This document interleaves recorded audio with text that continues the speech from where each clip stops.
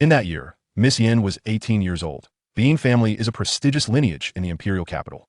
Master Yin, whose full name is Yin Jiujin, is known as the Ninth Master, age 24, a formidable figure in the business world. To outsiders, Yin Jinyu is perceived as a woman of striking appearance and exceptional intellect. To her friends, she is akin to a neighborly little sister, though that is hardly the truth, as her demeanor is cold and ruthless. To the Ninth Master, Yin Jinyu appears taciturn and inexperienced, entirely unlike an 18-year-old, resembling a child deserving of pity. While many assume she lacks support, unbeknownst to them, she is surrounded by several comrades with whom she has faced life and death countless times. Chapter 1. Taking you home. In a remote town, a gentle rain falls softly. At the eastern edge of the town stood the Angel Orphanage, tragically consumed by flames just 2 days prior. As the rain begins to lessen, rays of sunlight pierce through the clouds. A luxurious SUV comes to a halt before the charred remains of the Angel Orphanage. Perhaps due to the rain or the recent tragedy, the area is eerily deserted. From the driver's seat of the SUV emerges a figure who retrieves a black umbrella, circles to the back seat, opens the umbrella, and respectfully announces, "Boss, we have arrived." A man steps out of the vehicle, clad in a crisp white shirt and tailored black trousers. With neatly groomed short hair and a handsome visage, he exudes an air of noble elegance. Yet his piercing, shadowy eyes and stern expression cast an unsettling aura, altering his entire presence, instilling a sense of trepidation in those who dare to meet his gaze. In truth, he was merely 24 years of age, known as Yin Jiujin, the second in his family line, a figure of formidable repute in the business realm, infamously dubbed the Kill. Ing God, or Master Jiu. Not only in the world of commerce, but in all spheres of society, he commanded a respect that compelled others to yield. Accompanying him was his chief assistant, Lin Zimu, who also enjoyed considerable renown within the business community. Yin Jiujin slowly lifted his gaze, his eyes resting upon the charred remains of an orphanage, where a small white figure caught his attention. As he approached, even amidst the debris and mire, his noble bearing remained unblemished. Upon nearing, the white figure came into clear view. It was a persona girl, to be precise. Her long ponytail cascaded down as she bowed her head against her knees, clad in a white t-shirt and denim jeans, with a pair of deep blue canvas shoes adorning her feet. Squatting amidst the ruins, she appeared to be no older than 12 or 13. Rather than on the brink of 18 to hearing his footsteps, the girl looked up, her large round eyes wide open, as if just awakened, rendering her delicate features somewhat dazed. Yin Jiujin's gaze momentarily faltered as he halted 3 paces away. "Yin Jinyu?" The girl, still crouched, scrutinized him for a moment before responding, "I do not know you." "The orphan who went missing at 2 years old?" Her eyes widened in response. "That is none of your business. How is it that you remember your birth name if you were so young when you disappeared?" "Because I am happy," she replied, her expression devoid of emotion. Yin Jiujin's gaze shifted slightly. "You do not appear to be happy. That is none of your business." His eyes swept over the red cord around her neck. "Do you possess a jade pendant inscribed with the character you?" "It's none of your business." She looked up at him. "How would you know?" "Oh." She obediently stood up. "Ninth Master, aren't you afraid of encountering any ill-intentioned individuals?" Yin Jiujin's initial impression of Yin Jinyu: simple-minded and easily deceived. Sighing deeply, he finally expressed his thoughts. "Boss, I still believe it would be prudent for you to confirm matters first. After all, she is your fiancée, and one must not be any negligent." The young girl in the back seat, seemingly in a daze, flickered her eyes upon hearing the term fiancé, but quickly regained her composure, so much so that even the perceptive Yin Jiujin failed to notice. Yin Jiujin glanced at the young girl. No need. Since he had spoken thus, Lin Zimu naturally dared not voice any further opinions. He started the car. After driving for approximately half an hour, the young girl remained silent, her expression still somewhat vacant as she gazed out the window. "Aren't you afraid?" In an unprecedented move, Yin Jiujin initiated the conversation. However, it was fortunate that the boss did not pursue his earlier mistake. Yet, could it be that the boss was possessed? Earlier, in the burnt orphanage, it could be understood that the boss wanted to confirm the other party's identity and took the initiative to inquire, but now, in any case, the boss was acting rather unusually. It is well known that the boss is notoriously terse, and he has never been seen engaging in conversation unless prompted by others. Typically, it is others who eagerly seek to curry favor with him. Given the boss' unpredictable temperament, most people are often too intimidated to approach him. Lost in thought, Lin Zimu silently wiped the cold sweat from his brow. Because that young girl had actually ignored the boss initiated a conversation, yet she dared to ignore him. Such audacity was unheard of after all. In all his years alongside the boss, he had never encountered anyone brave enough to disregard him. "Yin Jinyu." The young girl looked up at him, her eyes sparkling with innocence. "Are you speaking to me?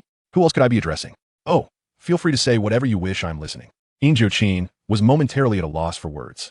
Lin Zimu, silently wiped the cold sweat from his brow, uncertain whether to commend the girl's boldness or to deem her foolish. He feared that if she angered the boss, he too would bear the consequences. At such a moment, he dared not interject, instead anxiously praying that the boss' wrath would not spill over onto him. "Are you not afraid of following a stranger?" To his surprise, the boss did not express any anger. Curiosity piqued, Lin Zimu discreetly glanced at the rearview mirror, relieved to see no signs of fury on Yin Jiujin's face.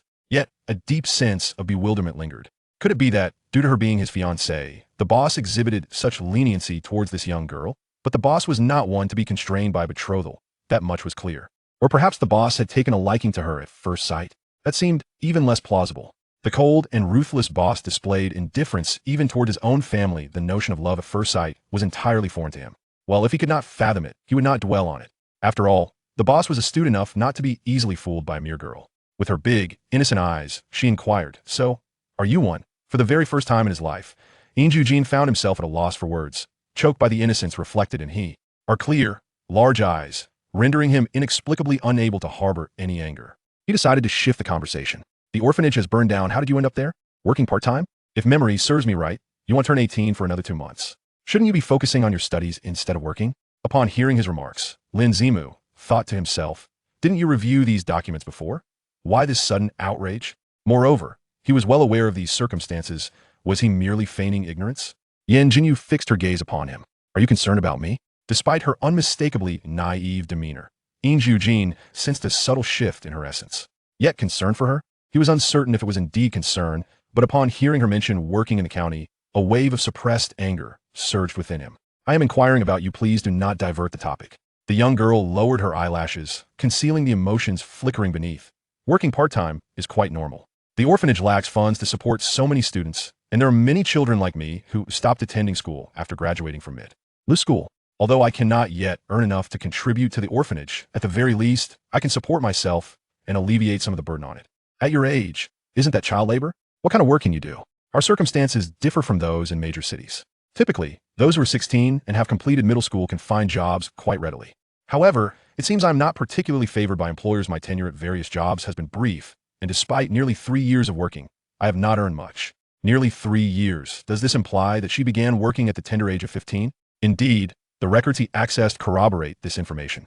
At 15, she departed from this small town after completing junior high school to seek employment in the county. And over the course of nearly 3 years, she has held nearly 5 different jobs. The longest tenure at any single position lasted merely 3 months. Her array of occupations is vast and varied. Cashier, restaurant server, bar attendant, mail carrier delivery, person, sales clerk, mover, construction labor, cleaner. She has even swept toilets. Previously, this did not evoke much thought, but now, gazing upon the young girl's fair and delicate visage coupled with her somewhat dazed demeanor, Yin Jiujin finds himself unexpectedly unsettled. "Open your hands." Yin Jinyu blinked and complied, spreading her hands wide. Her callous palms lay exposed under Yin Jiujin's scrutinizing gaze. His eyes darkened slightly. These hands hardly resemble those of a girl approaching 18. Moreover, given her slight frame, she does not exude the essence of impending adulthood at all.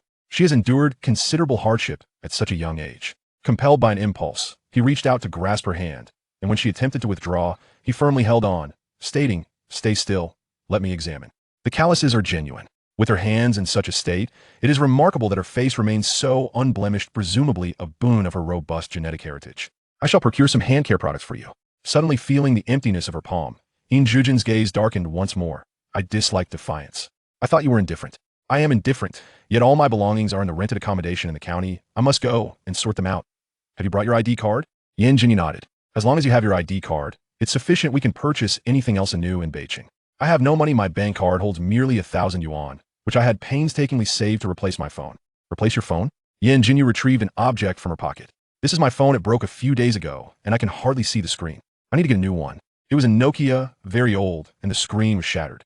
Yin Jiujin. In this era, which young girl still uses such an antiquated phone, and in such a dilapidated condition? "I'll buy one for you." Yin Jiujin. Chapter 2. Dining in the city. Lin Zimu, seated in the driver's seat, nearly slammed the brakes upon hearing her words. This girl truly possessed audacity. However, judging by the boss's demeanor, he seemed disinclined to refute her assertion. Was the boss indeed prepared to acknowledge this betrothal? It must be said that the boss's betrothed, too, was a figure of misfortune. 18 years prior, they the head of the illustrious Yin family in Beijing celebrated the birth of twin daughters, hosting a grand banquet that attracted many prominent figures from Beijing, even extending invitations to several families from the imperial capital, including the esteemed Yin family. The occasion was nothing short of magnificent. It was during this lavish celebration that the two matriarchs solidified the engagement between the boss and the eldest daughter of the Yin family. Time hurried forth, and 2 years passed. The Yin family's daughters, though twins, exhibited stark contrasts. The elder daughter, though physically robust, remained mute at the age of 2, earning little affection from her parents. Conversely, the younger daughter, fragile yet bright and endearing, garnered much adoration. On the day of her second birthday, the parents took the girls to an amusement park, where they fell prey to kidnappers. Initially, the Yin family dispatched search parties, but as time wore on, they ceased their efforts to locate the elder daughter, particularly after the passing of the two family elders. Even the boss invested nearly 3 years to uncover her whereabouts. The resources and manpower expended during those 3 years were immense. The Yin family would have undoubtedly faltered in such an endeavor. In retrospect, the Yin family's decision to abandon the search for their elder daughter seems somewhat justifiable. Following the demise of the two elders, the interactions between the Yin and Yin families dwindled. In recent years, although the boss had remained in Beijing, he had seldom engaged with the Yin family. Yet, the Yin family, growing increasingly shameless, sought to fulfill the engagement with the younger daughter, attempting to leverage their connection to the Yin family. What sort of person is a boss, one might wonder. After a 3-hour drive from the small town to the city, where the only airport resides, we must endure an additional hour-and-a-half flight to reach North City. The car halted before a rather decent restaurant in the city. Yin Jiujin stole a glance at the small girl beside him, still lost in slumber, before stepping out of the vehicle. The two had occupied the back seat, and Yin Jinyu had slept for nearly 2 hours, her head resting against the seatback, appearing as if she were merely resting her eyes. Whether she was truly asleep or simply meditating was a mystery known solely to her. Upon hearing Yin Jiujin's voice, Yin Jinyu rubbed her eyes, glanced out the window, and then at him, wondering where they had arrived. Her dazed expression struck Yin Jiujin as blissfully oblivious. How could she sleep so soundly while following a stranger? If they had encountered ill intent, she might not have realized she was being sold away. Arriving in the city, they stepped out to dine. Yin Jinyu stared at him, seemingly unaware of the sudden ire he displayed, and nodded, murmuring that she had not eaten. "Did you not think to mention that you skipped breakfast?" he queried. If he intended to take her for a bite first, would she have remained hungry all the way to North City? It was already nearly 2 in the afternoon, and she had yet to consume even breakfast. Yin Jinyu blinked her large eyes, dismissing it as a trivial matter, expressing that it was not uncommon for her to skip meals. Yin Jiujin sighed, realizing he was well aware of how she had been living all these years, and resolved to take better care of her in the future. He opened the car door and stepped out first. Yin Jinyu followed suit, gazing at the bustling cityscape, marveling. So this is what the city looks like. Yin Jiujin and Lin Zimu simultaneously turned their gaze towards her. It was quite astonishing that she had never even visited the city. Her naive demeanor, indicative of someone unaccustomed to the world, stirred an uncomfortable feeling within those observing her. The Yin family is undoubtedly the most prominent clan in North City, and the eldest daughter of the Yin family should have been cherished throughout her upbringing, enjoying the finest luxuries. Yet here she was, exhibiting such astonishment merely at entering a small urban area. Lin Zimu refrained from speaking, while Yin Jiujin exchanged a glance with Yin Jinyu, remaining silent as well. The group proceeded into the restaurant. At a table for 4, Yin Jinyu took her seat first, with Lin Zimu cleverly positioning himself directly opposite her. Ultimately, Yin Jiujin and Yin Jinyu settled together. Lin Zimu accepted the menu handed to him by the waiter, promptly passing it to Yin Jinyu, suggesting, "Miss Yin, please place your order." At that moment, Yin Jinyu's eyes were wandering around, reflecting a sense of wonder. "Give it to me." Lin Zimu couldn't shake the feeling that there was something intimidating in the boss's gaze as he uttered those 2 words directed at him. He hurriedly handed over the menu, only to realize that they were in a French restaurant, where the menu was likely devoid of any Chinese characters. Given that Miss Yin had only completed middle school, it was remarkable that she could recognize all the Chinese characters, let alone comprehend French. No wonder the boss's expression was so unsettling. He felt a twinge of self-reproach. It was a rare find to discover a decent restaurant in such a small locale. But in his consideration of the boss's refined lifestyle, he had overlooked the fact that there was a sheltered young lady present. Not only had he chosen the wrong restaurant, but he had also inadvertently handed the menu to her, creating an awkward situation for the young girl. It is rather peculiar that this young lady, who seems somewhat sheltered from the world, exhibits an air of curiosity toward everything around her, yet does not display any signs of discomfort despite feeling out of place in such an extravagant setting. Her demeanor is quite rare. One might expect a girl raised in the countryside to feel somewhat timid in a high-end restaurant. Yin Jiujin selected several dishes from the menu, and throughout the meal, silence enveloped the table. Once they had nearly finished, Yin Jiujin turned his gaze towards Yin Jinyu, who had set down her cutlery, and remarked, "You appear to be quite adept at this dining style." It was then that Lin Zimu realized that throughout the entire dining experience, Yin Jinyu had shown no signs of unfamiliarity. Initially unnoticed, the question posed by his employer illuminated the unusual nature of her composure. Moreover, her dining etiquette was impressive.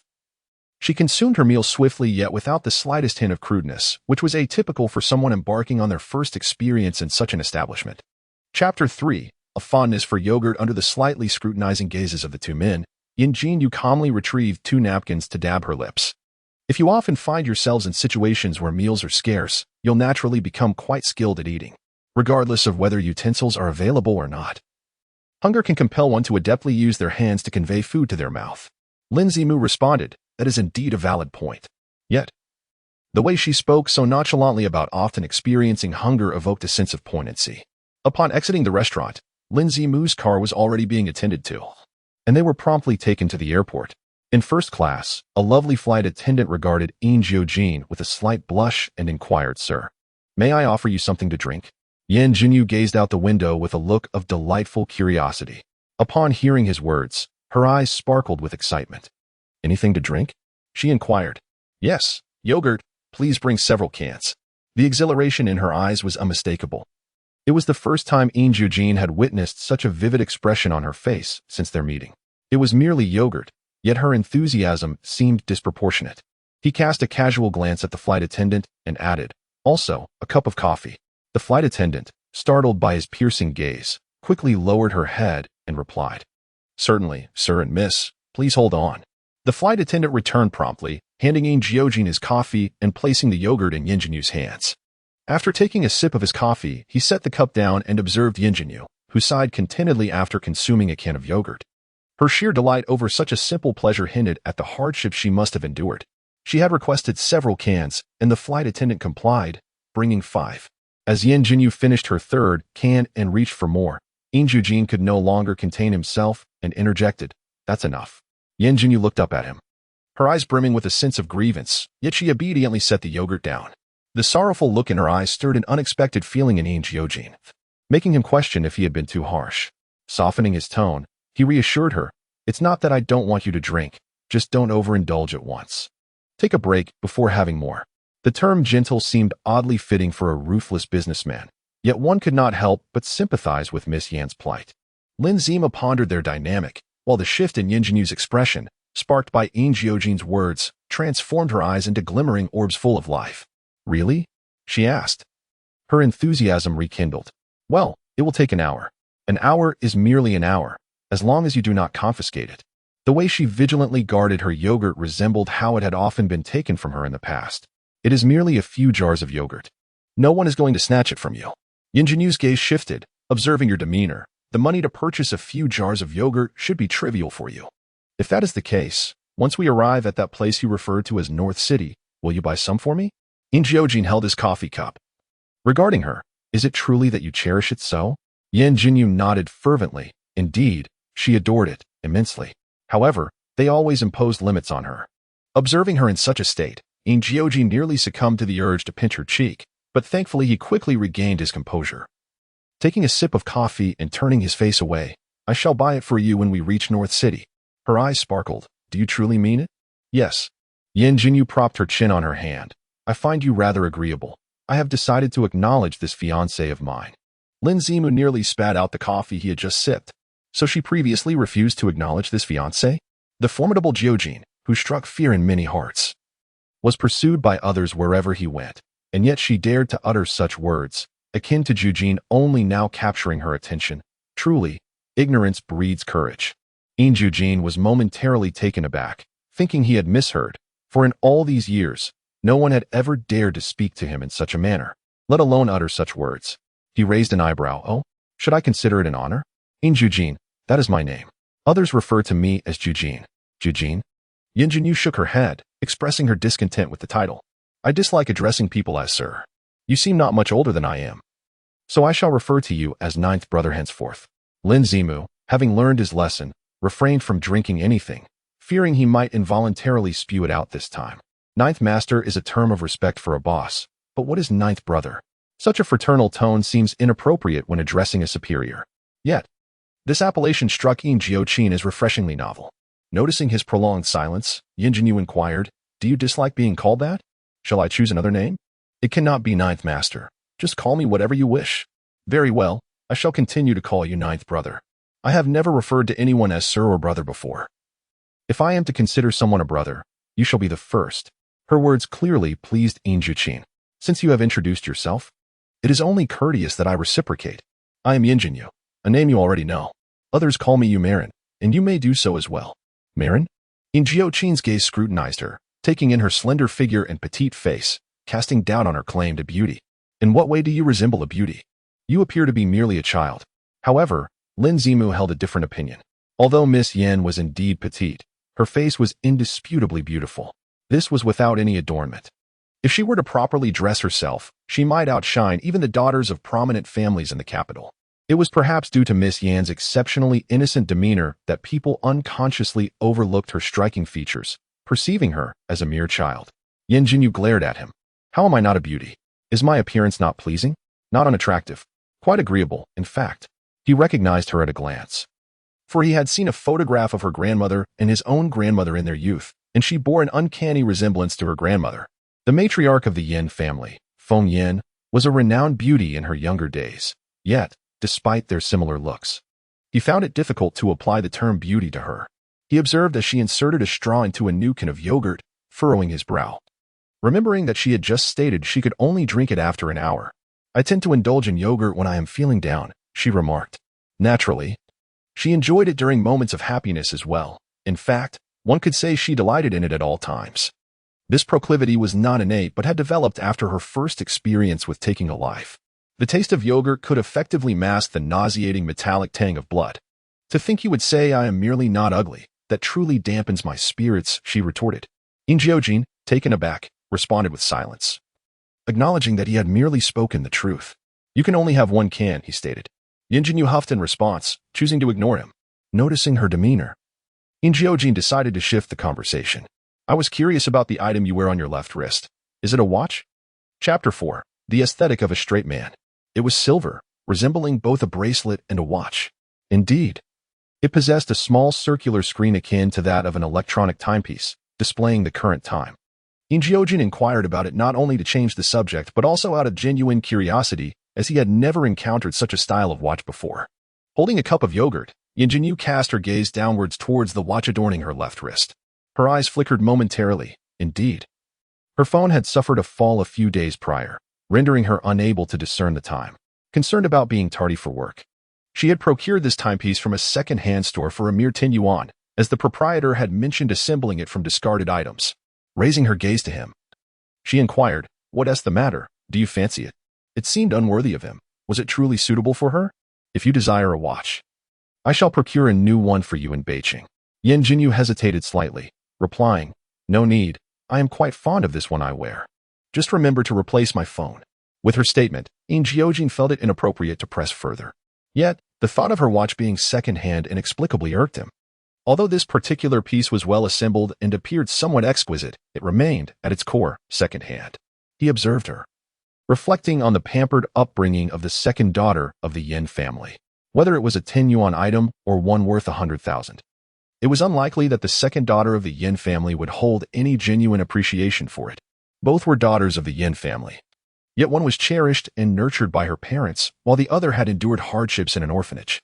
At Beijing Airport, Yin Jiujin's driver, Chang Lin, awaited outside. Upon disembarking from the plane, the group made their way directly to the parking area. Upon seeing them, Chang Lin promptly exited the vehicle, respectfully addressing young Master Jiujin. Yin Jiujin nodded slightly in acknowledgement. Chang Lin opened the rear door, but Yin Jiujin gestured for Yin Jinyu to enter first, astonishment dawning as he recognized her identity.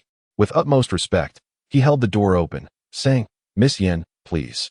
Once they were inside, Cheng Lin closed the door and proceeded to the driver's seat, while Lin Zimu settled into the passenger seat. Jingshan, the residence of Yin Jiujin, occupies a significant portion of the hillside. This area belongs entirely to him, and without his permission, no one is allowed to set foot there. Shall we head to the mall? Lin Zimu inquired. Should I call ahead to inform them? The implication of notifying was to clear the premises. Yin Jiujin only visited the mall for inspections, never merely to browse. Each time he arrived, the place had already been cleared, with a group of individuals awaiting his arrival with utmost respect. Casting a glance at Yin Jinyu, who was curiously observing the scenery outside the car window, Yin Jiujin hesitated before responding. There's no need. He assumed she had never encountered such a spectacle, and he feared that an overly grand display might intimidate her. Lin Zimu blinked in surprise. This was unlike his boss's usual demeanor. The proprietor despised unnecessary complications, typically making arrangements in advance to avoid those who sought to ingratiate themselves. Aside from the phone, is there anything else you desire for this trip? During the journey, Lin Zimu had become accustomed to Yin Jiujin's treatment of Yin Jinyu, but Cheng Lin, upon first meeting her, was taken aback. He had originally planned to take her shopping for clothes. What else? She prompted. Don't forget the yogurt you promised to buy me. I haven't forgotten. I meant to ask. Aside from clothes, the phone, and the yogurt, is there anything else you wish for? Nothing else, but you can purchase extra yogurt. Don't worry about the expiration date. I drink it quite quickly. He had never bought anything for a woman before and was uncertain of what to select. However, among his acquaintances, many frequently spent money on women, bags, jewelry, cosmetics. With a wealthy individual like him present, it was curious that she only had her yogurt on her mind. Empire Mall. Under the auspices of the Empire Group, the establishment is widespread across all first and second-tier cities. Ascending directly to the third floor, one finds the women's apparel section. Due to company matters, Lin Zimu departed early, leaving Cheng Lin unable to follow. Thus only Yin Jiujin and Yin Jinyu entered the mall. The commanding presence of Yin Jiujin, coupled with his striking visage, drew considerable attention as they stepped into the women's section on the third floor. However, the darkness in his gaze and his frosty demeanor deterred anyone from approaching him. Yin Jinyu glanced around, her interest piqued by various garments. Yet nothing captured her fancy until they entered the fifth store. At that moment, Yin Jiujin could no longer resist. He casually picked up a fluffy, pastel pink princess dress to try on. Observing the whimsical dress in his hands, Yin Jinyu's lips twitched, and she chose a delicate light blue dress instead. No. I shall try this one, she insisted, recognizing his decidedly straightforward taste and fashion. The attentive sales associate, perceptive to the situation, interjected, Miss, you are welcome to try on several outfits. Only by wearing them can you truly appreciate their effect. Not just these two, but that one and the other would also complement your elegance splendidly. With your fair complexion and exquisite figure, you are bound to look remarkable. As Yin Jinyu was about to decline, citing her infrequent wear of dresses, Yin Jiujin preemptively gathered more options for her to try. The sales associate beamed. Very well. I shall escort you to the fitting room and fetch the rest. Having worked at the Empire Mall for 2 years, she had encountered many prominent figures and possessed a keen eye for discerning clientele. It was evident they were not lacking in means. This way, please, Mississippi. Let us start with the outfit I selected for you. Upon seeing Yin Jinyu emerge in her freshly donned attire, Yin Jiujin's gaze flickered with intrigue as he lounged upon the sofa. The pale blue lady's dress complemented her long hair, which had been released from its previous confinement, cascading in natural waves down to her waist. Her delicate, fair visage made it nearly impossible to divert one's eyes. Yin Jinyu twirled gracefully and inquired, How do I look? Jiugu? Surely, I am a beauty now. The term Jiugu felt rather peculiar to Yin Jiujin, stirring an odd sensation within him. Acceptable, he replied, albeit with a hint of reluctance. Yin Jinyu's expression fell as she glanced at her reflection in the fitting mirror, realizing that no matter how she assessed her appearance, she appeared splendid. Why then, did he deem her merely acceptable? His taste must be flawed. Let's try another outfit. Previously, Yin Jiujin could never have imagined that he would accompany someone on a shopping excursion, let alone eagerly anticipate seeing her don several different ensembles. No more trying, she declared. I shall take this one. I noticed that the garments here are rather expensive, and as I seldom wear dresses, purchasing one would be a waste. A single dress costing over 10,000 was an exorbitant sum for her, especially with only 1,000 yuan to her name.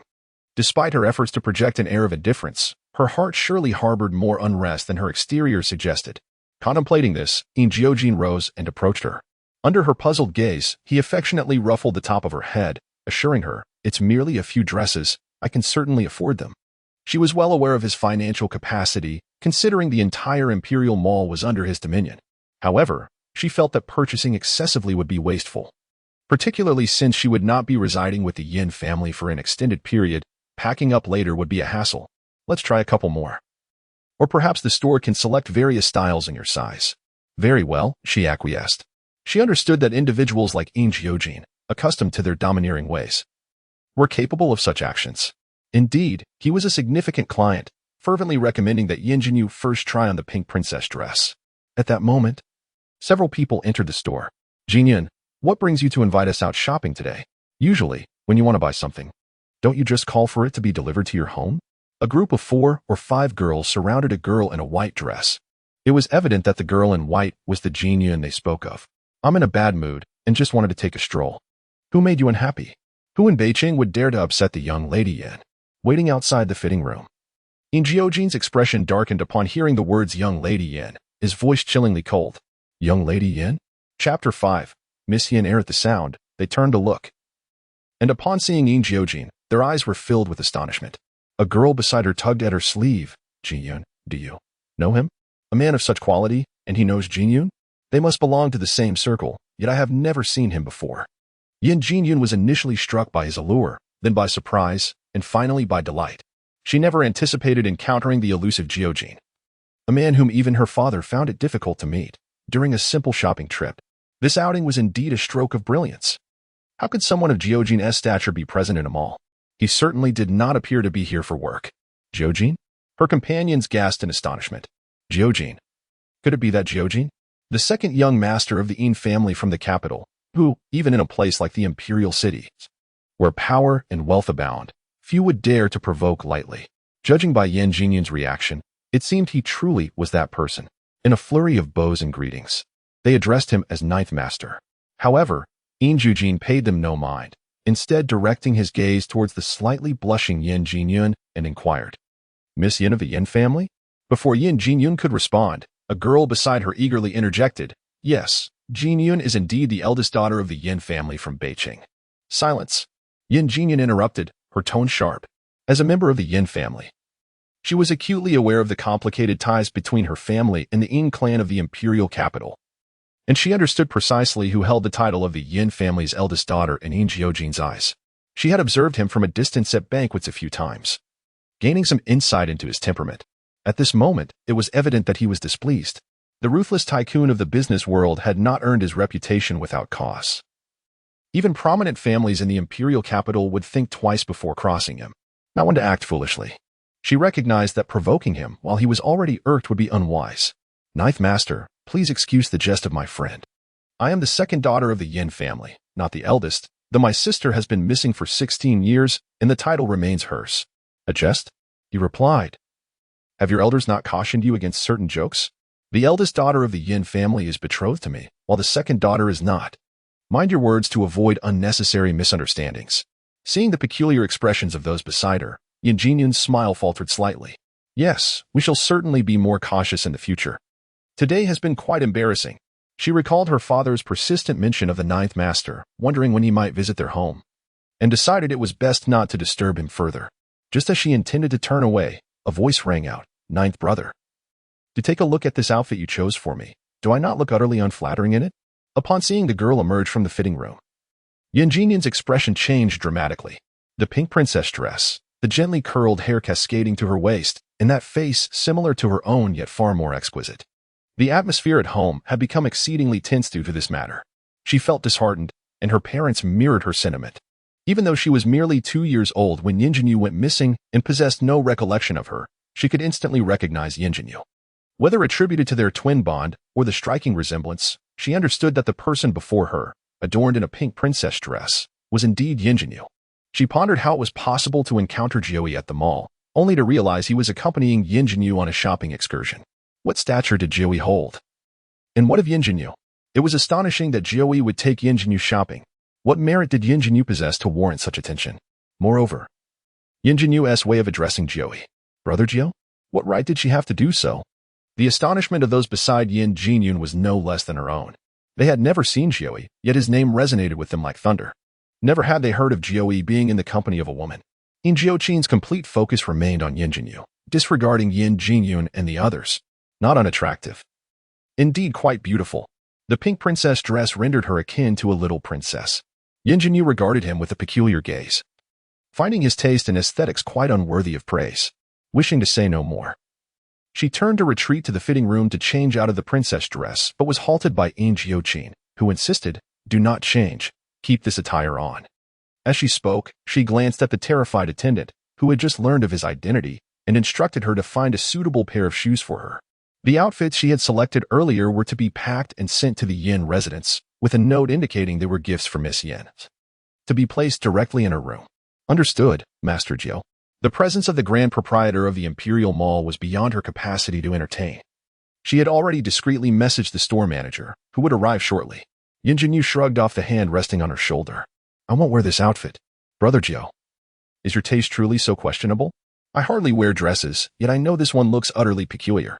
I thought, given how much you've spent on me today, I should at least indulge you by trying on the dress you chose to see how it looks, but I have no intention of purchasing it." Yin Jiujin frowned, a hint of skepticism in his expression. "Is it really that ugly?" "Yes, exceedingly so. Do as you wish. After all, it's your money being spent." She opted for the light blue dress she had selected earlier. As she received the dress from the attendant and was about to head to the fitting room, a voice called out from behind her, "Wait." The utterance caught not only Yin Jinyu's attention, but also piqued Yin Jiujin's curiosity, both appearing somewhat perplexed. However, it seemed she had already recognized her twin sister, Yin Jinyu. Jinyu, she. Who is she? Yin Jiujin remained silent, leaving Yin Jinyu in an awkward position.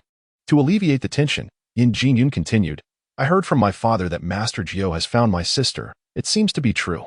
"Thank you, Master Jiu." Yin Jinyu found herself at a loss for words, her heart filled with confusion. It was widely known that Lord Jiu was typically sparing with his words. Why then? Was he speaking so freely now? Could it be due to Yin Jinyu? The Yin family had long since abandoned the search for Yin Jinyu, indifferent to her fate. Was Lord Jiu here to seek retribution for Yin Jinyu's plight? Chapter 6. A clear memory as she pondered this, a woman clad in formal attire, appearing to be in her 40s, emerged, her face marked by anxiety. "Greetings, Lord Jiu. I am the manager of this establishment, surnamed Liu. I apologize for any oversight during your visit. Please, accompany your guests in selecting a few outfits without making a fuss. Of course, it is indeed curious who could warrant the esteemed company of Lord Jiu." Just as this thought crossed her mind, someone stepped out from the fitting room. Having worked in this brand for over a decade, she had encountered a myriad of individuals, yet she was still captivated by the girl who emerged from the fitting room. While she had seen individuals more beautiful than this girl, the latter's aura was distinctly extraordinary. There was an unparalleled purity in her gaze, as if untouched by the world's impurities, rendering her irresistibly alluring. Certainly, there were many young women of that age who exuded a sense of innocence.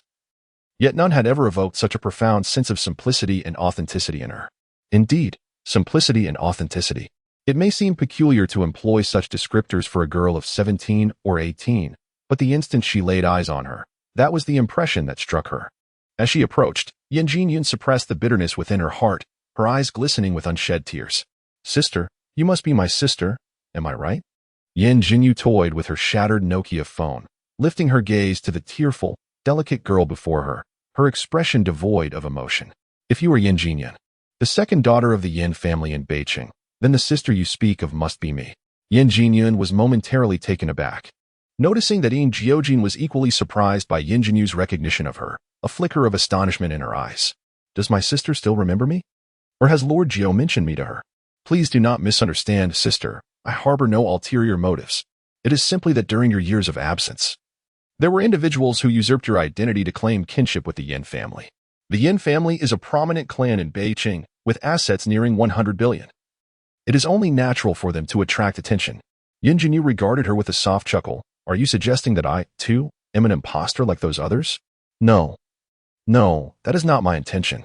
Please do not overthink it, sister." Yin Jinyu cast a glance at the anxious shopkeeper nearby and said, "Kindly assist me in selecting a bag. My phone has no place to rest." The shopkeeper, observing the dilapidated Nokia in her hand, hesitated momentarily, then replied, "Certainly, Miss Yin. Please hold on. I find it quite intriguing that I still recall you in the Yin family of Beijing, despite being merely 2 years old when the kidnappers took me. an age when one should retain no memories. I wonder, does Brother Jiu not share this curiosity? Yin Jiujin remained silent, merely observing her. Indeed, he was intrigued. From the moment he uncovered her identity as Yin Jinyu, he had been captivated by the enigma of a 2-year-old child retaining such memories. Moreover, at the tender age of 2, Yin Jinyu was unable to articulate speech and interacted little with her family. The Yin household speculated that she might possess some intellectual deficiencies, essentially labeling her as mentally challenged. Under such circumstances, one would presume that not only her family, but she herself would struggle to recall her own name. How then? Does she possess knowledge of these matters now? Could it be, as Yin Jiujin suggested, that she harbors ulterior motives akin to those who impersonate the esteemed young lady of the Yin family? His investigation into her identity revealed little likelihood of deception.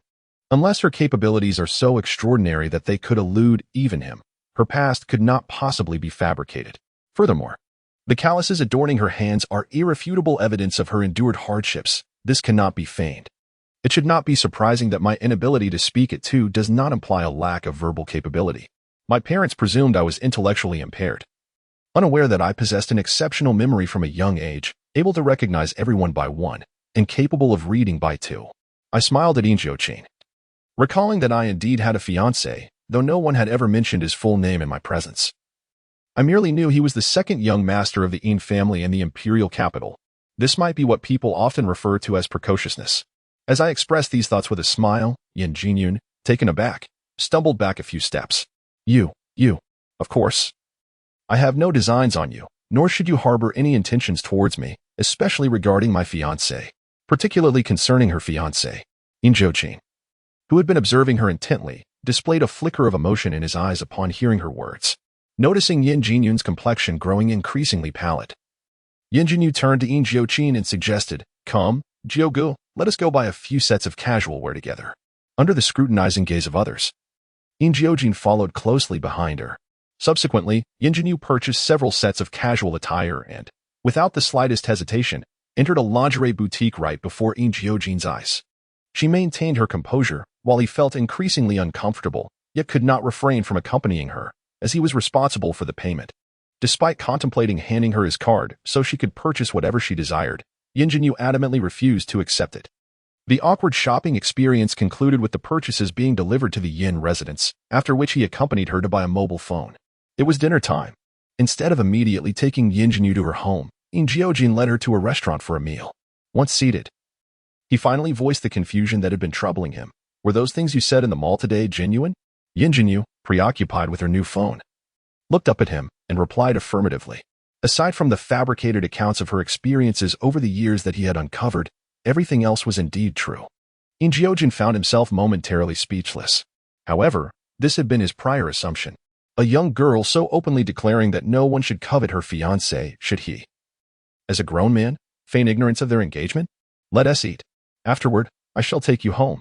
Chapter 7. Returning to the Yin residence. Outside the Yin residence, a car came to a halt. At that moment, Yin Jiujin was on the phone, his tone icy, and his previously darkening eyes appeared even more somber, suggesting that a significant issue had arisen concerning a major company project. The call was from Lin Zimu. Cheng Lin parked the car but dared not interrupt until the call ended, at which point he cautiously spoke. "Boss, we have arrived." Despite being on a call, Yin Jiujin remained acutely aware of her presence. His tone during the conversation was not solely a reflection of the chaos that ensued at the company after just a day of his absence. Rather, a significant part of his irritation stemmed from observing Yin Jinyu's gaze fixed upon the scenery outside the car window. Clearly, memories of her former home weighed heavily on her heart. The innocent expression she wore throughout the journey had now transformed into one of gravity. Though her eyes still sparkled with clarity and purity, she was considerate enough to encourage him to attend to his matters, assuring him there was no rush and that she would first be escorted inside. He personally delivered her to the entrance of the Yin residence. Any individual with a modicum of sense would recognize that the Yin family would not treat her lightly. Upon hearing his words, Yin Jinyu's gaze lingered on his strikingly handsome yet stern countenance for a fleeting moment before she broke into a smile, acquiescing to his suggestion. The doorbell rang, and the gates of the Yin estate swung open, allowing Cheng Lin to drive the car directly into the compound. It was indeed the foremost family in Beijing. While it may not rival the top aristocratic families of the imperial capital, it certainly commanded respect as a local powerhouse. The estate was expansive, boasting a main building, auxiliary structures, gardens, fish ponds, rockeries, and a swimming pool. One might easily mistake it for a resort villa.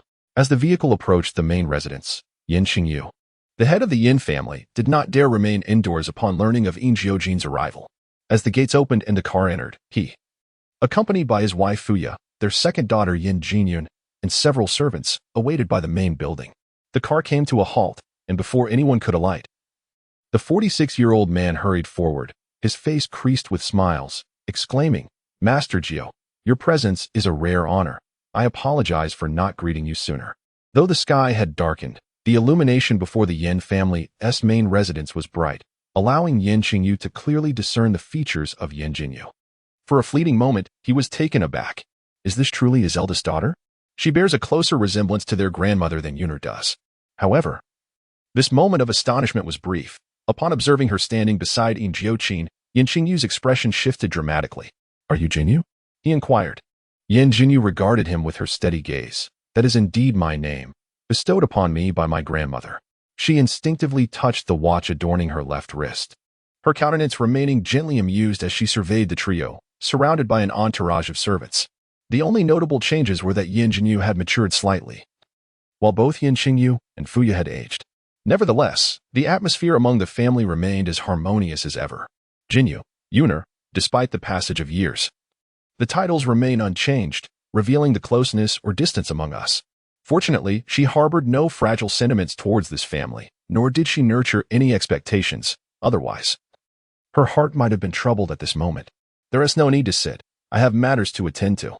I have already located Xiaoyu, and I previously conveyed messages to President Yin." Yin Jiujin's words were undeniably forthright, causing the expressions of the Yin family members to darken, though they endeavored to maintain their smiles. Fuya, dressed in the quintessential attire of a high society matron, felt a profound discomfort at being publicly slighted, which intensified her disdainful gaze as it flickered towards Yin Jinyu.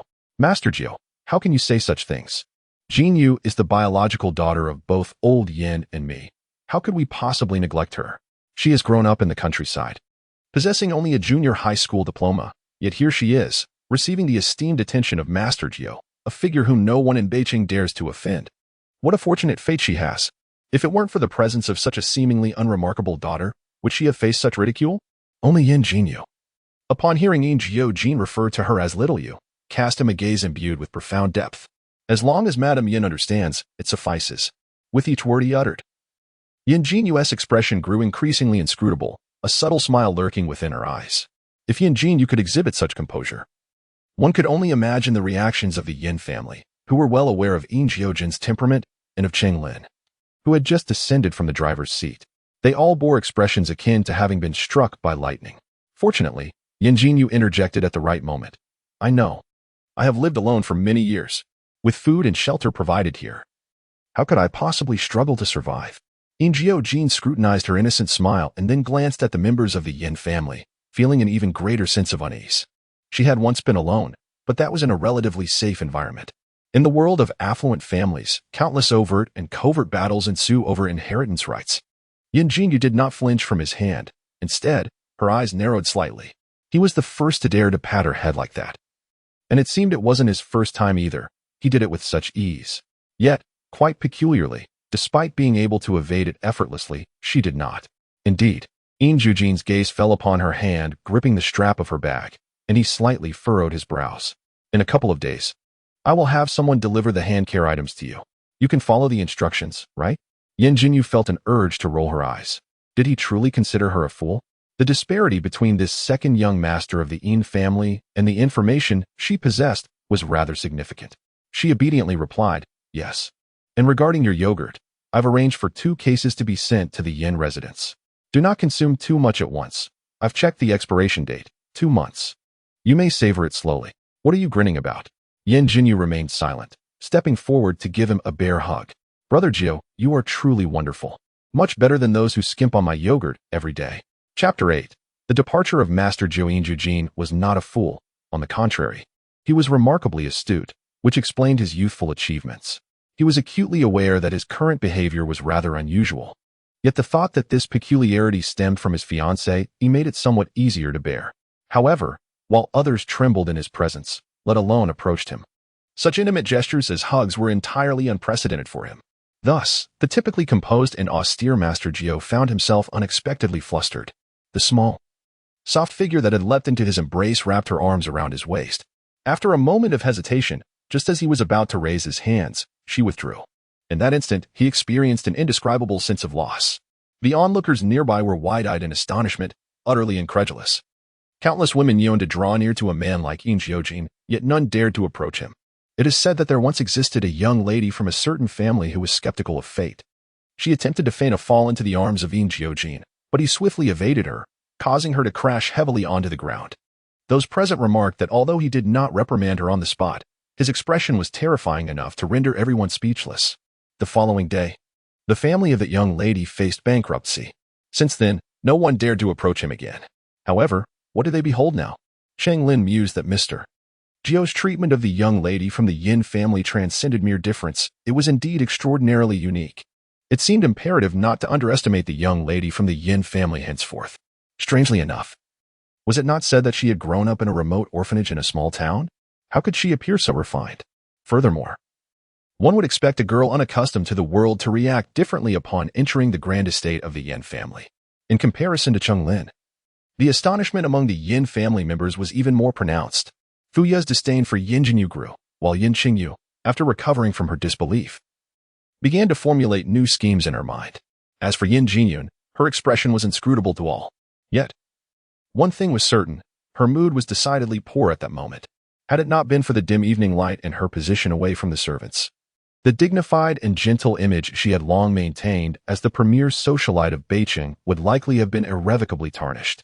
I shall take my leave, Yin Jinyu said, nodding with a smile and waving goodbye. This left Yin Jiujin feeling rather perplexed. She smiled so foolishly. Before today, they had never met, and they were perplexed by the suddenness of this strange feeling.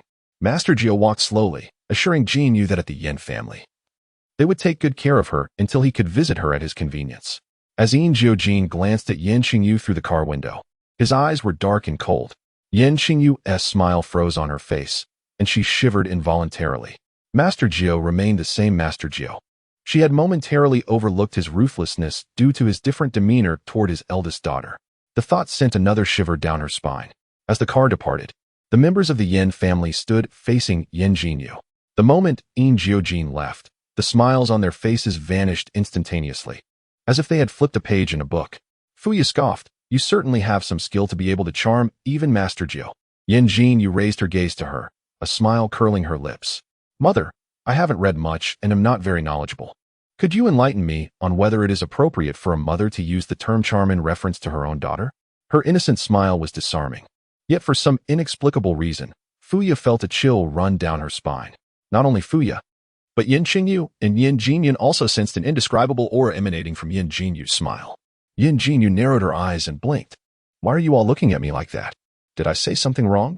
Indeed, there was nothing wrong, yet how could a girl raised in the countryside, who should be timid and submissive, speak so boldly?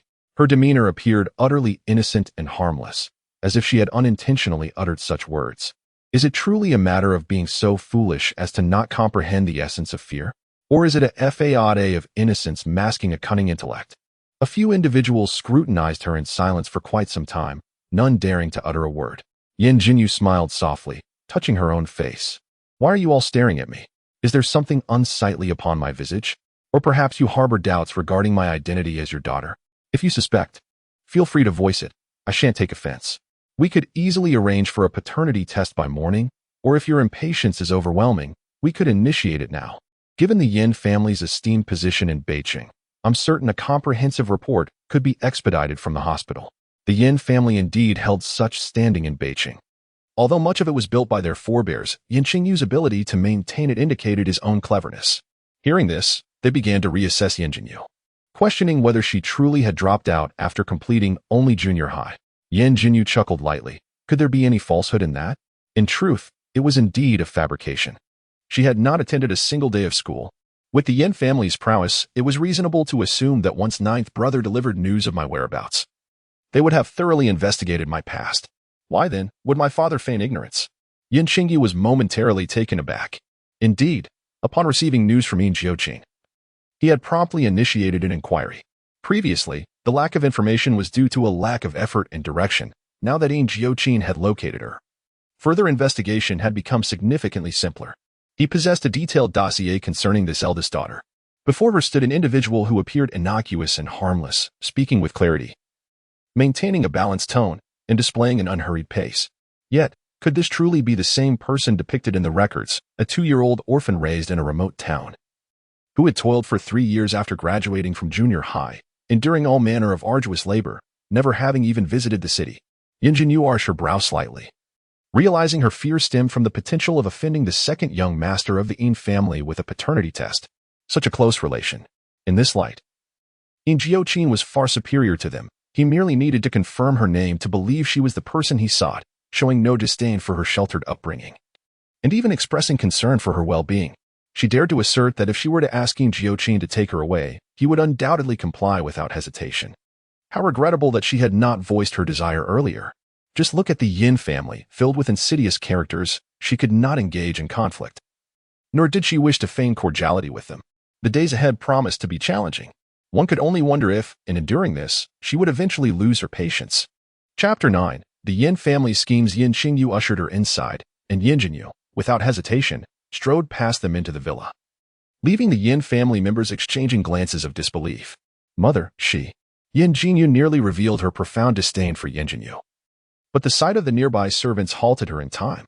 Observing Yin Jinyu's audacious entrance through the villa's grand doors, Fuya scoffed. Such a lack of decorum. A few less words wouldn't hurt. Yin Jinyu, though equally displeased by Yin Jinyu's dismissive attitude, suppressed his irritation as new schemes began to formulate in his mind. Fuya epitomizes the quintessential aristocratic matron, relying on her husband for sustenance. Hence, she dares not cross Yin when Yin reprimands her. Fuya, despite her grievances towards Yin New York, can only remain silent for the time being. Please place this box of yogurt in the refrigerator, and carry this box into my room. Do not forget to remind everyone that my yogurt is off limits to all. Furthermore, I require someone to escort me to my chamber. As the group entered, they witnessed Yin New York assertively commanding the servants without a trace of hesitation. Instantly, a thought arose. Was it not said that she had grown up in the countryside, unsophisticated and unworldly? The way she directed the servants was devoid of any semblance of a naïve village girl. Yin narrowed her eyes slightly, scrutinizing the twin sister she had initially dismissed. Draped in a delicate sky-blue gown, her waist-length ebony hair cascading gracefully, with an exquisitely refined visage and crystalline eyes, Yin New York emanated a poise that was far from that of a mere peasant. Yin had stealthily ventured into her father's study to peruse the information gathered about Yin New York over the years, fully cognizant of the latter's life. The image she had conjured based on the documents could not possibly align with the reality she now beheld. Could it be that the information her father had procured was erroneous? This speculation was swiftly dismissed, given the capabilities of the Yin family. Once the ninth master had discovered Yin New York's whereabouts and relayed the information, the subsequent findings must undoubtedly be accurate. Yin found herself momentarily perplexed. Regardless, she resolved not to underestimate her twin sister any longer. Today, I observed the demeanor of Jiu towards Yin New York, and for a moment, she was almost overwhelmed, nearly losing her composure. This was not the intellect one would expect from Yin New York Inn. What are you all dawdling for? Did you not hear my sister's words? Any resentment indicates that Yin New York still harbors expectations, or perhaps a lingering hope for familial bonds. Such individuals are most amenable to persuasion. She cannot fathom that. Amidst the myriad of noble daughters in Beijing who look up to Yin New York Inn, she cannot win over a single Yin New York. Once she has garnered Yin New York's loyalty and left a favorable impression on Jiu, it remains uncertain who shall ultimately wed into the Yin family. Yin New York Inn's sudden intervention on behalf of Yin New York left not only the servants but also Yin and Fy perplexed. Being the matriarch of the Yin family, Yin quickly discerned Yin New York Inn's intentions but chose not to reveal them. It is far preferable for a daughter, raised in their midst and pampered from childhood, to marry into the Yin family than for one who has spent 16 years apart from them, who bears no closeness to them, and may even harbor resentment. Did you not hear the words of the second young lady? New York is my eldest daughter. As the eldest daughter of the Yin family, is she not capable of commanding even a single servant? The servants were left speechless. The cramped guest room, arranged as the quarters for a young lady, clearly reflects the sentiments of the master and mistress towards her. It is evident they hold her in disdain, yet now they reproach the servants for their lack of perception. It is truly difficult to find words to express this situation.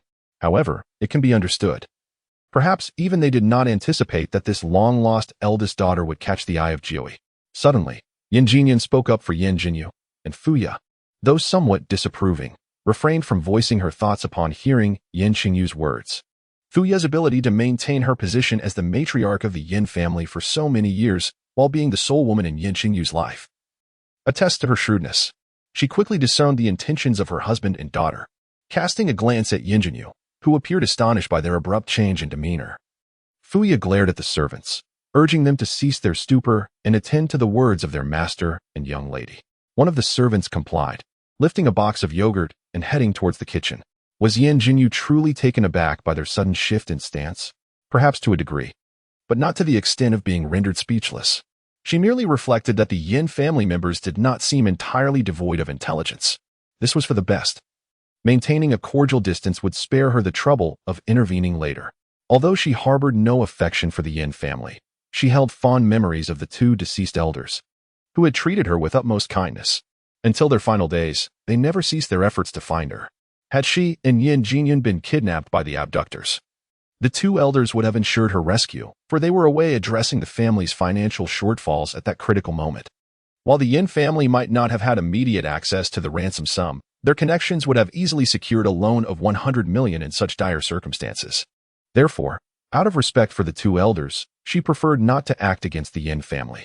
However, the stark reality remained that while the Yin family could have procured the ransom, her own parents had not even attempted to assist her. They had long ceased to be family in her eyes.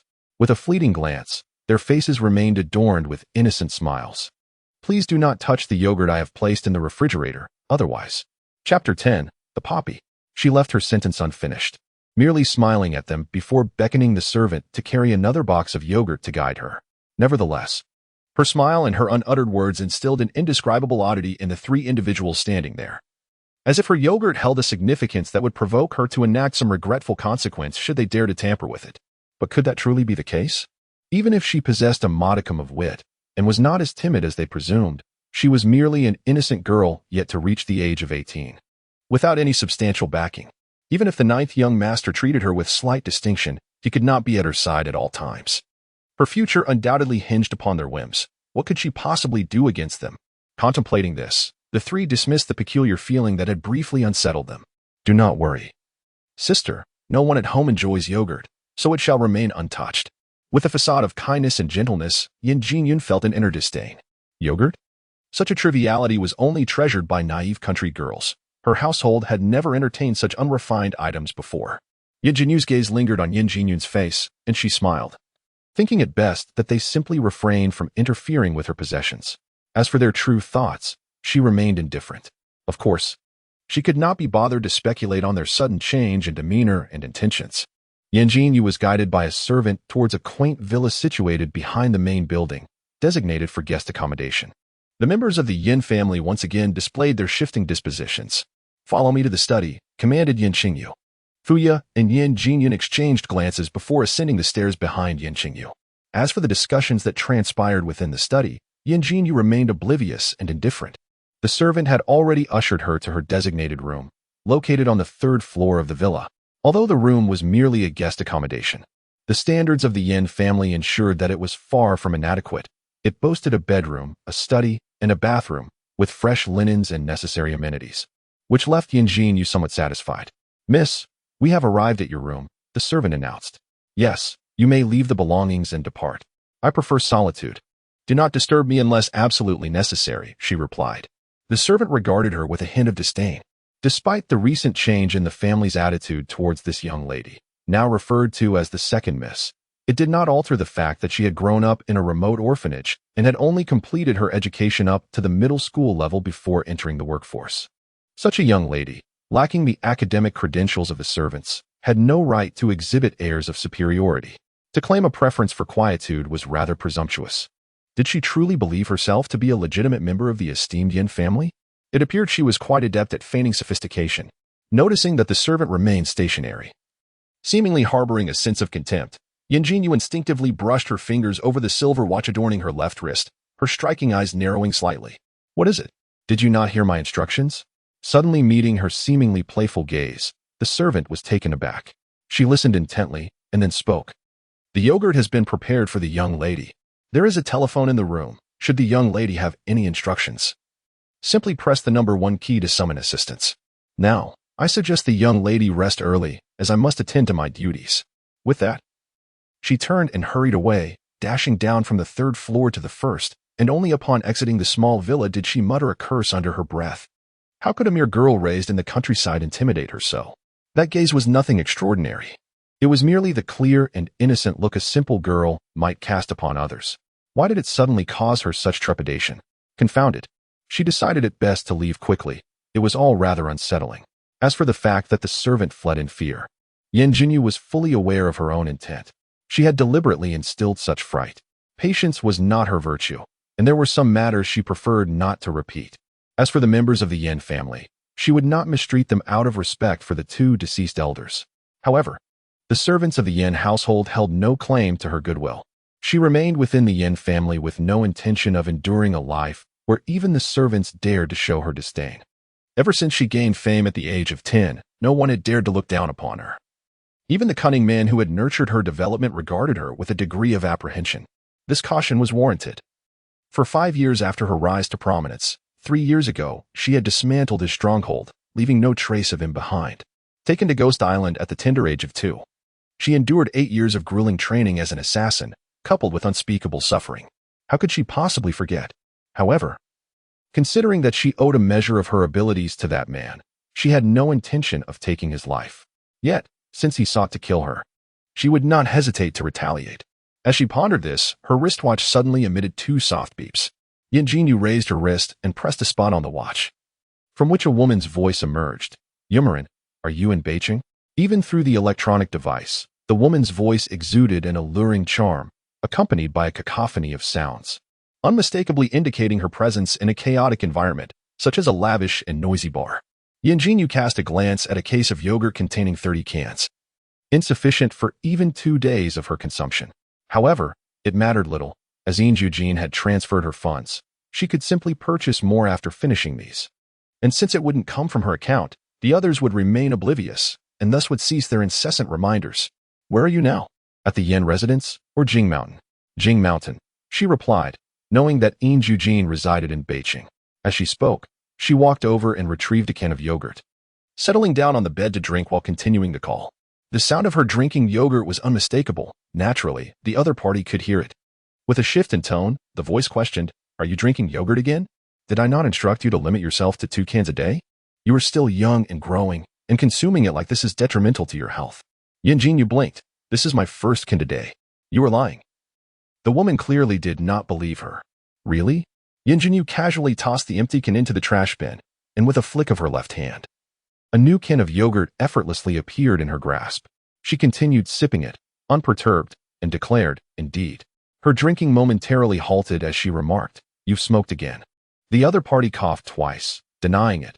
No, you must have misunderstood. I quit long ago. Mimi, you are deceiving me once more. I've told you not to call me that. If one didn't know any better, they might think I was your younger sister. I'm 23 this year. 5 years your senior. You've smoked again.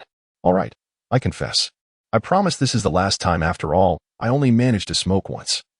And you extinguished my cigarette. Why are you here instead of properly fulfilling your role as the 2nd young master of the Min family? Chapter 11. The purpose of existence in the capital. The 3 prominent families are Yin, Qin, and Min.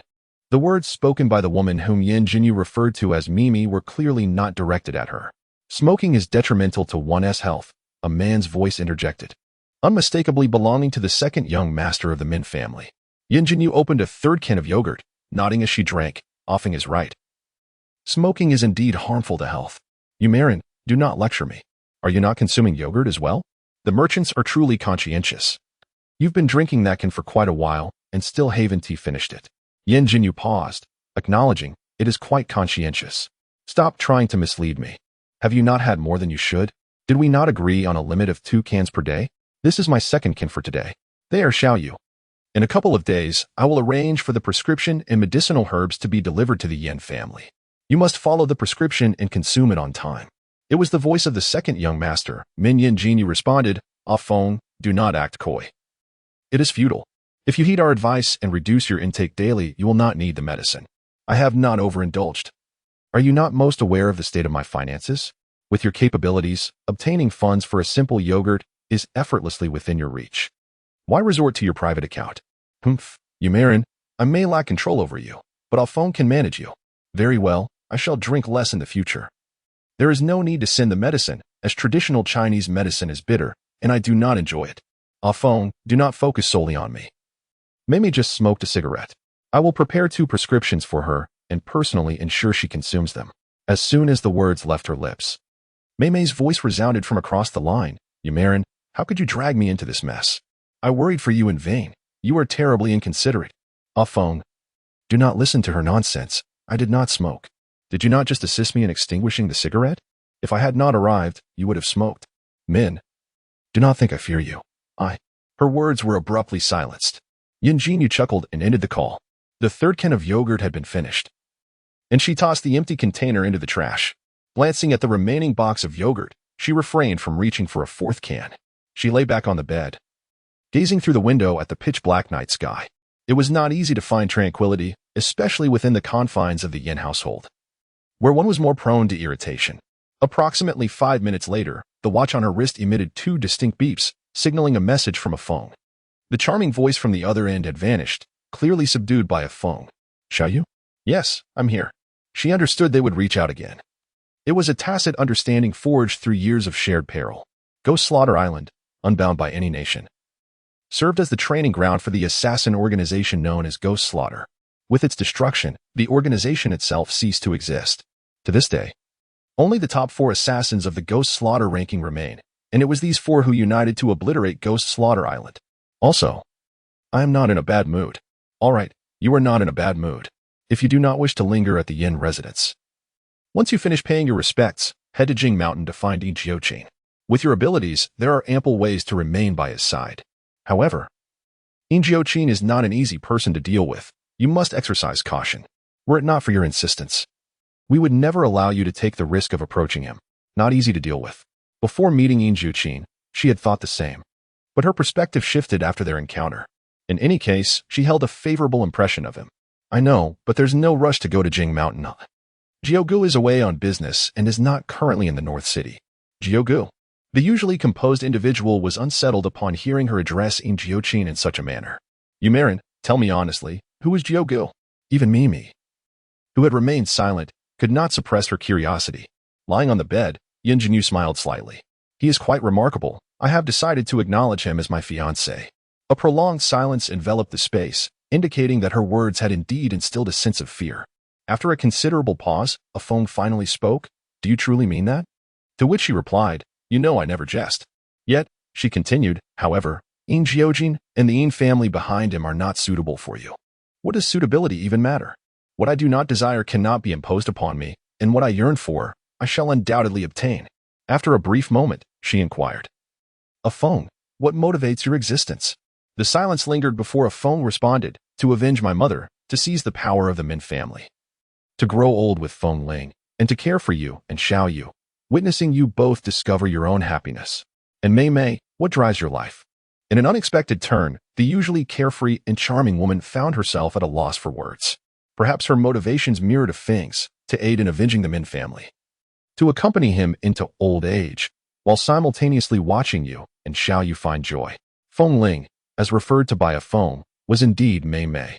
"You all understand your purpose in life, yet I remain in the dark." Upon hearing this, both fell into silence. "Umarin, you truly lack a sense of gratitude. Do you not have us?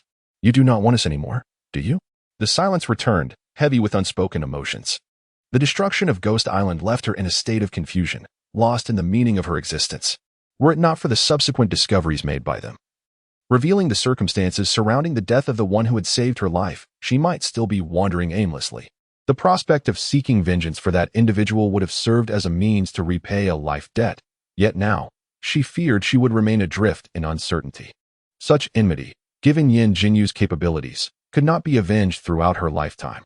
What would become of her after she exacted her revenge? Since I possess a fiancé, whom I find quite admirable, cherishing and protecting him for a lifetime seems a commendable pursuit, does it not? Chapter 12. As a support, it is indeed splendid that she has found a motivation to continue living.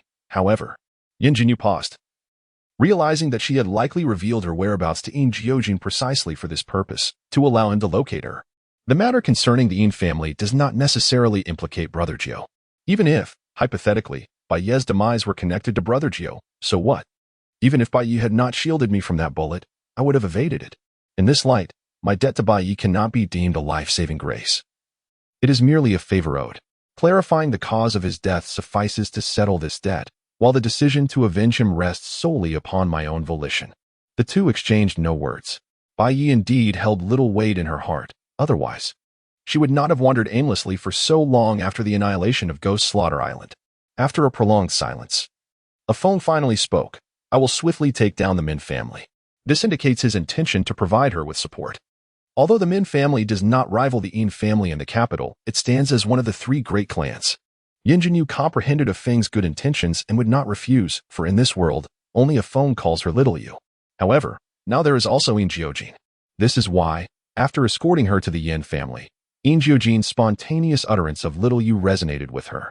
Yes, a phone and Mei, do exercise caution. Mei let out a cold hum, expressing her concern for us. Mind your own business. The members of the Yin family are not to be trifled with. The little demons are quite troublesome. Since you have chosen to remain with the Yin family, be wary of others. And remember, you are only allowed to consume 2 cartons of yogurt each day. Yin Jinyu chuckled softly, rising to select a nightgown from the collection of garments that Yin Jiujin had purchased for her, and made her way to the bathroom. After a day of exertion, she felt a bit fatigued. A warm bath and a good night's sleep awaited her, and any matters could be addressed on the morrow. As for Yin Jiujin, after departing from the Yin residence, he headed straight for the airport. Had he not been on the plane, he would have undoubtedly called to inquire about Yin Jinyu's circumstances within the Yin family. After living for 24 years, this was the first time Yin Jiujin felt such a profound concern for another person. Lin Zimu, who departed alongside him, observed in silence, wisely choosing to remain mute. He did not dare to mention the issues arising from the project they were working on. It was a well-known fact that, after so many years of being by the boss's side, one should never seek attention when the boss is displeased. He silently lit a candle for those who were stirring up trouble over there. The following morning, Yin Jinyu rose at 6 as usual.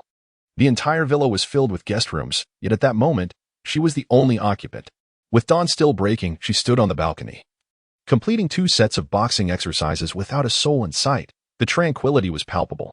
After finishing her workout, she jogged in the villa's courtyard. And by the time she concluded her run, it was already 7 o'clock. She took a shower, changed into a more comfortable outfit, tied her hair back, and, with her phone in hand, exited the villa at 7:30. Members of the Yin family were gradually stirring awake. Yin Jinyu made her way to the main building, where she found Yin Qingyu seated at the dining table, enjoying breakfast. Upon hearing the lackluster greeting from the servant, Yin Qingyu lifted his gaze. And upon seeing Yin Jinyu approaching, his eyes momentarily halted, clad in a white t-shirt and denim jeans. With her long hair neatly tied back and her exquisite face radiating youthful vibrance, she embodied the exuberance typical of a girl her age. This was entirely normal. Yet, for Yin Qingyu, such a sight of Yin Jinyu appeared anything but ordinary. The reason for his unease lay in the stark contrast. It was incongruous for a girl raised in a rural orphanage, sheltered from the world, to exhibit such composure after spending a night in a mansion. There was no trace of timidity or apprehension. She was far too serene and unruffled. For reasons unknown, this composed demeanor of Yin Jinyu stirred a sense of disquiet within Yin Qingyu.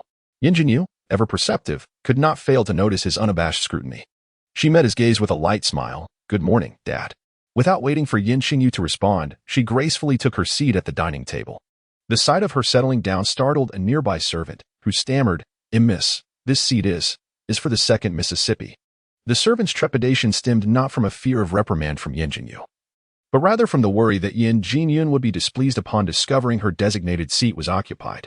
To them, the elder Miss Yin Jinyu held little significance. With a smile, Yin Jinyu regarded the servant. "Oh, is that so?" This smile, seemingly innocuous, inexplicably sent chills down the servant's spine. "Why, yes." Observing the servant's reaction, Yin Jinyu's smile remained unwavering. On the table lay only 2 untouched breakfasts. If this was not her rightful place, could it be that the seat opposite her was? The maid paused, realizing that it was not her place to speak. That was the position of the mistress. Clearly, she was merely a young lady of modest standing, lacking both influence and capability. So why did she feel such trepidation towards her? Perhaps the kitchen maid had momentarily forgotten, and it was no great matter to instruct the kitchen to prepare anew. How trivial it was to raise such a fuss over something so minor so early in the day. Yin Jinyu lifted her gaze upon hearing the commotion and saw Fuya descending the stairs. It appeared she had been observing for quite some time. The maid, already lacking confidence, felt emboldened by Fuya's words, considering that she might have been silently watching Yin Jinyu without offering assistance. And now, with Yin Jinyu calmly enjoying breakfast at the head of the table, seemingly disinclined to intervene, the maid's resolve grew stronger. As she pondered this, she watched as the young lady, whom she had previously dismissed, began to eat with knife and fork. Miss, that is the second young lady's breakfast. Chapter 13. Miss Yin Jinyu cast a glance at her, causing the maid's heart to tremble, a sudden chill coursing through her veins. In that fleeting moment, she felt as if she had brushed against the gates of the underworld. Surely, it must have been an illusion? When she looked up again, the girl was merely continuing her meal, devoid of any menacing aura. Thus, it must have been a trick of her imagination. It had to be. If it was indeed Yunar's breakfast, why was it placed at my position?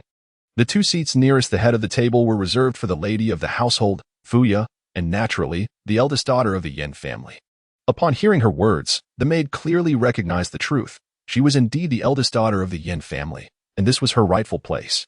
However, Yin Jinyu chose to disregard her, casting her gaze towards Fuyu and Yin Jinyu, who were observing her, lost in their own thoughts.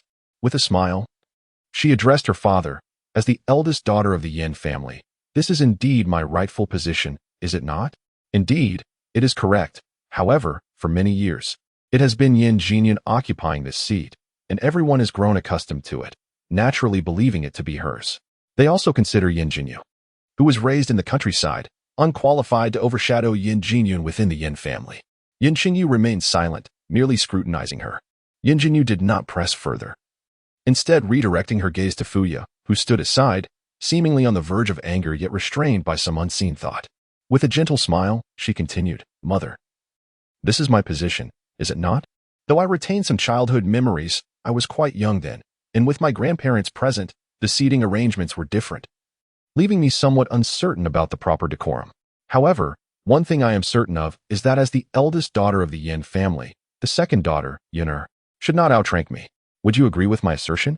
You have eaten, yet are you suggesting that Yunar should consume your leftovers? After her reprimand, Fuya cast a disapproving glance at the servant, instructing, have the kitchen prepare another serving for Yunar. The servant, caught in Fuya's ire, quickly bowed her head and replied, Yes, madam. It seems that although the eldest daughter is not favored, she is not to be trifled with. Look at her audacity. Even now, the madam has restrained her anger. The eldest daughter is indeed fortunate to have caught the eye of that esteemed individual. Fuya, filled with indignation, took a seat opposite Yin Jinyu and shot her a glare, prompting Yin Jinyu, who was enjoying her meal, to squint her eyes. Indeed, she could hardly contain herself. Raising her gaze, she was met by Yin Jinyu's quizzical yet mirthful eyes, which abruptly startled Fuya. The fork in her hand slipped, clattering to the floor with a crisp sound. Yin Jinyu furrowed his brows, inquiring what had transpired. Fuya, taken aback, glanced up again only to find Yin Jinyu had lowered her head, resuming her meal as if the previous moment had been but a figment of her imagination. No, it could not be. How could a girl raised in the countryside possess such a terrifying gaze? It must have been an illusion. Yet, inexplicably, she felt a twinge of hesitation to confront her daughter further, which was truly bewildering. Nothing? Yin Jinyu, having been married to Fuya for many years, was well aware of her temperament. Although he had shared his plans with her and their daughter the previous evening, cautioning them against taking any actions for the time being, Fuya's disposition would never allow her to remain truly calm. Yet now, she had refrained from confronting her eldest daughter and had quietly begun her breakfast, which contradicted her claim of nothing. For a moment, Yin Jinyu pondered her unusual behavior but soon decided not to dwell on it further. After all, she was his biological daughter. Perhaps a night of tranquility had softened her heart, making her reluctant to speak harshly to her eldest. Since there was nothing amiss, they might as well enjoy breakfast together. Learning from Yin Jinyu? Yin Jinyu smirked inwardly. She did not believe there was anything Yin Jinyu could do that she could not. And what of Yin Jiunyun's coming-of-age ceremony? If she remembered correctly, she and Yin Jiunyun were indeed twins, and wasn't Yin Jiunyun's coming-of-age ceremony hers as well? Although she didn't place much significance on such matters, being entirely overlooked still left her feeling quite displeased. Even if I were to invite the most esteemed teacher, what could she possibly learn? It was likely that she wouldn't even comprehend the teacher's words. I fear that inviting the teacher would only expose the fact that our Yin family has such an inadequate daughter, thus tarnishing our family's reputation. Yin Jinyu suggested that she find a teacher to instruct Yin Jinyu, which Fuya was decidedly reluctant to accept. Moreover, keeping her within the Yin household and treating her with some degree of kindness was merely a means to pave the way for Yuner, if she truly excelled. What place would Yuner have? Had it not been for the intention of leaving a favorable impression of Yuner before the ninth master, she would not have allowed her at this dining table today. Fuya's words were spoken, yet she did not dare to glare at Yin Jinyu any further. In truth, she could not even meet Yin Jinyu's gaze, unable to articulate the reason herself. Upon hearing the mention of disgrace to the Yin family, Yin Jinyu's brows furrowed deeply. Indeed, if the Yin family were to invite a teacher to their home, it would have to be someone of considerable repute, lest it reflect poorly on the family. However, she had never pondered that without inviting a teacher, how could one ascertain that Yin Jinyu would be incapable of learning anything? Any parent genuinely concerned for their child would not first contemplate whether the child could swiftly grasp the teachings of a tutor before inviting one. Rather, they would think that without a teacher's guidance, the child would remain utterly unlearned. This clearly illustrates that neither Fuya nor Yin Jinyu regarded Yin Jinyu as their child. Yin Jinyu finished the fried egg on her plate with poise, calmly placing her fork down. She lifted the warm milk to her lips, taking a sip, and elegantly dabbed her mouth with 2 pieces of napkin before slowly lifting her gaze towards them. Chapter 14. The Enigmatic Girl. Her demeanor remained utterly unflappable, as if she had not overheard their conversation. In truth, had she not been aware, she would not have articulated such a response. It was as if their attitudes towards her held no significance whatsoever. Did she truly remain indifferent, or was her innocence such that she remained oblivious to their disdain? The two were perplexed. Regardless of the reason behind her ability to smile and engage in conversation after hearing their remarks, it instilled in them an indescribable sense of unease. However, this strange sensation was soon overshadowed, as both found themselves in agreement with her words. As the night wore on, it seemed that nearly every family of note in Beijing had learned that the eldest daughter of the Yin family was but a country girl who had grown up in an orphanage and left school to work after middle school. The shame had long since dissipated. Contemplating this, the expressions on their faces darkened once more. To her, Yin Jinyu's blunt assertion that there was no need to seek a teacher implied a lack of ambition, a shameful pride in her ignorance and experiences. Their dislike for Yin Jinyu deepened. This situation was inherently to their disadvantage, leaving them momentarily at a loss for how to respond to her statement. After a considerable pause, Yin Jinyu finally spoke. Since you possess memories of that time, you should know that the Yin family could not afford such a ransom. To save Yuner, we have indeed wronged you. However, as a member of the Yin family, enjoying all that it offers, you must also bear a certain responsibility. In the face of the family's survival, sacrificing yourself to preserve the entirety of the clan is your duty. Yin Jinyu's eyes darkened as she shifted her posture, crossing her legs, resting her chin on one hand while lightly tapping the table with the other, exuding an air of indifference. The survival of the family? The Yin family is the foremost clan in Beijing. How could it be so fragile? Is it truly a matter of life and death over mere financial strain? Yin Jinyu felt a sudden tightness in his throat, inexplicably hesitant to meet her gaze. Was it guilt, or was it the unsettling nonchalance she displayed that stirred his unease? After all, a ransom of 100 million should not be sufficient to bring the Yin family to financial ruin. Moreover, with the Yin family's capabilities, could they not find someone to lend them the sum? But did our parents ever consider seeking assistance back then? Did they ponder what the kidnappers did in their rage after the police were alerted, and how I managed to escape from them? Speaking of which, had I not escaped, I might have long since become a wandering soul, not knowing if I would have clung to my parents. Her smile, coupled with the rhythmic tapping on the table, was rather eerie. The fork in Fuya's hand slipped from her grasp and fell. Stop talking. I don't want to hear it. I've eaten my fill. You all can eat. With that, she stood abruptly and left, nearly colliding with Yin Jiunyun, who was just descending the stairs. Mom, what's wrong? Throughout her life, Yin Jiunyun had never witnessed her dignified mother in such a state of disarray. Her gaze landed on Yin Jinyu by the dining table, her eyes narrowing into slits. Without needing to think, she instinctively knew it must be related to Yin Jinyu. Clearly, Her previous underestimation of Yin Jinyu was misguided. Even her typically composed mother had lost her poise. Upon seeing Yin Jiujin, Fuya's pale and flustered expression eased slightly, and it was then that she realized she had been unsettled by a mere word from Yin Jinyu. A sense of dread filled her heart. How could a girl not yet 18, her own flesh and blood, intimidate her with a single utterance? Furthermore, the terrifying gaze the girl had just cast, though it might have been a figment of her imagination, this girl was truly uncanny. Yin Jiujin then noticed that Yin Jinyu was occupying her seat, which ignited her anger. How audacious of Yin Jinyu, not only to claim the title of the eldest daughter of the Yin family, but also to dare seize her belongings. However, recalling the instructions from Yin Jinyu last night in the study, she gradually suppressed her rage. When Yin Jinyu becomes her subordinate, she would settle all accounts meticulously. If the ninth master held her in high regard, it would be her greatest support. Fuya spoke the truth. This was a fact she could not deny, despite her reluctance to acknowledge it. Your reasoning is not without merit. Perhaps they simply did not wish to accept it, hence their willful ignorance. Therefore, there is no need for excessive concern. Hypothetically speaking, even if the ninth master truly favored her, so what? The Yin family is not just any household. Would they allow a girl raised in the countryside to enter their ranks? After the passing of the old matriarch of the Yin family, it was the ninth master's mother who took charge, and she was not someone easy to deal with. Fuya also considered this point. You are correct. It was the old matriarch of the Yin family who had ties with your grandmother, not the current mistress of the Yin household. The current matriarch of the Yin family is rumored to have already chosen a daughter-in-law, and a mere country girl would find no favor in her eyes. Yet, she forgets that while Yin Jinyu may not be esteemed, neither is Yin Jiujin. However, while Fuya may have forgotten, Yin Jiujin has not. The matriarch of the Yin family has always looked down upon her. In her view, the Yin family is simply a minor household. Contemplating this, Yin Jiujin's expression darkens, and she wishes to cease the discussion. All right, mother, you may go upstairs. I will have my breakfast. Chapter 15. A stone to one's own foot, Dad. My mother is not interested in hearing it. What about you?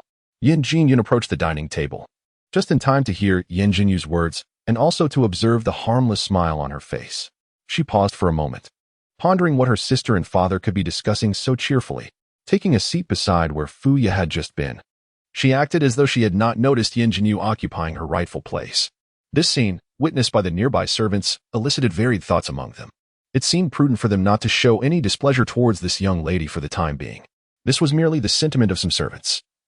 The steward who had frightened Yin Jinyu away to the villa with a mere glance the previous night and the servant who had been serving at the table, equally intimidated by Yin Jinyu's gaze, held a different perspective. Their thoughts were that, regardless of the circumstances, they would never dare to show any displeasure to this young lady again. They felt a sense of trepidation towards her, though they could not quite discern the source of such fear. Yin Jinyu nodded, feeling considerably reassured. Just now, it was not only Fuya who was startled by her words. However, in comparison to Fuya, he managed to maintain his composure, his reaction considerably less intense. Wandering spirits. Although he did not believe in ghosts or deities, the guilt of their actions rendered them uneasy, inevitably instilling a sense of fear. Upon hearing this, Yin Jinyu turned her gaze towards him. Did he think that small favors would placate her? If their past deeds were to be revealed, they would undoubtedly face scorn wherever they went, as any individual with even a modicum of conscience would not condone their actions. There are countless individuals who would sacrifice everything to save their loved ones, and yet, at that time, Yin Jinyu and Fuya could have simply borrowed a sum of money to rescue her, yet they chose not to. Nevertheless, Yin Jinyu was disinclined to escalate the matter. Father is being considerate. Although he did not exhibit such emotions, Yin Jinyu inexplicably felt that her 4 words carried an air of mockery, a derision directed at his remarks. After Yin Jinyu left in a peculiar mood, only Yin Jinyu and Yin Jiujin remained at the dining table. Did you sleep well last night? She was somewhat aware of the reason for Yin Jiujin's departure. Thus she understood that his flight must have arrived late last night. Yet he did not message her at that hour, likely fearing it would disturb her slumber. Instead, he opted to send her a message at 7 in the morning, believing she would be awake by then. His reference point was undoubtedly himself, perhaps even allowing for a slight delay beyond his own standard. Truly, he is a thoughtful, gentle, and disciplined individual. He refrained from allowing her to call, either because it was inconvenient for him to answer, or perhaps fearing that missing her call would lead her to overthink. The fiancée brought her considerable satisfaction, and her mood had improved significantly as a result. Thus, When she heard Yin Jinyun's words, she lifted her eyelids to glance at her, feeling rather pleased. Yin Jinyun cast a sidelong glance at the phone in her hand, her gaze darkening slightly. What merit did Yin Jinyu possess? That is excellent. Should you require anything, please inform the housekeeper or reach out to our parents and me. Sister, you have worked hard over the years, and we will strive to meet your needs as much as possible. Yin Jinyu smiled at her. You will try to fulfill whatever I need? Yin Jinyun paused, instinctively sensing that Yin Jinyu's words were a trap. Yet, having expressed such sentiments to gain Yin Jinyu's trust, she could not retract her statement. Naturally, as long as it was not excessive, they would make every effort to accommodate her sister. It must be said that Yin Jinyun possessed a modicum of intelligence, refraining from making an absolute statement. Just as her words fell, the smile on Yin Jinyun's face faltered. 16 years prior, both Yin Jinyu and she occupied rooms on the second floor of the main building, each taking half. Yin Jinyu's room remained untouched until their grandparents' passing. She was 8 years old when her grandmother died, already of an age to understand, and thus had a vivid recollection of Yin Jinyu's chamber. Yin Jinyu's room appeared more exquisite than her own. However, she was well aware that their rooms were identically arranged. The perception of Yin Jinyu's room being more splendid stemmed from its long vacancy, with all items appearing new and consequently more radiant than her own. She had mentioned on several occasions her desire to occupy Yin Jinyu's room, only to be reprimanded by their grandparents each time. Over time, this had fostered a sense of resentment towards Yin Jinyu. A year after the passing of her grandfather, her grandmother also departed from this world. Shortly after the grandmother's funeral, she coquettishly urged her mother to arrange for the transformation of Yin Jinyu's room. The two chambers were merged, resulting in her dressing room expanding by half. Now complemented by a dance studio and a study, the entire second floor had become her personal domain. It's perfectly fine. I'm in no rush. We can commence the renovations at our leisure, and I shall move in when it is ready for habitation. Chapter 16. Jinyun faces a setback. The smile on Yin Jinyun's face faltered once more. Yin Jinyu, seemingly oblivious, chuckled lightly. Is it impossible to agree? Did you not just say that you would endeavor to fulfill any of my needs? It hardly seemed an insurmountable task. Indeed, it was not difficult. However, she had no desire to comply. If she were to acquiesce yet fail to execute, earning Yin Jinyu's trust would be an even greater challenge. It was certainly not a complex request, merely a bothersome one. You are aware that once renovations commence, there will be considerable noise for several months. I could temporarily reside in another building, but my parents' room is on the third floor, and they cannot simply relocate for the sake of renovations. If the second floor were to be remodeled, it would undoubtedly disturb them. Alternatively, there are several buildings behind the main house. Choose any that you fancy, and I shall inform my mother to arrange for your room to be renovated anew. What do you think? Her words were gracious and considerate, leaving Yin Jinyu somewhat impressed. The premier socialite of Beijing seemed to possess her reputation for good reason. Do as you see fit. It matters not which building it is, as long as it is not the main house. Until my new room is ready, I shall continue to stay in the room I occupied last night. Originally, she had no intention of provoking them, yet Yin Jinyun insisted on colliding with her. To refrain from responding would be utterly uncharacteristic of her. Such blatant disregard. By the way, dear sister, you are perhaps unaware of my educational pursuits? I attend the only prestigious secondary school in North City, Boyu Academy, where I am currently in my senior year. Boyu Academy is the finest institution in North City, boasting the most exceptional faculty and student body among all local schools. Predominantly composed of scions of noble families. Once you have had a chance to rest at home, I shall take you to see it. At this juncture, Yin Jinyun hastily covered her mouth, realizing with a pang of regret that she had forgotten her sister had dropped out after middle school due to financial constraints. Mentioning school might be painful for her. She meant no offense. Her only desire was to share her academic environment, hoping to take her sister there in the future, urging her not to overthink it. Yet, despite her words, her eyes were rife with scorn. She was deliberately making it clear to Yin Jinyu just how vast their differences were. Unfortunately for her, disappointment awaited. After a lengthy pause, Yin Jinyu exhibited neither anger nor displeasure, calmly sipping her milk while observing her with a smile. It seemed as if she discerned a hint of an inscrutable smile in Yin Jinyu's gaze. Upon closer inspection, however, that semblance of mockery vanished, as if it were merely a figment of her imagination. Perhaps it truly was just her imagination. Yin Jinyu was simply a naive soul, raised in the countryside. Even if she harbored resentment towards them, what cunning could a rural upbringing cultivate? Surely, her thoughts would betray her on her face. How could she possess such an enigmatic gaze that seemed to toy with her? With such thoughts in mind, Yin Jiujin cast aside her previous musings.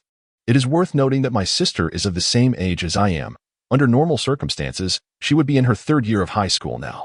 If she wishes to pursue her studies, I could ask father to assist her in contacting a school. Although gaining admission to Boyu may be uncertain, enrolling in another institution should pose no significant challenge. As for the courses she has missed, I could arrange for mother to hire a tutor to assist her at home. How does my sister feel about this proposal? Yin Jiujin's suggestion was not genuinely motivated by concern for Yin Jinyu. Rather, her intent was twofold. First, to give Yin Jinyu the impression that she was considering her welfare in order to gain her trust. Second, to further illuminate the disparity between them. Moreover, she had perused Yin Jinyu's records and discovered that even in a remote locale, Yin Jinyu's academic performance was merely adequate, barely reaching the average mark. Given such a foundation, her prospects in a bustling metropolis like Beicheng would likely place her at the bottom of the academic hierarchy, especially considering the subjects she had neglected during her years of absence from school. Should Yin Jinyu acquiesce to the proposal, she would undoubtedly experience feelings of inferiority. If she declines, it would be even better.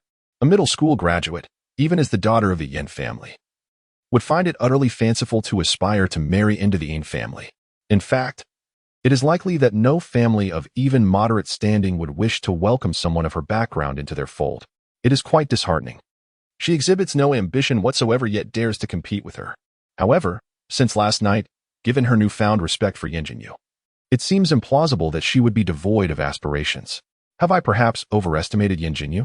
I dare say, it is quite disheartening. After being trapped on Ghost Island for 8 years, her greatest aversion has always been being constrained by others. The notion of attending school is utterly unthinkable. She was well aware of Yin Jinyun's intentions, yet chose to remain silent. After uttering this thought, she did not wait for Yin Jinyun's response and directly rose to head towards the kitchen. She intended to retrieve a couple of her yogurts from the refrigerator. Her mood was rather irritable. Observing Yin Jinyun's indifference as she strode into the kitchen, the smile on Yin Jinyun's face finally faltered. She abandoned her cutlery, her appetite dissipating, and grabbed her backpack as she moved towards the exit. Casting a disdainful glance at the driver awaiting outside, she exclaimed, "What are you staring at? Hurry up." The driver was taken aback, hastily following her lead, his mind racing with thoughts. Was it just her mood today? Or had the second young lady's true nature always been like this? If the latter were true, then perhaps.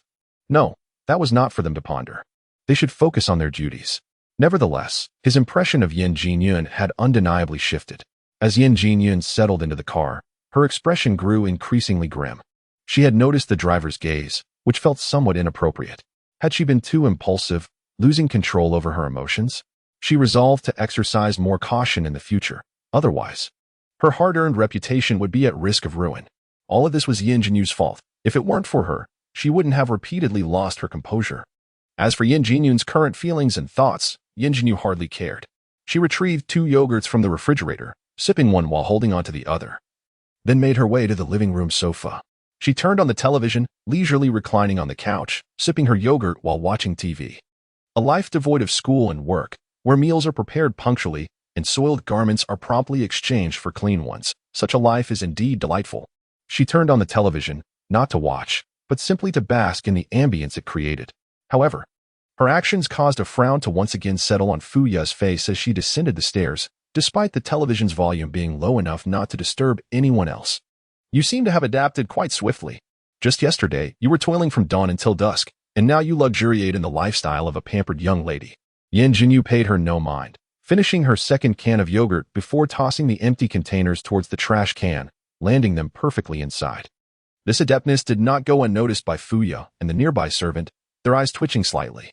She hasn't forgotten the events of her childhood. Fuya recalled the earlier incident where she had been startled, snorting disdainfully as she grabbed her bag and headed out to find someone to play cards with. Out of sight, out of mind. However, just as she exited the villa, she collided with Chang Lin, the personal driver of Yin Jiujin. Observing Chang Lin, Fuya's expression shifted dramatically. Chapter 17, The Rise of Power. Though Chang Lin was merely a driver, he was undeniably a confidant of the esteemed Master Jiu, and ordinarily, he would not set foot in the Yin household. His presence here made it abundantly clear that he had come for Yin Jinyu. To her surprise, that girl truly held such significance in Master Jiu's eyes. Despite her displeasure, she dared not show her disdain to one of Master Jiu's associates. suppressing her irritation and forcing a smile. "Mr. Chung, what brings you to the Yin residence at this hour?" "Madam, I have been instructed by Master Jiu to deliver something to Miss Yin." "To deliver something? What could it possibly be?" Squinting at the bag that Chung Lin was holding, she could only discern a few items resembling gift boxes, without any understanding of their true nature. As he spoke the latter half of his sentence, Chung Lin sought to detect a glimmer of guilt or sorrow in Fu Ye's eyes, only to be met with profound disappointment. Not only was there a lack of remorse, but a flicker of disdain also danced across her gaze. Was Miss Yin truly her biological daughter? What kind of mother treats her child in such a manner? Ah, indeed. The ninth master is considerate. Jinyu is in the living room. Since Mr. Chung has come to deliver items for her, he might as well enter the house directly. "I have pressing matters to attend to and cannot extend my hospitality adequately. If I linger any longer, I fear I may not be able to maintain this forced smile." Were it not for his purpose centered on that girl, she would have been more than willing to entertain him. "Madam Yin, please attend to your affairs." Having been by the ninth master's side for many years, it is evident that even in Beijing, others extend him a modicum of respect. Thus, it is no wonder that after the passing of the two elderly members of the Yin family, the family's fortunes have dwindled year by year. As an outsider, and a subordinate of the ninth master, he could easily become a target of misplaced ire simply for delivering items to Miss Yin. One can only imagine the difficulties Miss Yin must endure within her own family. It is truly a pity for her, as she remains merely a girl yet to reach the age of 18. Were it not for the ninth master being currently preoccupied, he would have eagerly called to inform him of the situation, urging him to directly take Miss Yin away. "Forget it. I will wait until Master Jiu is finished with his tasks." Regardless of the circumstances, the Yin family is a prominent clan in Beijing, even if there is partiality. They would not dare to be excessively unreasonable.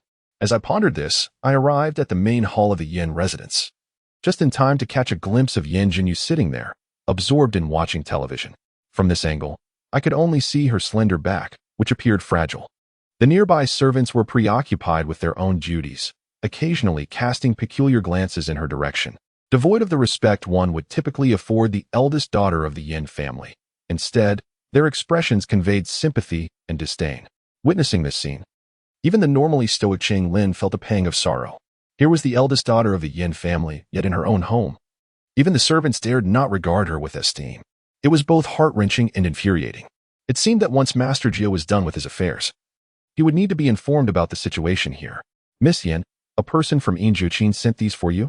Her gaze settled on the gift bag I was holding, and she smiled, her eyes curving with genuine warmth. What an innocent and carefree young lady she was. How could the members of the Yin family bear to treat her so poorly? Previously, I had hesitated to regard her with respect due to Master Jiu's differing demeanor towards her, but now I found myself genuinely fond of her. I stepped closer, halting beside the sofa, and with a respectful yet friendly smile, I said, "Indeed, Miss Yin, these were specially sent by Master Jiu. They are all hand care products, and he has instructed you to follow the usage steps outlined in the manual each day." Yin Jinyu raised an eyebrow, intrigued. "Oh, so soon? He only mentioned it yesterday. Yet he had someone deliver it this very morning. It seems he truly cares about this matter." The smile in her eyes deepened with sincerity. "You may set your things down. This is not my domain, and I shall not entertain you. If you have matters to attend to, do go about your business." It was not her territory. A statement that was initially grand and gallant now resonated with a hint of sorrow. This was undoubtedly her home. "Miss, there is no need to concern yourself with me. I, too, have affairs to attend to. Having delivered the items, I shall take my leave. With Ninth Master absent from the North City, should you require anything, do not hesitate to call me." He gestured to the gift bag just placed down, where I had slipped in a business card. Yin Jinyu cast him a glance, a light laugh escaping her lips as she nodded in acknowledgement. There was a distinct shift in his demeanor toward her. Yesterday, his respect for Yin Jiujin had compelled him to treat her with deference. Yet today, the sentiment was not entirely the same. A flicker of compassion for the weak reflected his character, a genuinely good person. However, he was mistaken. Within the Yin family, she experienced only occasional vexation, never true grievances. No need. I have yet to relish the leisurely life of a wealthy young lady. I intend to enjoy it for a few days first. Such a statement. In that case, whenever you wish to venture out, do call me, and I shall arrange a guide for you. After Cheng Lin departed from the Yin residence, he observed the concerned yet respectful demeanor of the household staff toward Yin Jinyu, and his feelings became rather complex. Cheng Lin was a close confidant of Ninth Master, and his attitude toward the young lady represented Ninth Master's own regard for her. A figure like Ninth Master commanded respect even from their own employer, and those whom he valued were not to be taken lightly. Consequently, as Yin Jinyu settled in the living room to watch television, the coffee table before her began to overflow with freshly cut fruits and delightful snacks. The treatment was indeed splendid. Even when she had settled in her seat for long enough and contemplated rising to depart, the butler approached her personally. "Miss, the flowers in the garden are blooming splendidly. After sitting for so long, would you care to take a look?" The current butler of the Yin family was not the same as the one from years past. He was a man of around 50 years of age. It was said that after the passing of the old matriarch, the former butler had retired to oversee the old residence, and Yin Jinyu had reappointed this one. As the butler noticed her smiling gaze upon him, an inexplicable unease crept into his heart. Suppressing this strange feeling, he managed a smile that bordered on obsequiousness. "Oh, my surname is Wan. I am the butler of the Yin family. You may call me Butler Wan, just like everyone else." Chapter 18. The old residents of the Yin family. To say that Butler Wan held any particular esteem for Yin Jinyu would be an exaggeration. His respect stemmed solely from observing Yin Jiujin's regard for her, as long as it did not compromise his own interests. He wished to leave a favorable impression on Yin Jinyu. Should Yin Qingyu, Yin, or Yin Jiujin be present at that moment, his demeanor toward Yin Jinyu would undoubtedly differ. After all, he was the butler of the Yin family and depended on those with influence within the household. No matter how much Yin Jiujin valued her, Yin Jinyu remained without a voice in the family. The butler's thoughts were transparent to Yin Jinyu, yet she found no inclination to expose them. Instead, she found this reliance on others' power rather refreshing. Over the years, the varied attitudes toward her had been dictated by her own character. In contrast, the change in the butler and servant's demeanor was entirely due to Yin Jiujin. The old residence? The Yin family's old residence was located just beyond this cluster of villas. This villa district was expanded upon the foundation of the old residence of the Yin family. As for the Yin family's ancestral home, its architecture is distinctly more antiquated. In the days when the venerable Mr. Yin and his esteemed wife were alive, they resided in that old abode. The family shrine of the Yin lineage is also located there. Yin Jinyu intends to pay her respects by lighting incense for the two elders, and thus, she must make a visit to the ancestral home. However, observing the expression of Butler Wan, it appears he is somewhat reluctant to escort her there. He fears that news of this undertaking might reach Yin Qingyu and Fuya, potentially provoking their displeasure. Noticing his furrowed brow and hesitation, Yin Jinyu narrowed her eyes and chuckled lightly. "What is it? Is Butler Wan unwilling to lead the way? Or perhaps he believes I lack the qualification to step foot in the Yin family's ancestral home?" Under her amused gaze, Butler Wan felt an inexplicable chill run down his spine, beads of cold sweat forming at his brow. No, that's not it. It's just that the ancestral home has seen no visitors for quite some time, and I was taken aback upon hearing the young lady express her desire to go there. Since that is not the case, then do lead the way. May I ask, what is the young lady's purpose in visiting the ancestral home? It is usually quite deserted there. Butler Wan shivered slightly. He could not fathom why her seemingly innocuous question sent a shiver down his spine. Strangely, despite her upbringing in a small town and her apparent lack of worldly experience, she exhibited no signs of timidity. It seemed she felt entirely at ease in her current circumstances. Just yesterday, he overheard her conversation with the master and mistress, where she mentioned retaining memories from 2 years prior. Could her rapid acclimatization to such a vastly different environment be related to that? As Wan, the steward, directed his scrutinizing gaze upon Yin Jinyu's face, the moment their eyes met, his attention swiftly averted. Zhao Ling, who had accompanied Yin Jinyu to the small villa behind the estate the previous day, felt a sense of trepidation towards her.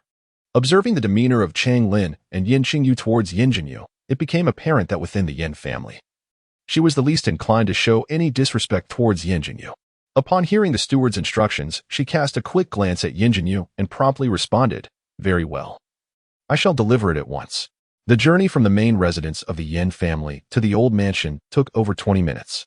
Upon arriving at the entrance of the old mansion, Wan halted and announced, "Miss, we have arrived." Aside from periodic cleaning, the old mansion was typically devoid of life, maintained only by an elderly steward guarding its gates, lending it an air of eeriness. One had no desire to enter, given his position. It would be against the rules to enter the old mansion without permission, so he could only escort the young lady to this point. Feeling exasperated by Wan's demeanor, she wondered if he truly believed she was a legitimate heiress of the Yin family, waiting idly here. "Please make yourself comfortable," he remarked, leaving in a huff. suppressing his indignation. Ignoring Wan's retreating figure, Yin Jinyu lifted her gaze towards the crimson door before her. Although her room had once been in the main building, she had actually spent more time residing in the old mansion. As twins, Yin Jinyu was more fragile than her sister, Yin Jiujin, who was also more endearing. Their parents' affection for Yin Jiujin far exceeded that for her. Perhaps sensing their bias, her grandmother had endeavored to bring her to the old mansion to care for her personally. To her, the significance of the old residence far surpasses that of the main building ahead.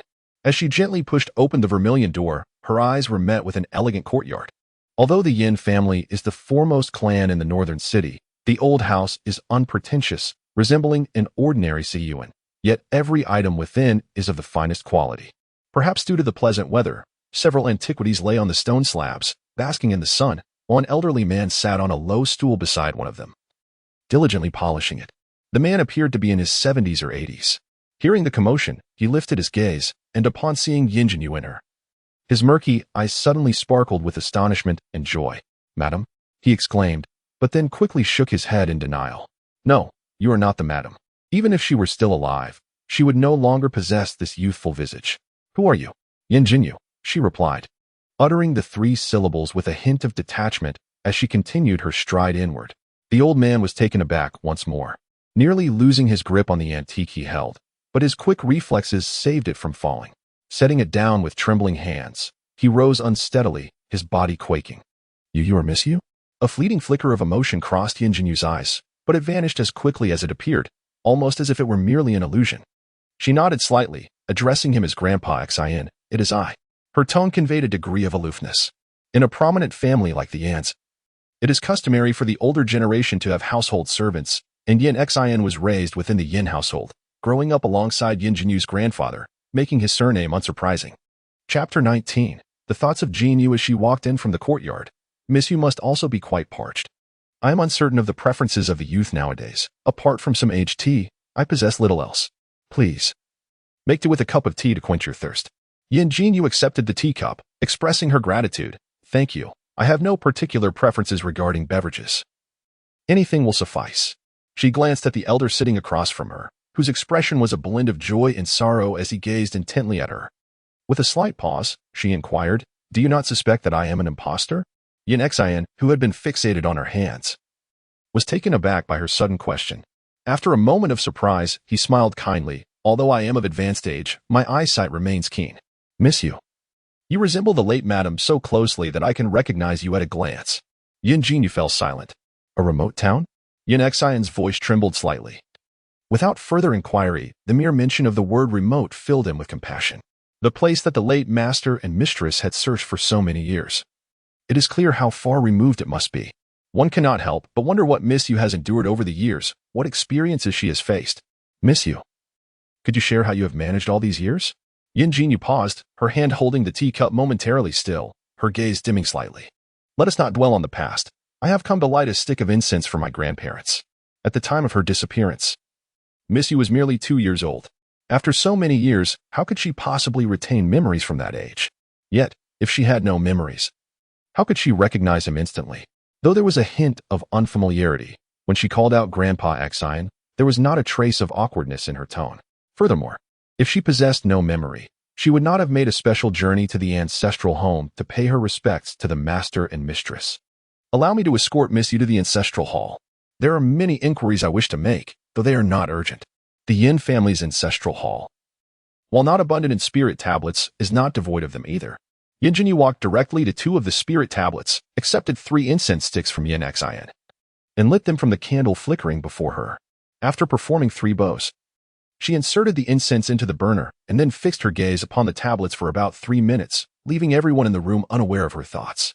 After a considerable pause, she turned to Yin Xin, who stood nearby. "Grandfather Xin, let us proceed." Yin Xin, with a complex expression, glanced at her and replied, Initially overwhelmed with surprise, he now found himself calm, only to realize that this young lady, not yet 18, was somewhat inscrutable to him. With her fair skin and petite stature, she embodied the essence of youth, a true reflection of a girl her age. Yet, her demeanor, devoid of any emotional fluctuation, seemed at odds with her youth. Could it be said that she bore no affection for the master and mistress? That would not be entirely accurate. Yet, She appeared to possess nothing at all, her expression disturbingly tranquil. Thus, despite having lived a long life and encountered a myriad of individuals, he could not discern whether she felt joy or sorrow at this moment. Was she simply adept at masking her emotions at such a tender age? Or was her memory so foggy that her feelings for her relatives had likewise dulled? Upon exiting the ancestral hall, Yin Jiujin halted, raising her gaze to the horizon. It was midday, and the blazing sun cast a piercing light, prompting her to instinctively shield her eyes with her hand and exhale softly. This subtle action went unnoticed by Yin Jiujin, who lagged half a step behind her. Yin Jiujin gazed at the girl before him. Perceiving her smile as utterly innocent and pure, devoid of any hidden intentions, could it be that he was overthinking? Yin Jinyu was taken aback. Had her grandparents left her something? Please, Miss Yu, follow me. After a moment's hesitation, Yin Jinyu decided to accompany him. Years ago, Yin Jinyu and Fuya had unhesitatingly chosen to save Yin Jiujin, subsequently alerting the authorities without regard for Yin Jinyu's fate, while outsiders remained oblivious. The Yin family was well aware. As an elder of the Yin family, Yin Jiujin naturally knew of the bias towards the youngest daughter. Such favoritism had been evident in the past, and it was likely even more pronounced now. Especially considering that they had not been close even when she was raised among them, let alone after a 16-year gap. Upon hearing his words, Yin Jinyu silently regarded him, then offered a faint smile. Grandpa Jiujin, there is no need for concern. They treat me very well. She understood that Yin Jiujin genuinely cared for her. Yet she was no longer the person she once was.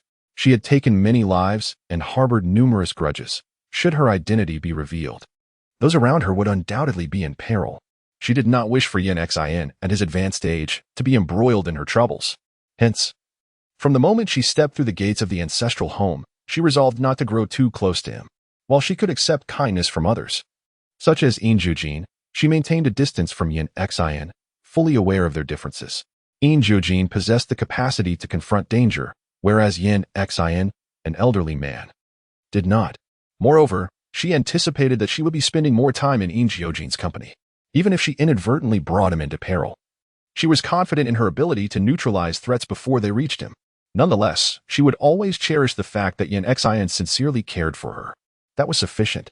Uncertain whether it was merely an illusion, Yin Jiujin felt that the distance between herself and him had diminished. Before long, they arrived at their destination, the room once inhabited by Yin Jinyu's grandparents. Miss Yu, please wait here for a moment while I fetch the items, she said, making her way towards a painting that hung on the wall. Chapter 20, The Elder's Relics. It was not until Yin Jiujin retrieved a wooden box from behind the painting that Yin Jinyu realized there was a hidden compartment. She was certain that if this room contained a secret, her parents were entirely unaware. Otherwise, the box would have been long pilfered. Aside from the large items Yin Jiujin had moved outside to bask in the sun, all the valuable smaller possessions that once adorned the room had vanished. It was evident who had taken them. The remaining items in the old residence were likely preserved only through someone's determined intervention. Fia harbored a deep-seated fear of her younger sister-in-law. After the lesson she had learned, she dared not disturb the belongings of the ancestral home again. Had Yin Jinyu ventured into the Yin family residence today, she feared she would find nothing of value. Alas, the master and mistress were paragons of wisdom throughout their lives. Yet they raised a son of little merit, who then married such a woman. At this thought, Yin Jiujin abruptly halted, her mind drifting to the realization that this woman was Yin Jinyu's biological mother. Best not to dwell on such matters. I shall first present to you the belongings left by the master and mistress. With that, she produced a key and unlocked the wooden box, revealing a document and several exquisite pieces of jewelry within. The contents of the document remain unknown to Yin Jinyu for now. However, with her discerning eye, she can ascertain that even the least valuable pair of earrings is worth at least 10 million. The collection includes 2 pairs of earrings, a necklace, a pair of bangles, and an ancient hairpin, which collectively hold a value of no less than 200 million. These jewels were bequeathed to Miss Yu by the matron. As for the document, it is a share transfer agreement designated for Miss Yu by the patriarch, which will become effective upon her signing when she turns 18. It encompasses 13 of the Yin Group's shares. Rest assured, neither the young master nor the young mistress are aware of the ownership of these shares, so you need not fear any repercussions from them. Simply collect the dividends at the year's end. For now, keep this in your possession. I will provide you with a lawyer's contact information. Once you reach the age of 18 and have signed the document, take it to him, and he will handle everything meticulously. There is no need for concern. With these shares, as long as the Yin Group remains solvent, you will never have to worry about your livelihood. The 13 stake in the Yin group ensures that they receive tens of millions in dividends annually. If she truly is a girl who grew up in a remote orphanage, this fortune would be life-changing, far beyond merely securing her a comfortable existence. This does not even account for the value of the exquisite jewelry. A sudden heaviness envelopes her. She is, by nature, quite lazy, often preferring to avoid exerting her mind whenever possible. Today, visiting the ancestral home, from the moment she stepped through the gate to paying her respects to her grandparents, she found herself lost in thought far more than usual, leaving her feeling somewhat weary. Now, these things have emerged again. Yin Jiujin refrained from revealing to her the true significance of these items, fearing it might frighten her. He merely stated that possessing these shares would ensure her lifelong security and comfort. Yet, even this notion seemed astounding for a young girl who might have endured hardships for the past 16 years. However, her expression remained unchanged, as if she were indifferent to these possessions. Yin Jiujin found himself perplexed by her demeanor. Since that is the case, I shall keep this hairpin as a memento. The rest can be entrusted to Aunt. Upon speaking, he retrieved the box containing the hairpin from the wooden case and rose to his feet. It took Yin Jiujin a moment to comprehend her intent. No, these were left to you by the master and mistress. They rightfully belong to you. Furthermore, even if I were to give these items to the young lady, she may not accept them. Whether Aunt accepts them is her concern. It is solely my duty to present them to her. Grandfather Jiujin should be able to reach her. Of course, he can contact her, but there is no need. Yin Jiujin, you gently closed the box containing the hairpin and held it close to her heart. I am aware of the value of these items. However, I have no need for them. If Grandfather Jiujin does not wish to give them to Aunt, they may remain in the hidden compartment. Her unwavering stance left him with the impression that she genuinely understood the worth of these possessions. Yet, could it be possible? Her calloused hands were a testament to her hardships. She should not possess such discernment. If Miss Yu comprehends the value of these items, why does she refuse to accept them? You may keep it. There is no need for you to concern yourself with anything else. If you do not wish to utilize these jewels, you might consider placing them in a bank for safekeeping to bequeath to future generations. As for the dividends from the Yin family conglomerate, should you choose not to engage with them, enlisting the services of an investment manager could be beneficial, bringing you only advantages without any drawbacks. As for Grandpa Jiujin, let it be understood that I do not desire any entanglements with the Yin family. Yin Jiujin fell silent. Very well, Miss Yu. If you prefer to avoid any association with the Yin family, you may relinquish these shares. However, the jewelry was left to you by the lady, and it bears no connection to the Yin family. Surely, you must accept it. Yin Jinyu glanced at the few pieces of jewelry arranged within the wooden box and replied, No, let them be given to my aunt. They are too burdensome, and I do not fancy them. If I seek a memento, a single hairpin suffices. I shall take my leave now and will visit Grandpa Jiujin again when time permits. With that, she turned to leave, impervious to Yin Jiujin's calls. After a considerable moment, Yin Jiujin exhaled heavily. Now certain that Miss Yu was not the naive person he had presumed, she was truly inscrutable to him. Chapter 21.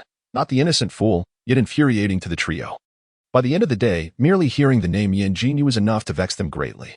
What business did she have at the ancestral home? As Fuya dined, she cast a glance at Butler Wan, who stood nearby. With a sharp clatter, Fuya set her chopsticks down on the table. Knowing that entry to the ancestral home is strictly forbidden without permission, why did you take her there? But, I thought, since the young lady is different from us, I didn't consider it too deeply. It won't happen again, I assure you. Yin Jiujin also paused her meal, directing her gaze at Butler Wan. Did you just say that my sister went to the ancestral home to pay respects to our grandparents? Indeed, Second Mississippi. While it may not seem a significant matter that my sister ventured to the ancestral home to pay respects to our grandparents without informing our parents, it is, after all, an expression of filial piety. Moreover, as the eldest daughter of the Yin family, she is entitled to visit the family estate, and Butler Wan cannot impede her. Mother, please refrain from being upset. Is the second miss advocating for him? Realizing this, Butler Wan felt a surge of gratitude towards Yin Jiujin. Fu cast a glance at Yin Jiujin, deciding to dismiss her. After all, it was because of her that I lost face in front of those ladies today. I have no appetite. You all enjoy your meal. I shall retire upstairs. While it appeared as a gesture of goodwill, her words were laced with ridicule. Over the years, having a daughter who was the foremost socialite of North City, coupled with being the mistress of the Yin family while her husband remains faithful, she has always been the object of admiration. Had it not been for that troublesome Yin Jinyu, she would never have endured such humiliation, destined for conflict. It is no wonder she has harbored an aversion to this eldest daughter since childhood. Yin Jinyu had been admiring Yin Jiujin when she suddenly heard Fu Ye's remarks. Furrowing her brow, must we not have a moment of peace even during a meal? Why are you shouting at me? Is it not permissible for me to voice a complaint when I am in a foul mood? With a sharp clatter, Yin Jiujin slammed her chopsticks down, startling both Fu Ye and Yin Jinyu into turning their gazes towards her. I have finished my meal. It is not only mother who harbors grievances. She can endure anything for what she desires. Can mother not even tolerate a mere Yin Jinyu? Must we bicker even while dining? At this rate, how long will it take for her to fully earn Yin Jinyu's trust? Failing to achieve her goal, she had to endure Yin Jinyu, a situation she wished would not last too long. How can you still ask? Yuner is far more sensible than you. Have you forgotten my instructions from last night? After all, Jinyu is also our daughter, and fostering goodwill rather than enmity benefits us. I understand. I simply, never mind. I shall try to restrain myself in the future. At that moment, Fu Ye, who had just managed to hold her temper, exploded. What? The place she used to live in was hardly even a third the size of this room, and she dares to request a renovation? Does she think the Yin family's wealth comes from the wind? This is no concern of mine. Mother, you handle it as you see fit. Enough of this bickering. If you refrain from playing cards for just a couple of days, the money you lose would cover the renovation expenses. To squabble over such trivial matters. Do you not realize whose reputation is at stake? Upon mentioning the losses incurred from card games, Fu Ye found herself at a loss for words. Although Yin Jinyu was displeased with Fu Ye's tone, she reconsidered and acknowledged that her words were not entirely unfounded. To demand a room renovation on the very first day back home was not something one would expect from someone raised in the countryside, unaccustomed to the world. Moreover, Yuno had been at a disadvantage before her. Despite her evident discontent, she had no choice but to acquiesce to her request. It seemed prudent not to underestimate this eldest daughter. Meanwhile, while the argument continued, Yin Jinyu had already finished the dinner brought to her room by Zhao Ling. She stood by the window, digesting her meal while applying the restorative cream sent by Yin Jiujin through Qinglin. All while soft music played from her phone on the table. The atmosphere was tranquil and leisurely, a stark contrast to the commotion in the main building. To speak of it, Yin Jinyu's decision to remain in her room instead of joining the main building for dinner stems from two primary reasons. Firstly, her visit to the ancestral home earlier that day left her with a lingering medley of emotions that had yet to dissipate. She lacked the inclination to engage with the members of the Yin family. Secondly, her discussion with Yin Jinyun regarding the renovation of her room this morning weighed heavily on her mind. She was acutely aware that once Yin Jinyun disclosed this to Fu Ye, the latter would inevitably erupt in anger. Preferring to avoid confrontation, she opted to steer clear of Fu Ye entirely. Moreover, she understood that, following this incident, although Fu Ye might remain composed, Yin Jinyu would no longer perceive her as a naive and unsophisticated girl, thus fostering a sense of wariness towards her. Consequently, in the days that followed, Yin Jinyu refrained from visiting the main building, relying instead on Zhao Ling to deliver her meals. The villa, with its cozy living room and charming courtyard, provided her with a delightful retreat where she could watch television on the first floor and, when boredom struck, retreat to the courtyard for a refreshing run or practice her martial arts, indulging in the pleasures of solitude. When she finally reappeared in the main building a week later, Yin Jinyu's initial wariness had long since faded. On that day, Yin Jinyu graced the main building's living room clad in a floral long dress, making her entrance at 10 o'clock in the morning. It was a Sunday. Yin Jinyu had not gone to the office. Fu Ye had abstained from her usual card games, and Yin Jinyun was also at home. The moment she appeared, the three seated on the sofa simultaneously lifted their gaze towards her. After a week of absence, they had nearly forgotten that such a person existed in their household, even though they occasionally felt a twinge of displeasure when her name surfaced in conversation. With the passage of a week, their emotions had stabilized, and even Fu Ye no longer succumbed to anger at the mere sight of Yin Jinyu. Yet, upon witnessing Yin Jinyu's fresh and elegant appearance, so captivating from a distance, it caused Yin Jinyun to furrow her brow slightly, quickly overshadowed by her. With a gentle and amiable smile gracing her face, she said, "Sister, you finally decided to come out. Zhao Ling mentioned that you have been holed up in your room these past few days. I wanted to visit you, but feared I might disrupt your peace. Please, come and sit. Mother has prepared some delightful snacks in the kitchen. They are quite delectable. You should try them." Her remarkably cordial demeanor might lead one to believe they shared an exceptionally close sisterly bond. Chapter 22. Graceful charm. Yin Jinyu casually swept her long, cascading hair, each movement exuding an enchanting allure. This scene caught Yin Jinyun's attention, causing her smile to falter momentarily. Dressed in a floral long dress, With naturally wavy hair cascading to her waist, her exquisite features illuminated by the soft glow of her phone as she absent-mindedly twirled her hair. Yin Jinyu approached with a half-smile, igniting a profound sense of unease within Yin Jiujin. Yin Jiujin was not foolish. She understood all too well that even when standing alongside someone like Yin Jinyu, the attention of others would likely not be on her. Moreover, her intention was to capture the notice of Jiu between herself and Yin Jinyu. A figure like Jiu was elusive. Even their father found it challenging to secure a meeting with him, yet he willingly accompanied Yin Jinyu on shopping excursions. Regardless of the reasons behind Jiu's companionship with Yin Jinyu, it undeniably indicated that she held a special place in his heart. Aside from her lack of formal education and ambition, Yin Jinyu was not lacking in beauty or intellect. However, was her previous plan to gain Yin Jinyu's trust, thereby rendering her obedient to her wishes in order to draw closer to Jiu and win his favor, truly feasible? No. She could not place all her hopes upon this avenue. The threat posed by such a Yin Jinyu was rather significant. Jiu, let it be. If Yin Jinyu threatens her position as the heir of the Yin family, perhaps she must devise an alternative approach, one that secures Yin Jinyu's trust while simultaneously rendering her unworthy of remaining by Jiu's side or contending for the inheritance. Yin Jinyu scrutinized Yin Jinyu for a moment before saying, "Since you are here, come and take a seat.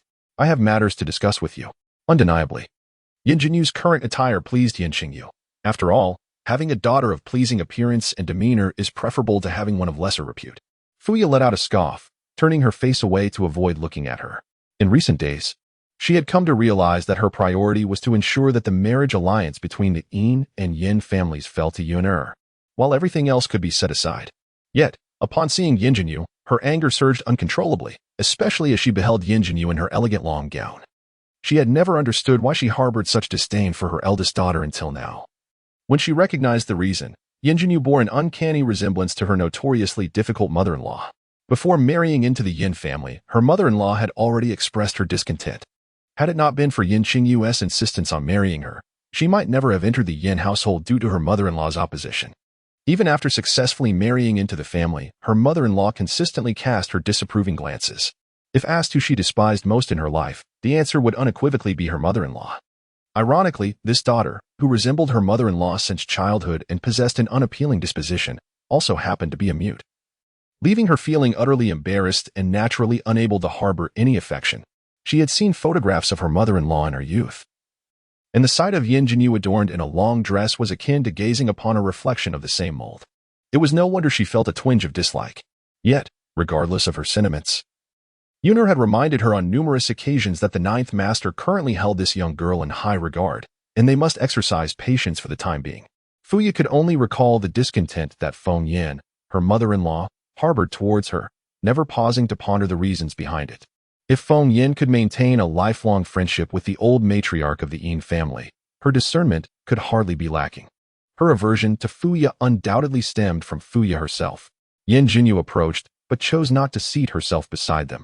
Instead, she settled into a solitary armchair a distance away. Regardless of the expressions that flickered across the faces of those present, Yin Jinyu reclined languidly against the sofa, inviting her father to speak freely about any matters at hand. Yin Jinyu sensed an inexplicable oddness emanating from Yin Jinyu today. Though she could not articulate precisely what felt amiss, merely observing her stirred an unsettling feeling within.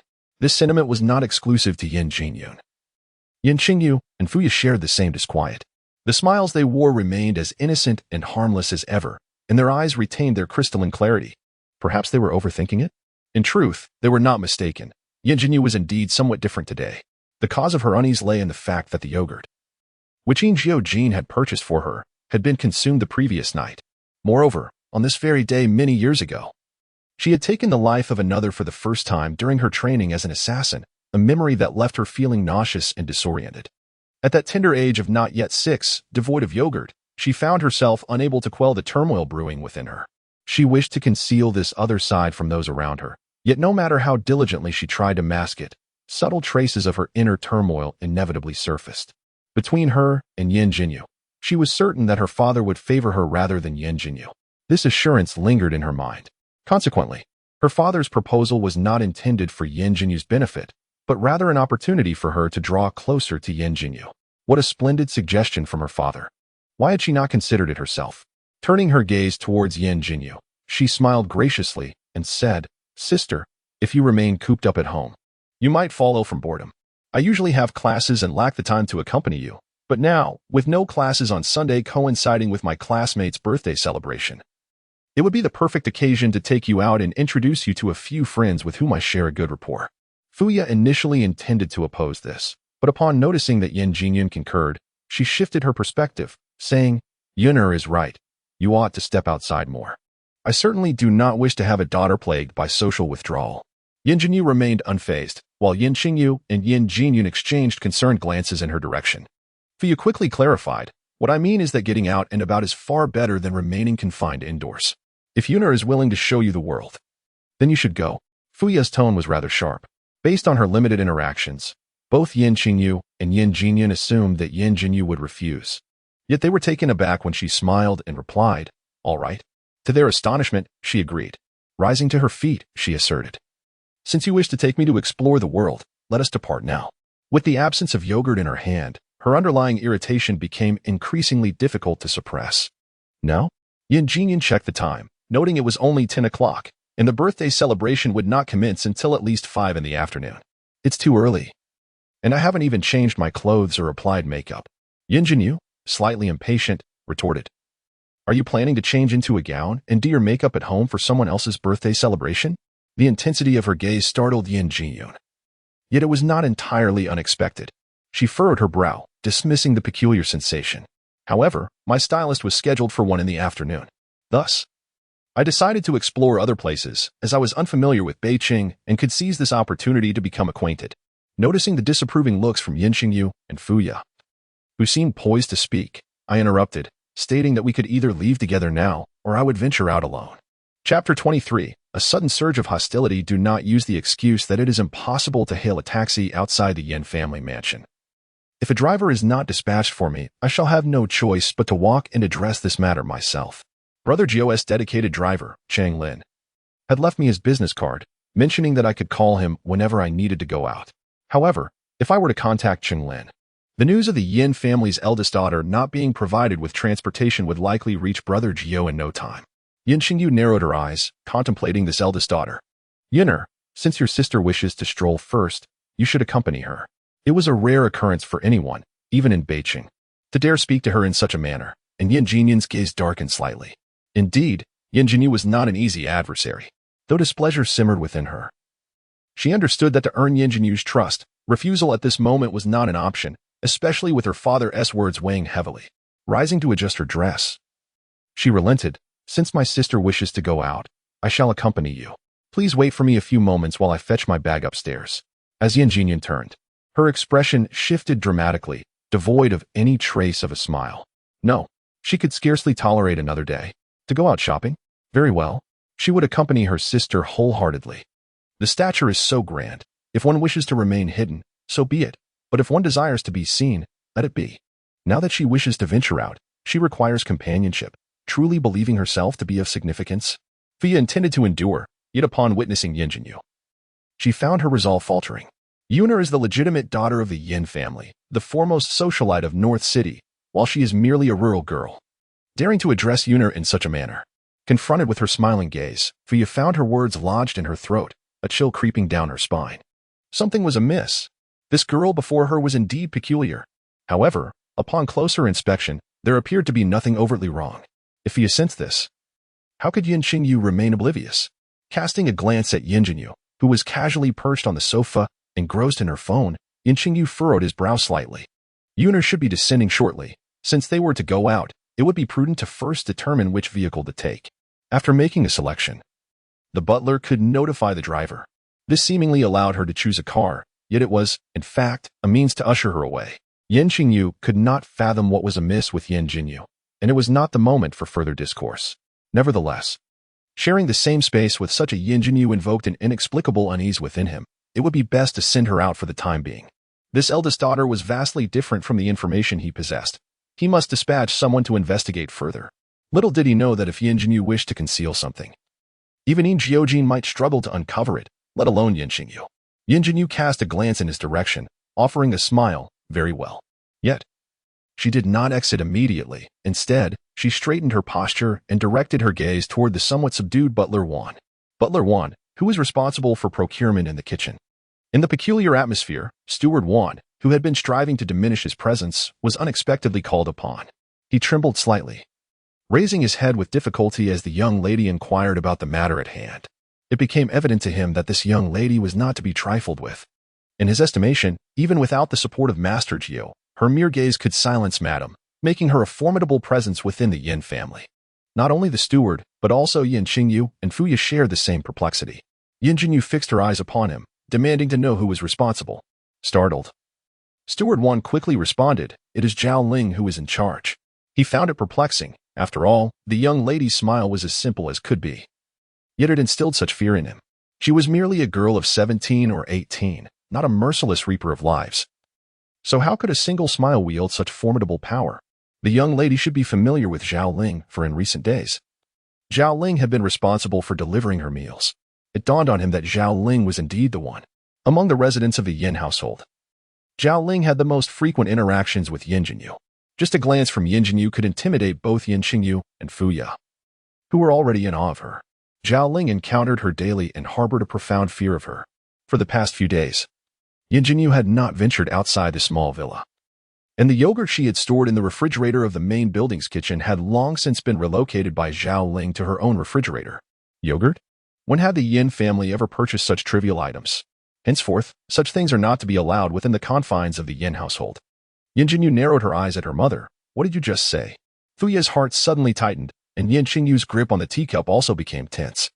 In that moment, it felt as if an aura of murderous intent emanated from her, cold and terrifying. Perhaps it was merely an illusion. Yet none of them dared to speak during such a tense moment. Their nerves were taut until the ringing of a phone provided them with a respite. Yin Jinyu's phone chimed.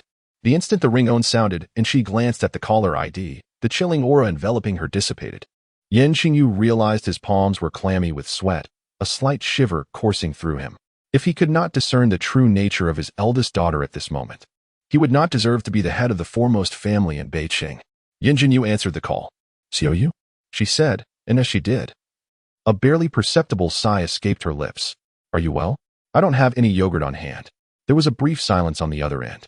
"Every year on this date, Fenggu allows unlimited amounts. How come you? Is it that the place you are currently residing in makes it inconvenient to purchase?" "No, I simply wasn't paying attention. I thought I had some left." "Since you don't, you should hurry and buy some.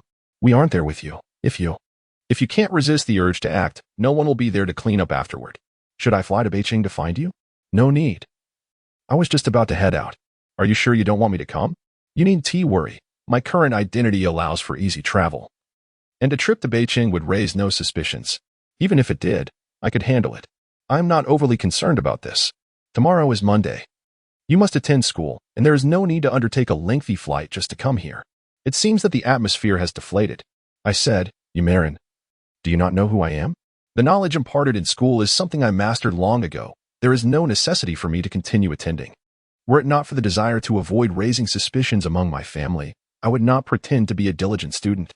"Xiaoyu, all right, I understand. It is a new chapter in my life. I wish to embrace this new beginning. I have loving parents and an elder brother, along with a remarkable fiancé. I must forget the past and embark on this fresh journey. You have repeated this sentiment numerous times, and I remember it well. Yet, you only seem to criticize me.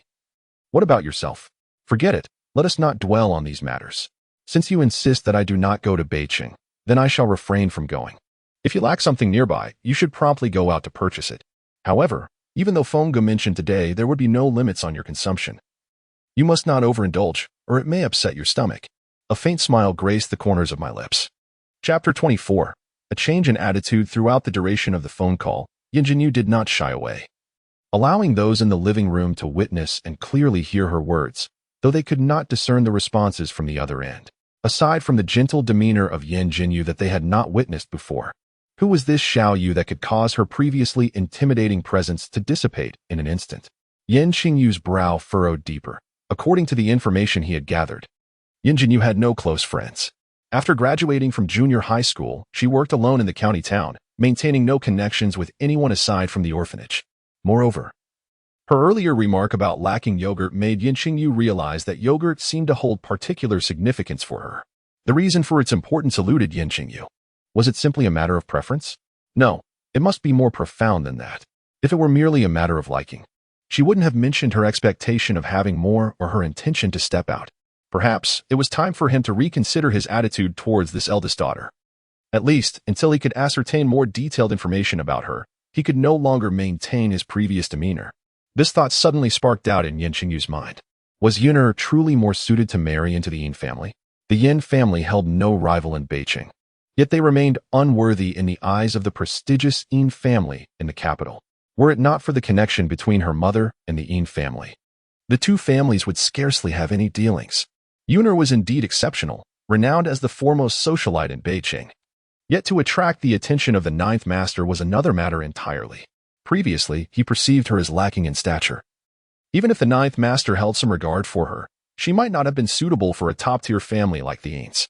However, her mere smile and glance had the power to startle both him and Fuya, indicating that she was not as devoid of merit as he had initially believed. Perhaps there were valid reasons for the ninth master to regard her highly, regardless of their emotional closeness or any lingering grievances. The fact remained that she was the eldest daughter of the Yin family and his daughter, a reality that could not be erased. Once she married into the Yin family, it would forge a bond between the Yin and Yin families. By virtue of this connection alone, he could reap considerable benefits. Initially, I had contemplated that if Yun'er were to falter, it would not be unfavorable for her elder sister to remain by Lord Jiu's side. As a father, he would not be at a loss. My current thoughts do not differ significantly from those earlier reflections. The primary concern is to ensure that his elder daughter perceives his goodwill throughout this process, adhering to the directives of the eldest young lady. Fuya frowned disapprovingly. Jinyu. She received a fierce glare from Yin Jinyu. It's merely a bit of yogurt. Can the Yin family not afford such a triviality? Fuya. Jinyu is also our daughter. Of course, she was aware that Jinyu was indeed their daughter, yet she could not bring herself to harbor affection for the girl. Nevertheless, she dared not defy Yin Jingyu's words. After all, she was merely a wealthy matron reliant on Yin Jinyu for her livelihood. Very well, I shall not interfere. You may proceed as you wish. With that, she rose in indignation and departed, though this time she refrained from casting a disdainful glance at Yin Jinyu before leaving. Fuya was still somewhat unnerved by the inexplicable sense of fear that Yin Jinyu had instilled in her moments earlier. Dressed in a flowing white gown and carrying a small bag, Yin Jinyu descended the stairs, just in time to witness Yin Jinyu handing a card to Yin Jinyu. Her fists clenched tightly. How had things escalated so quickly in her brief absence? How could father bestow that card upon Yin Jinyu? If her memory served her correctly, that card contained no less than 3 million. When she had requested it from father previously, he had refused, yet now he was giving it to Yin Jinyu. What was father intending? Had he not stated that everything would be prioritized for her that night in the study? To offer the card he was unwilling to give to her, instead to Yin Jinyu, was indeed prioritizing her? With her hesitation dissipated, Yin Jinyu swiftly composed and sent a text message. Yin Jinyu looked at the card being handed to her by Yin Jinyu, pointing at herself in disbelief. For me? Upon hearing his words, Yin Jinyu couldn't help but click her tongue in admiration. Her father was indeed quite astute.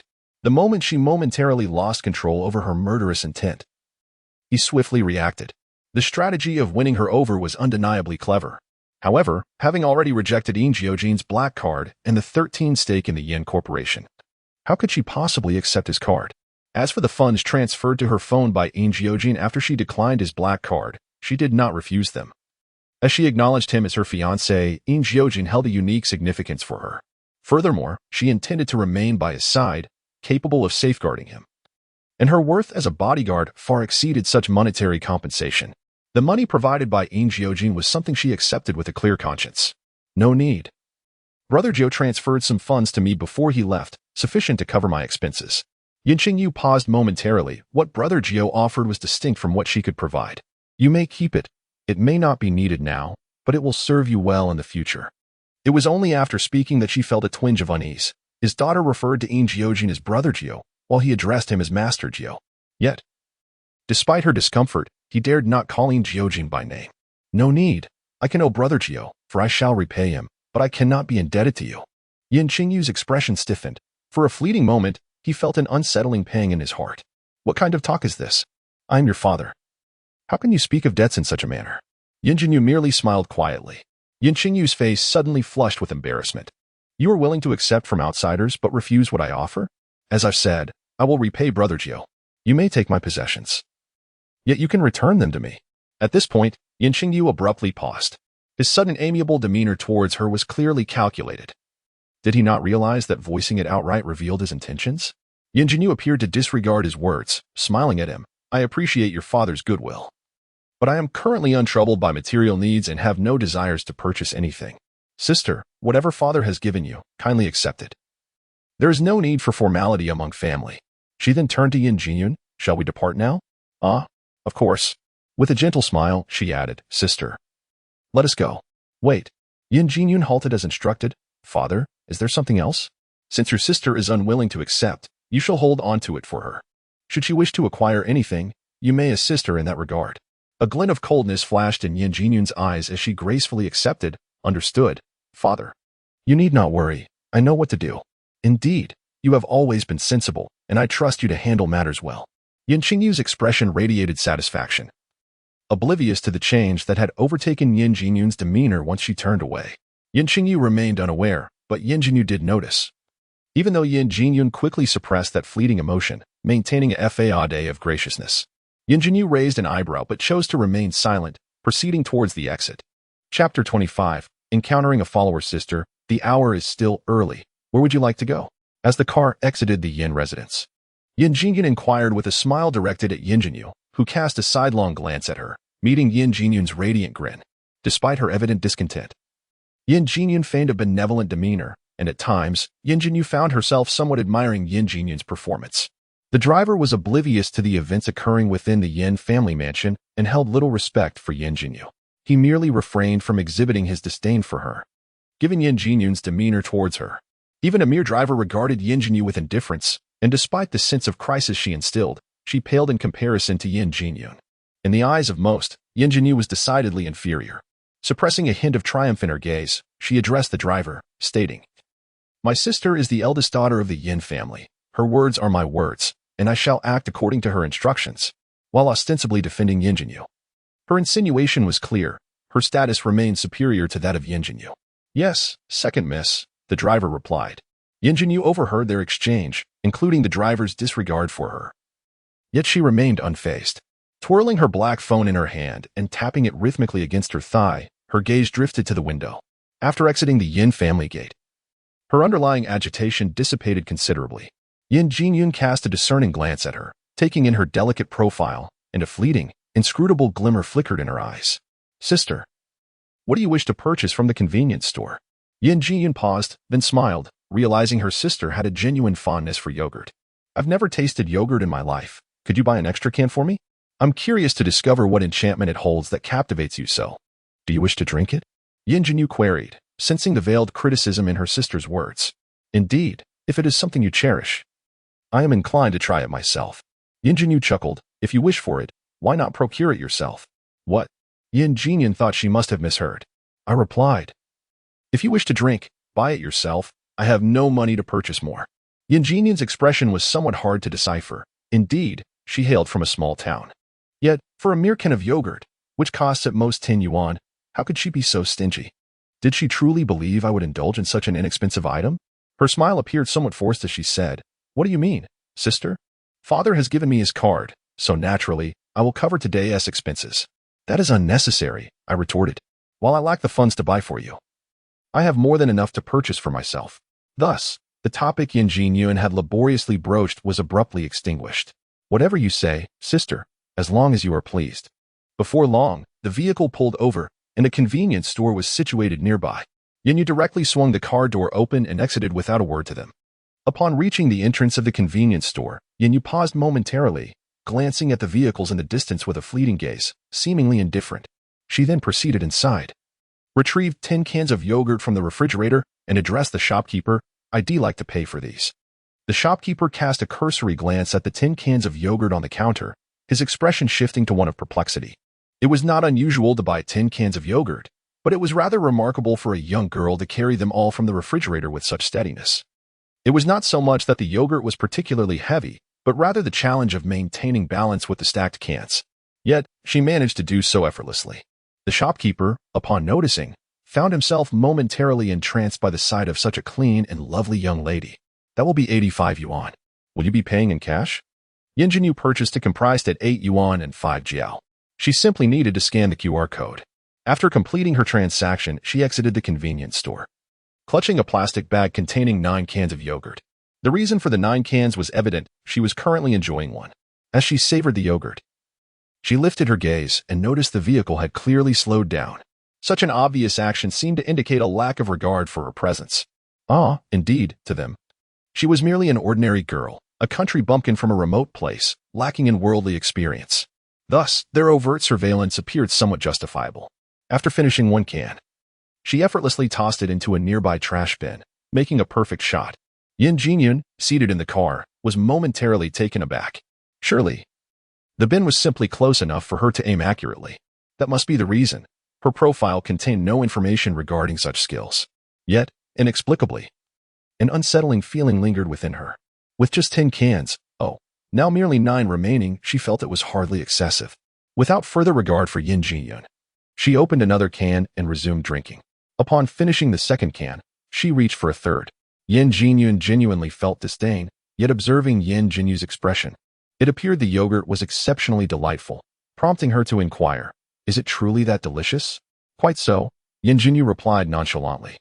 To claim it was extraordinarily tasty would be an exaggeration. Despite having consumed various brands and flavors over the years, the novelty had long since faded. It had simply become a matter of habit. "Are you able to finish all these?" Just as she posed the question, Yin Jinyu had already polished off the 3rd can and was preparing to take the 4th. Observing her demeanor, Yin Jiujin realized that her inquiry was in vain. At the rate she was consuming, it would not be long before she finished. Unable to bear the sight any longer, Yin Jiujin averted her gaze and fixed her eyes ahead. "Sister, where do you wish to go next? You are more familiar with North City than I. You decide." Upon hearing this, Yin Jiujin glanced at her, only to witness her reaching for a 5th can. Compelled by an inexplicable urge, she remarked, "Even if you enjoy it, you shouldn't drink so much. It will upset your stomach." After speaking, Yin Jiujin frowned slightly, while Yin Jinyu, holding the yogurt, paused momentarily, refraining from looking up and murmured, "Is that so?" The suppressed irritation bubbled up again, yet Yin Jinyu had no desire to continue drinking yogurt. She placed the plastic bag beside her on the seat, set her phone on her lap, and instinctively ran her right hand over the watch on her left wrist. Just then, her phone vibrated. A text message appeared, unmistakably from someone saved as Brother 9. The content was trivial, merely a few words. "Have you had lunch?" At this hour, it was indeed approaching lunchtime. "I'm eating," she replied. "All right, enjoy your meal. I won't disturb you." After that, there was silence from the other end. Given the timing, he was likely dining with a client. Yet he took a moment to message her. Suddenly, Yin Jinyu's mood brightened. Yin Jiujin, who had been observing this exchange, felt a tightness in her expression. Gripping her handbag firmly on her lap, "Shall we head to the mall then? Let us visit the Empire Mall where I last encountered you. What do you think?" Yin Jinyu lowered her eyelashes as she gazed at her phone, concealing the emotions that stirred within her. "It's all right. Let Yuner decide." The name Yuner resonated with the same familiarity as the way her parents addressed her. Yin Jiujin tightened her grip on her bag, her determination solidifying.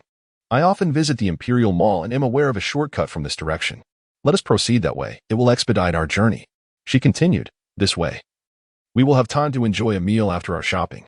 At last, Yin Jinyu lifted her gaze toward her, offering a gentle smile. "Anything is fine, as long as we arrive." With that, she produced a carton of yogurt and began to sip it leisurely. This time, Yin Jiujin chose to remain silent. Chapter 26. The blocked alley. Such shortcuts are typically narrow alleys rarely frequented by others. The vehicle swiftly entered a passageway where, initially, a few silhouettes could be discerned. But deeper within, not a single figure was in sight. Only 2 cartons of yogurt remained in the plastic bag. Yin Jinyu extracted one, sipping while gazing out the window. Lost in thought, whether truly observing the scenery or merely reflecting. Just as she finished her drink, the car came to a sudden halt. "Why have we stopped abruptly?" Yin Jiujin inquired of the driver. "Miss, the road ahead is blocked," the driver replied. "The alley is too narrow. It's impossible to pass." "How peculiar. This is a 1A street. How could there be an oncoming vehicle? Please step out and inquire." "Very well. Please wait here. Ladies, I shall investigate." The driver's bewilderment appeared genuine, as if he truly did not comprehend the situation. Yin Jinyu held her phone in one hand, the yogurt in the other, reclining against the seat with a languid demeanor as she regarded her companion. "I am not concerned. Are you not going to step out and take a look, Yuner? It appears that your driver is in a predicament." Following her gaze, I noticed that directly in front of the vehicle, The driver who had disembarked was being held at knife point, a dagger pressed against his neck, indicating he was under duress. Simultaneously, 3 individuals, exuding an air of menace, emerged from the opposing vehicle. While this was anticipated, Yin Jiujin could not fathom why her unease intensified. It dawned on her that her anxiety stemmed from Yin Jinyu. Yin Jinyu's composure was unnerving. Such tranquility was not characteristic of a young woman faced with peril. Her instincts urged her to remain in the vehicle, even if these individuals were indeed summoned by her. Had it not been for the sense of threat that Yin Jinyu inspired, she would not have hesitated. Nevertheless, she found herself wavering on the journey until she glimpsed the text message that Jiu had sent to Yin Jinyu. Who was Jiu?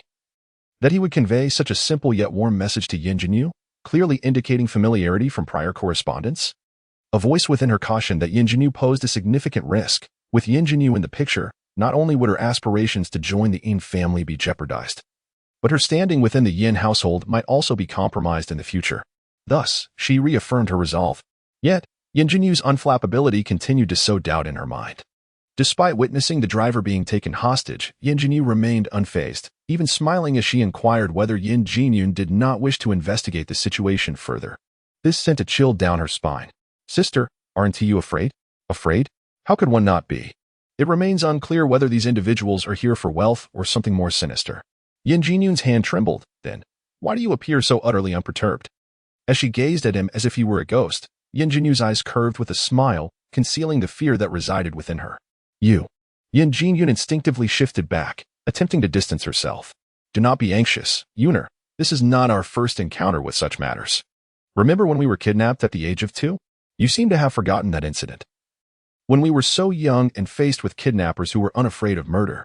Yet, we emerged unscathed. Compared to that, this situation is trivial. Stop, please. Do not say another word. As Yin Jinyun noticed her sister's gaze upon her, she became acutely aware of her own indiscretion. Sister, I did not mean to shout at you. I cannot recall the events of our childhood, and encountering such a situation unexpectedly frightens me, hence my reaction. Do not fear, Yuner. We left the Yin family home together. Should anything happen to you, I would certainly face trouble as well. I will protect you. Yin Jinyun was momentarily taken aback, finding Yin Jinyu's demeanor not only inexplicably intimidating, but also exceedingly irksome. In the face of danger, how could she speak of protection? Was she a saint? Although Yin Jinyu's intention was to convey that any harm befalling her sister would also implicate her, it sounded as though she was merely concerned about her own inconvenience.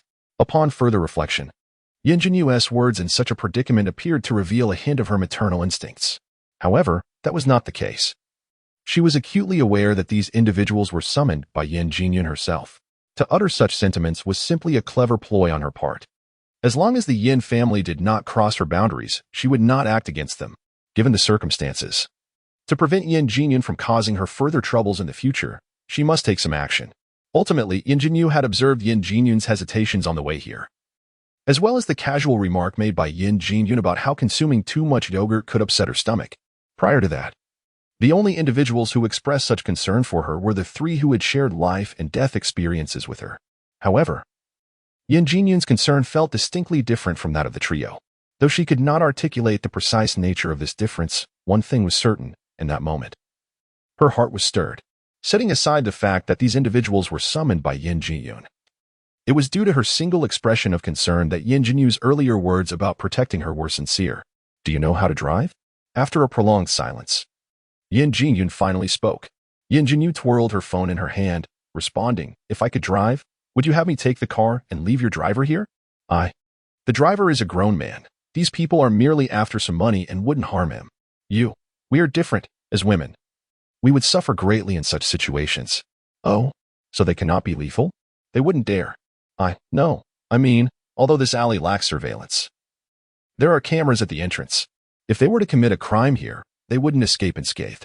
Thus, the driver will be fine. I see. But it seems a bit unfortunate. You are likely aware of the life I previously led. Do you honestly believe that I, at under 18, would know how to drive? Yin Jinyun was taken aback, finally realizing that Yin Jinyu had previously struggled to support herself and was not yet 18. How could she possibly have the means to learn to drive? But in that fleeting moment, how could she have asked such a question? Was it that Yin Jinyu's calm demeanor in the face of adversity had inadvertently instilled in her the illusion of Yin Jinyu's omnipotence? Reflecting on this, Yin Jinyu broke out in a cold sweat. Did this not imply that, on some subconscious level, she had acknowledged Yin Jinyu's superiority? How could she entertain such a notion? I know a bit, but I'm not proficient, she uttered, immediately wishing to slap herself. Her intention was to ruin Yin Jinyu, and what was she doing now? Was she truly moved by Yin Jinyu's words of protection? How could that be possible? Chapter 27. Breach of trust. Would she not yearn for such a sentiment? She was utterly exasperated, wishing fervently for Yin Jinyu to vanish, yet how could she possibly soften her heart over a mere statement? Nevertheless, she conceded that she was not inherently benevolent, but this endeavor to ruin a girl's life was a first for her. Initially, she felt justified, and she should have felt justified. All of this was Yin Jinyu's fault for proclaiming she would protect her. Throughout her life, despite befriending countless individuals, no one had ever promised her protection.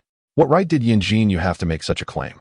What qualifications or capabilities did she possess to dare utter such words? As Yin Jinyu set down her bag and attempted to climb into the driver's seat with determination, Yin Jinyu's gaze deepened slightly. Do not exert yourself in vain. Have you not noticed that the road behind is also blocked? Yin Jinyu froze. If not for her keen senses, one might not have detected the unease radiating from Yin Jinyu. Upon witnessing her current state, Yin Jinyu began to doubt whether these individuals were, in fact, those she had summoned. Having enlisted numerous people, she found herself at a loss regarding how to obstruct them. With neither power nor influence and a lack of familiarity with Beiqing, she pondered what course of action to take. Shouldn't this be the moment to reach out for help? After all, the mobile signal remained unobstructed. Yet, the notion of calling for assistance was fraught with complications. Even if she were to make the call, time was of the essence, and someone was already rapping on the car window. These people were indeed her own summons, and should she seek help, the hard-won reputation she had cultivated would be irreparably tarnished. That reputation was the result of years of restrained temper and perseverance. After enduring so much over the years, she was unwilling to see it all unravel in an instant. Her mother had instilled in her the belief that she was the daughter of the Yin family, the foremost lineage in Beiqing. It was her duty to embody the ideal of a distinguished socialite, one whom others would admire and aspire to emulate.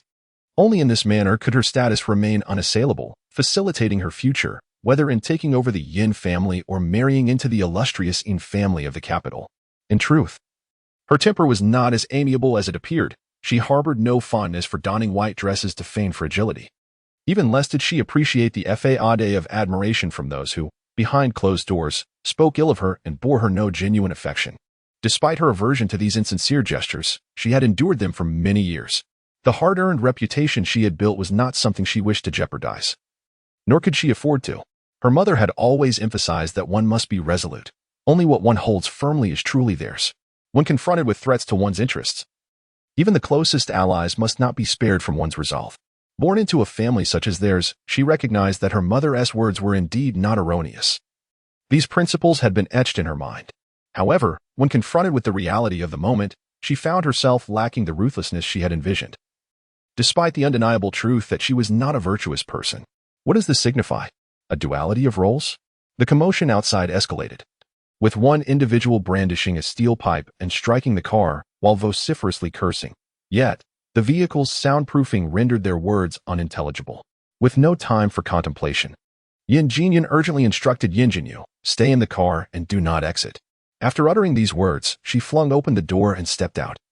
Feeling a twinge of anxiety, she called back into the car, "Do not come out." Before slamming the door shut, Yin Jinyu glanced at the firmly closed door, pursed her lips, and refrained from immediately following suit. Instead, she took a sip of yogurt. Indeed, after consuming so much in one go, her stomach felt somewhat uneasy.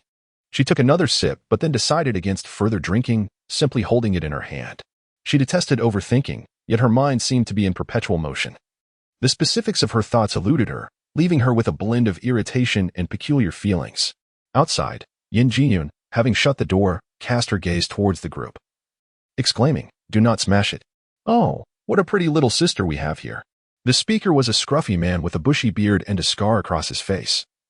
His unkempt hair dyed yellow, obscuring his age. Yin Jinyun furrowed her brow. "Who is your sister?" Casting a fleeting glance at the vehicle beside her, she instinctively lowered her voice, aware that the occupants could not hear the outside commotion. "It is I who made the call," she asserted. Today, an unforeseen circumstance has arisen, rendering your tasks unnecessary. The remaining funds will be transferred to you in full. Now, disperse. Do not linger here. The driver, held captive, gazed at her in disbelief. Miss, these individuals are your. Yin Jiujin shot him a stern look, prompting the driver to hastily silence himself. The presence of these men, summoned by the second miss, spoke volumes of their intentions. It was evident that she was not as benevolent as she appeared, yet the extent of her ruthlessness was unexpected. So, it was you who called. The bearded man spat out his toothpick. Little sister, while I appreciate the prospect of receiving payment without labor, this arrangement deviates from our agreement. With so many brothers mobilized today, the sum you propose is insufficient. Yin Jiujin felt a chill run down her spine. What do you mean by that? Do not feign ignorance, little sister. Individuals of your affluent background are rarely devoid of wit. I refuse to believe that you have not comprehended my words. You do not appear to be someone who would fret over a mere 100,000. The previously agreed amount was 100,000, but considering your striking beauty, I am willing to negotiate. If you can provide an additional 1 million, I shall immediately clear the way for you. Are you attempting to breach our agreement? Initially settled on 100,000, yet now you seek to extort 1 million from me? Is this what you call professional ethics? Yin Jiujin appeared calm on the surface, yet her heart was in turmoil. Haha, little sister, have you perhaps been overly naïve? Speaking to your brother about professional ethics? Such notions elude me. Spare the pleasantries. 1 million, pay, and I shall grant you passage. She gritted her teeth, racked with regret. Had she known to adhere to the original plan, she wouldn't be in this predicament, softening her resolve at the last moment. Now it seemed she might pay the price herself. In her haste to exit the vehicle, her bag remained inside, with her phone nestled within it. She was utterly incapacitated from calling for help. She could only hope that Yin Jinyu would cleverly summon assistance from within the car. Although such actions might tarnish her hard-earned reputation, they would be preferable to succumbing here today. Given the current circumstances, she no longer believed that these individuals could be appeased with a mere million. Did they not fear that they might possess money, yet lack the life to spend it? Chapter 28. Thrown aside, the bearded man struck the ground with the steel pipe twice, his gaze lecherously scrutinizing Yin Jiujin. Little sister, your words have sparked a realization in me. Considering you are a wealthy heiress, if I were to accept your money and allow you to leave, you would undoubtedly devise a means to eliminate us afterward. It seems prudent for me to secure an escape route for myself and my associates. What do you intend to do? What else could we do? We have brought the camera as per your request. Since unexpected circumstances have arisen, we shall use you as a bargaining chip. Once we obtain evidence, should you dare to retaliate against us, the footage will be disseminated online. At that point, judging by your expression, it seems you comprehend my meaning. How dare you? For the sake of my own life, I must muster the courage, brother. Capture her. Yin Jiujin retreated a few steps until her back met the vehicle, leaving her with no escape. Don't touch me. I will pay you.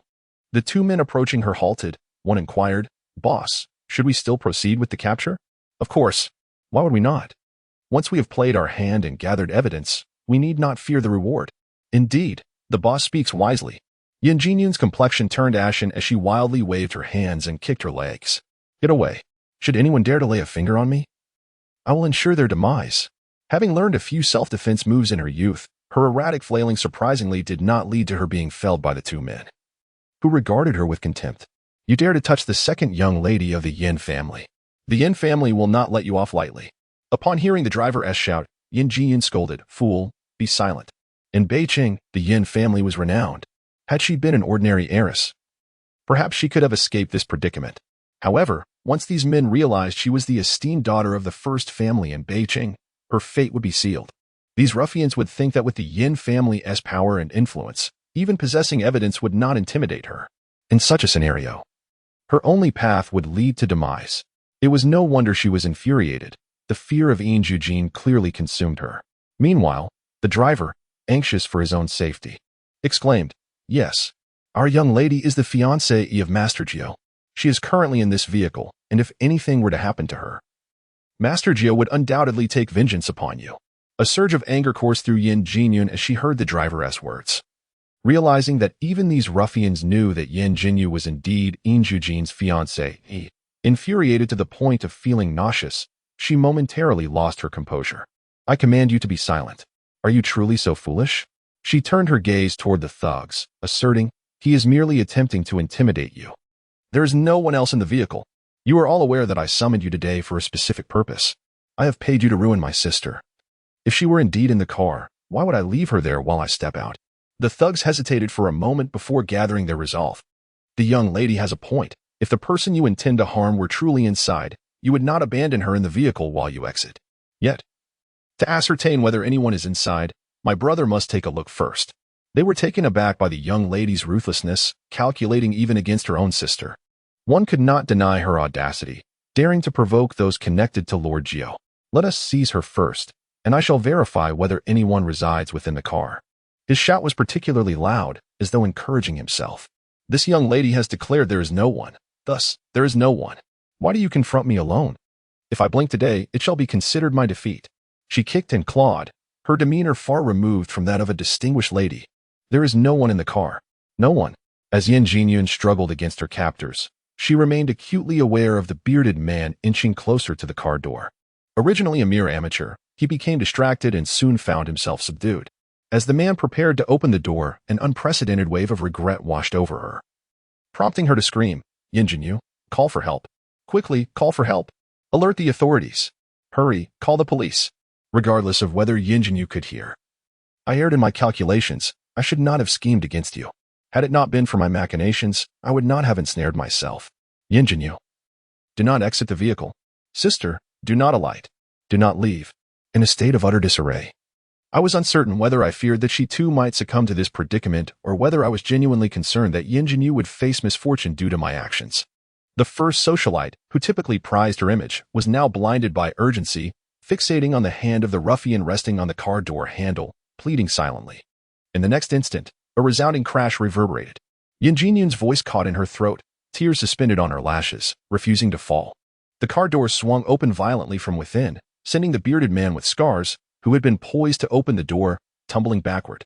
When she glanced upward again, she beheld Yin Jiu descending from the vehicle with measured grace, her foot hooking the door shut with a decisive thud. Clad in a flowing floral dress, her raven hair cascading around her, she languidly leaned against the car door, one hand toying with her phone, the other cradling an unfinished yogurt drink. Yin Jiujin found it hard to believe her eyes. Was Yin Jiu truly that strong?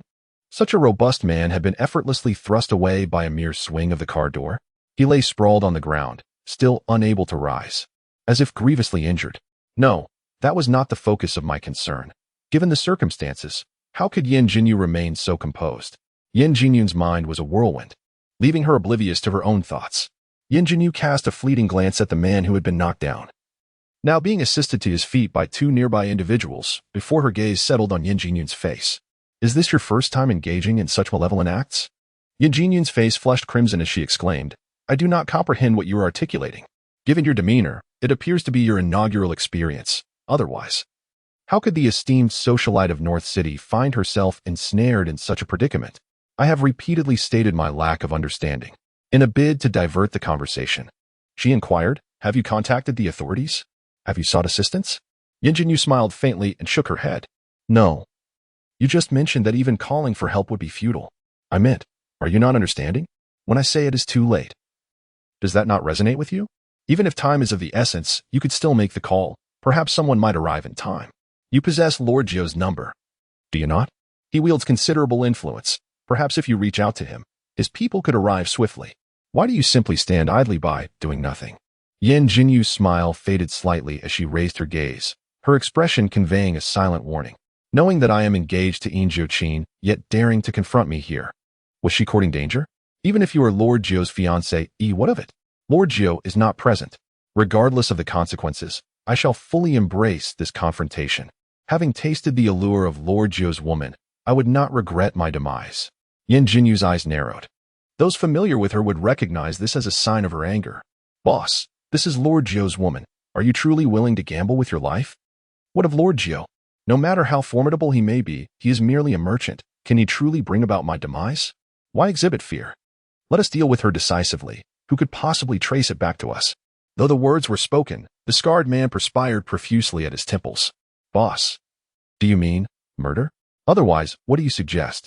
Boss, robbing and playing with a few women is manageable for us brothers, but murder. Moreover, it's not just one person, but three. If we truly kill, we bear the weight of 3 lives. The driver was petrified, stammering, murder. I don't want to die. I don't want to die. Yin Jinyun's face was devoid of color as she implored, you mustn't act recklessly. Taking a life demands retribution. The 50,000 yuan I transferred is recorded. If anything happens to us, my father will swiftly uncover your identities. Though she shouted loudly, Yin Jinyun dared not glance at Yin Jinyu, uncertain if her shame stemmed from guilt or from the embarrassment of her current self. Nonetheless, her words instilled a sense of fear among the ruffians, causing them to hesitate once more. Boss, she has a point. If Lord Jiu discovers we are behind this, we are finished. Yet, we have blocked Lord Jiu's fiancée today, and we're even preparing to. If he learns of this, we will not escape unscathed. You are correct. Since we have already offended him, we might as well do so completely. The scarred man turned his gaze towards Yin Jinyun, acknowledging. You possess a bit of wit, using the transfer records as leverage. However, you may be disappointed. In our line of work, one must always have a backup plan. The account I provided is untraceable. Even if an investigation is conducted, it will not lead back to us. Yin Jinyun's face was ashen. How could this be? Yin Jinyu glanced at her, remarking that her lack of experience was evident. If she had engaged in nefarious deeds a few more times, she would naturally come to understand the intricacies involved. It was rather foolish of her not to consult someone more seasoned before taking action, even at such a critical moment. You still find time for jest? Moreover, seeking advice from others in this matter? Am I mad? Ladies, if you have matters to discuss, it would be best to wait until you are below. This is not a time for idle chatter. The scarred man turned his gaze towards the still languid Yin Jinyu, gritting his teeth as he seized her. Yin Jinyu clicked her tongue, and in an instant, the yogurt container in her hand flew forth, striking not only the dagger poised against the driver's neck, but also landing a blow to the back of the driver's head, rendering him unconscious. Simultaneously, without anyone seeing how she moved, something shot from her left wrist and landed in her grasp, a steel pipe, which she flung with precision, striking the man who had restrained Yin Jinyun with such force that he was sent reeling backward. In the blink of an eye, another object shot from her left wrist. Yin Jinyun, caught off guard, found herself ensnared around the waist and hurled towards her. Stand still, she commanded, and with a swift motion, something flew from her wrist once again, the fallen dagger now firmly in her grasp. Before anyone could comprehend her movements, a shrill scream pierced the air, resembling that of a slaughtered pig, as the dagger plunged directly into the shoulder blade of the scarred man, blade drawn and thrust, heedless of his pleas for mercy. In less than half a minute, every thug was pierced through their shoulder blades, each wound precise in location and depth without the slightest deviation. The air was filled with wails of despair. Yin Jinyun, paralyzed by fear, collapsed to the ground. She glanced at the fallen bodies and then at Yin Jinyu, who wielded a bloody dagger in one hand and a phone in the other, her foot pressing down mercilessly on the wound of the scarred man. Yin Jinyu's eyes were filled with disbelief. In less than a minute, was this truly a human being? No, this was a harbinger of death. The very thought that she had once contemplated scheming against such a person sent a chill through Yin Jinyun's limbs. How ruthless! Not only had she pierced the shoulders of those unfortunate souls, but she was now savagely trampling upon their injuries. Of course, she felt no sympathy for those individuals. Had it not been for Yin Jinyu's formidable prowess, it would have been them who faced death today. Yet, she still could not fathom how Yin Jinyu could possess such capabilities. Wasn't she merely a simpleton raised in a rural orphanage? And what, precisely, had ensnared her waist? Pulling her closer, and entwined the steel pipe and dagger into Yin Jinyu's grasp? Did Yin Jinyu possess some arcane sorcery? No, it seemed improbable, when ensnared. She distinctly sensed it was something akin to iron wire, though could such wire be so fine and resilient? This was far beyond her comprehension. Who, indeed, was Yin Jinyu? With a heavy stomp upon the scarred man's wound, she looked down upon him with a gaze that commanded authority, a smile curling upon her lips reminiscent of the Grim Reaper. How does it feel to taste the wrath of Lord Jiu's woman? She taunted. He coughed up blood, pleading, My lady, it is I who failed to recognize your greatness. I implore you, show mercy and spare my wretched life. In such a brief moment, he was utterly taken aback. This was no harmless young girl. She was undeniably a merciless demon. No wonder Lord Jiu held her in such high regard. Regretful of past choices. Over the years, my actions have invariably claimed lives. You ought to be grateful that both ends of this alley are equipped with surveillance cameras. Had I taken your lives, I would have wasted precious time on the aftermath. This remark was uttered softly, heard only by the scarred man beneath her foot and a few others lying nearby. The scarred man was so astonished that he could scarcely articulate a response, stammering, Thank you, miss, for your mercy. Why are you here today? It's Miss Yin Air. Yes, we came here ourselves. Intending to commit robbery. Who injured you? In no one. We merely fell and were accidentally pierced by our own daggers. Who have you encountered today? In no one. We have seen no one. Did Miss Yen seek you out? Why yes. No. No. We know nothing of a Miss Yen. Remember what you have just said. If anyone dares to utter a word about today's events, eliminating you would be a mere flick of my wrist. Why yes. We shall not speak a word. Furthermore, even if it is the esteemed Yin Jiujin who inquires, you are to remain silent. Understood? Understood, understood, understood. Now, move aside and clear the car in front. Why yes.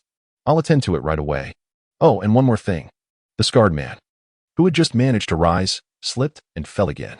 Miss, is there anything else you require? Deliver that individual over there to the Yin family. No need to awaken him. Simply leave him at the entrance. Why yes. I shall ensure the task is completed. Then, young lady, let us proceed to drive and make way. Off they went. A few individuals, clutching their wounds, stumbled towards their vehicle. After a few paces, the scarred man halted to beckon to others to lift the fallen driver, tidying away the dagger and steel pipe with haste. In less than 5 minutes, only Yin Jinyu and Yin Jiujin remained in the alley, along with the Yin family's car. Were it not for the bloodstains on the ground, Yin Jiujin would have doubted whether the earlier events were merely a figment of her imagination. Those individuals had clearly been thoroughly frightened, managing to flee so swiftly despite their grievous injuries. What are you still doing sitting there? Get in the car. Yin Jiujin looked up at her, her lips moving as she stammered. Why you? How could you? Chapter 30.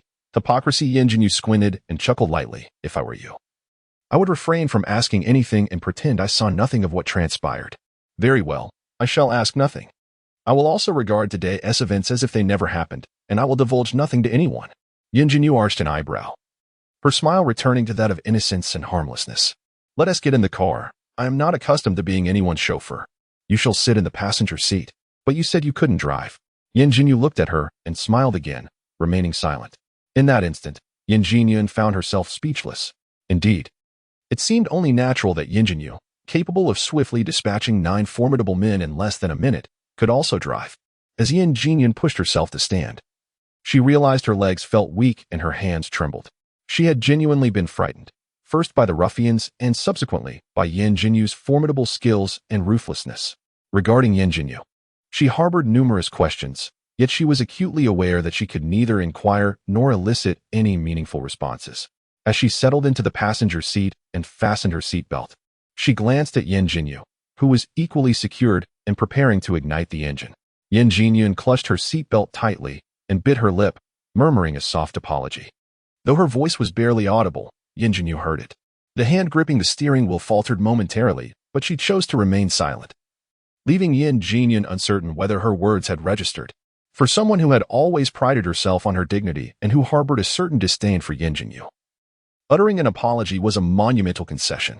She lacked the courage and had no intention of repeating it. Will letting those people go bring about trouble? I do not comprehend how you possess such remarkable skills, nor do I wish to pry further. I merely wish to caution you, should word of today's events spread, your days in the northern city will be far from tranquil. Yin Jiujin was not foolish. She recognized that Yin Jinyu's prowess was not merely the result of training with a master from childhood. The moment the dagger struck those individual shoulders, Yin Jinyu's eyes remained unblinking, accompanied by a chilling, sanguinary smile. This was certainly not her first encounter with such violence. Indeed, it was highly probable that she had taken a life before. As the vehicle roared to life and began to glide forward, Yin Jinyu turned her head towards her, a smile gracing her features that left Yin Jiujin perplexed. Not long ago, you sought to harm me, and now you come to express concern? I. Yin Jiujin raised her gaze, only able to catch a glimpse of her profile, obscuring her expression. Yet, an inexplicable sensation constricted her heart, rendering her breathless. Let us forego the shopping mall and find a quiet CAF to sit for a while. She currently has little inclination to stroll through the streets. In truth, her mood was rather dismal today, and the only reason she suggested visiting the Imperial Mall was to plot against Yin Jinyu along the way. Reflecting on the matter now, she feels a profound sense of regret. It remains unclear whether this regret stems from nearly provoking the formidable Yin Jinyu or from the sudden pang of guilt that has arisen within her heart. Unfamiliar with the path, she hesitates. Before she could finish her thought, she was met with Yin Jinyu's enigmatic gaze, causing her to abruptly stop. Never mind. This is your affair. If you are unconcerned, why should I fret? What is there to fear? Such individuals are reckless. They are capable of anything.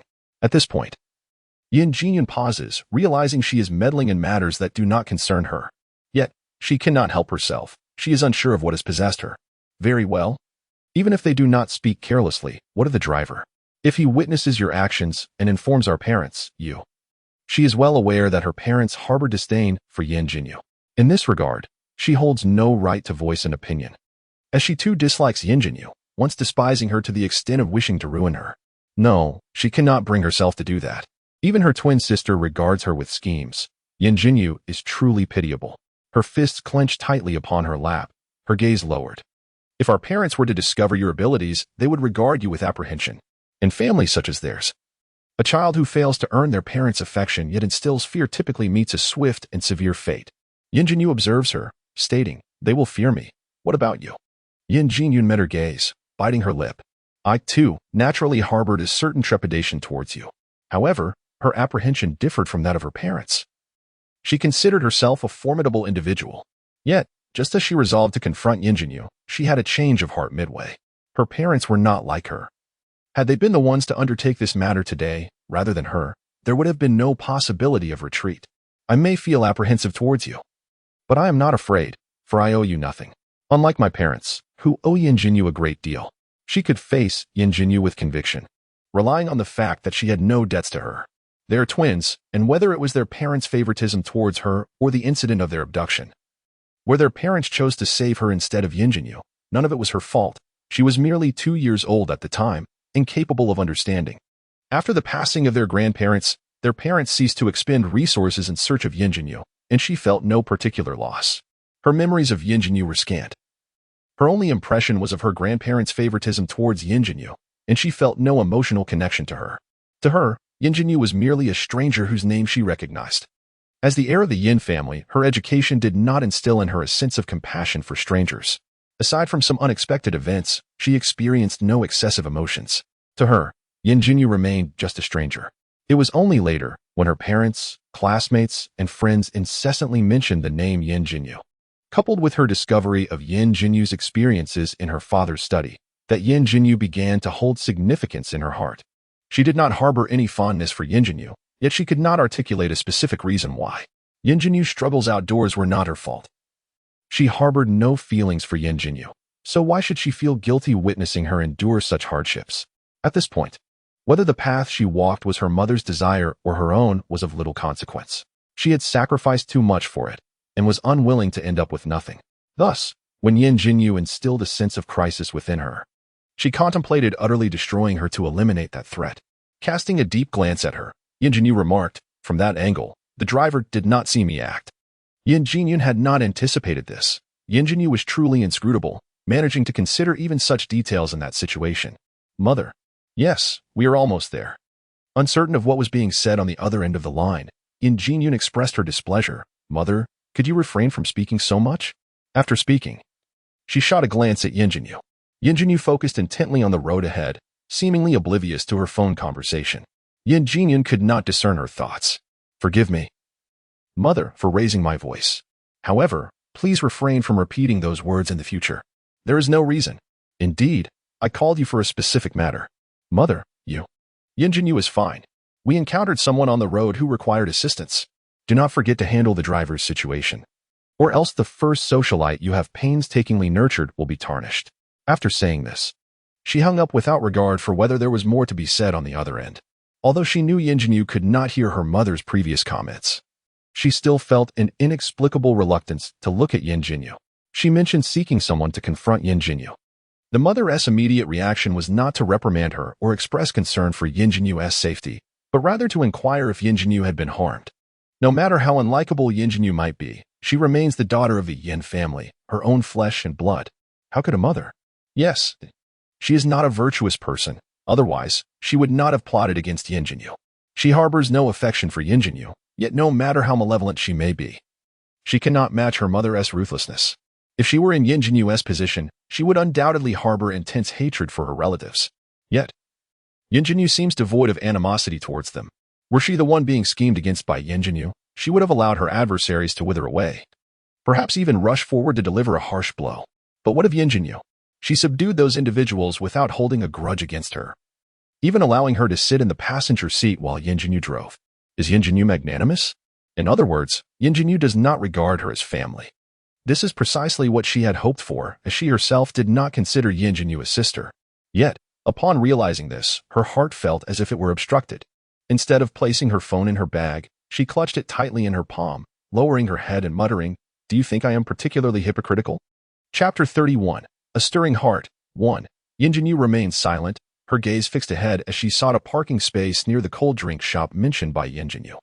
But I must do this. I have sacrificed so much to reach this point, and I do not wish for it all to be in vain. In the present day in Beijing, whenever the elders speak of me, they invariably extol my virtues. They do not merely suggest that I might marry into a more esteemed family in the future. They emphasize the advantages of being the heiress of the Yin family. Whether they accuse me of coveting the Yin family's immense fortune or deem me selfish and indifferent to familial bonds, I have identified as the Yin family's heiress for as long as I can remember. Over the years in Beijing, it has become a common consensus that I am indeed the rightful successor of the Yin family. Should it come to pass that I am not the one to inherit the Yin estate, I would find it impossible to hold my head high in Beijing. I cannot afford such disgrace. Thus, even if defeat is inevitable, I shall still strive to contend. Is the cold drink shop you mentioned around here? Yin Jiujin was momentarily taken aback. What? Did you not say you wanted to find a place to sit? Is this the cold drink shop you referred to? Peering out of the car window, she confirmed that it was indeed the establishment she had mentioned. However, after saying so much, did Yin Jinyu not absorb a single word? Why bring up the cold drink shop at such a moment? The pivotal point was that when Yin Jinyu looked at her, her expression remained strikingly composed. If this is the place, then let us disembark.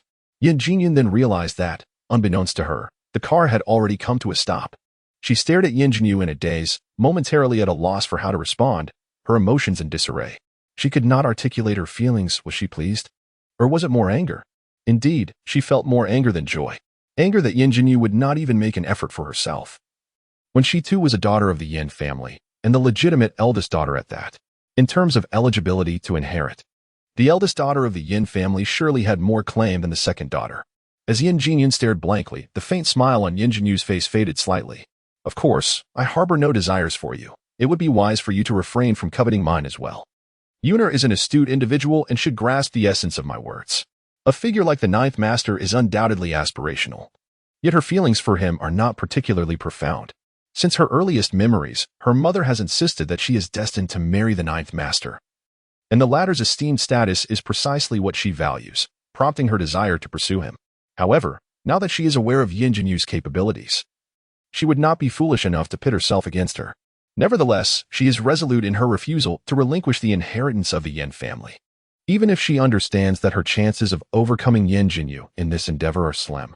She has invested so much over the years to cultivate an image admired by many, she is unwilling to let it all amount to nothing without a fight. Even if defeat is inevitable, she is determined to make an effort. Yin Jiujin recognizes that her words are not mere threats. She has just witnessed Yin Jinyu's ruthlessness firsthand. Recalling their previous actions, which were akin to teetering on the brink of death, a shiver ran down Yin Jinyun's spine. There is no need for excessive anxiety, as the Yin family has been under the protection of our grandparents for a lifetime. As long as you refrain from provoking me, I will harbor no ill will toward the Yin family. With that, she instructed, "All right, let's disembark." It wasn't until they entered the cold drink shop and found a seat by the window that Yin Jiujin began to regain her composure, sitting across from Yin Jinyu. She watched as the latter took a sip from the drink that the server had just brought to their table, a beverage that Yin Jinyu had ordered the moment they stepped into the shop. She had tasted this beverage once. It was somewhat sour, although she had never tried yogurt. She surmised that its flavor was likely similar. Yin Jinyu appeared to genuinely relish yogurt, as her selections at the beverage shop were always reminiscent of its taste. Do you truly not wish to contend for the Yin family's fortune? After a protracted pause, Yin Jiujin could not help but inquire. Having consumed the drink, the surging hostility that had erupted within Yin Jinyu was gradually subdued. Upon hearing Yin Jinyun's question, she set down her beverage and glanced at her. You need not pry into my intentions repeatedly. If I truly coveted the Yin family, you would be no match for me. Yin Jinyun was rendered speechless. She understood that Yin Jinyu was not merely boasting, though she remained uncertain of what other advantages Yin Jinyu possessed beyond her formidable skills. Furthermore, I have little interest in the Yin family's modest assets. This statement genuinely astonished Yin Jinyun. Not interested? Do you have any idea of the Yin Group's market value? It's worth over 100 billion. Noticing the lack of surprise on Yin Jinyu's face, Yin Jiujin realized that she was indeed aware of the Yin Group's valuation. Over 100 billion, and yet you truly find it unworthy. Who exactly was Yin Jinyu? I do not require your concession. You hold a share of the Yin family's inheritance. Should you ever wish to claim what is rightfully yours or vie for the position of heir, I welcome it. I, Yin Jiujin, am not one to shy away from challenges. As for Joey, he is both your fiancé and my rival. I am well aware of my limitations and will not foolishly engage in a contest with you. As for our parents, I shall counsel them to relinquish any ulterior motives. By now, it is likely that their intentions have long been discerned by Yin Jinyu. It is rather amusing that they previously believed her to be naive and easily deceived due to her lack of worldly experience. After finishing one drink, Yin Jinyu summoned the waiter to order another, slowly turning her gaze towards them, revealing a hint of disdain. I have advised you not to concern yourselves with me. Not out of fear, but simply to avoid the eventual ruin of the Yin family. Thus, it is not that you refrain from competing with me, rather. You have never possessed the qualifications to contend with me from the very beginning. This is something you must comprehend. Having said this, Yin Jinyu smiled and added, Don't just stand there. This beverage is quite delightful. You should order one as well, on my behalf. With a drink in hand, her hostility subsided. Yet the peculiar emotions within her lingered. The earlier incident in the alley, where Yin Jiujin disregarded her own safety to protect her, remained vividly etched in Yin Jinyu's mind. She seldom treats others. It was certainly not her place to offer hospitality to the three individuals present. As for anyone else, they lacked the standing to warrant her generosity. Of course, Yin Jiujin was unaware of this. Chapter 32, Encountering an Acquaintance, Part 2. Despite everything, Yin Jiujin cast a curious glance her way. Perhaps bewildered by her rapid emotional fluctuations or by the unexpected declaration of her willingness to treat. The card from father is in my possession. There is no need for you to pay.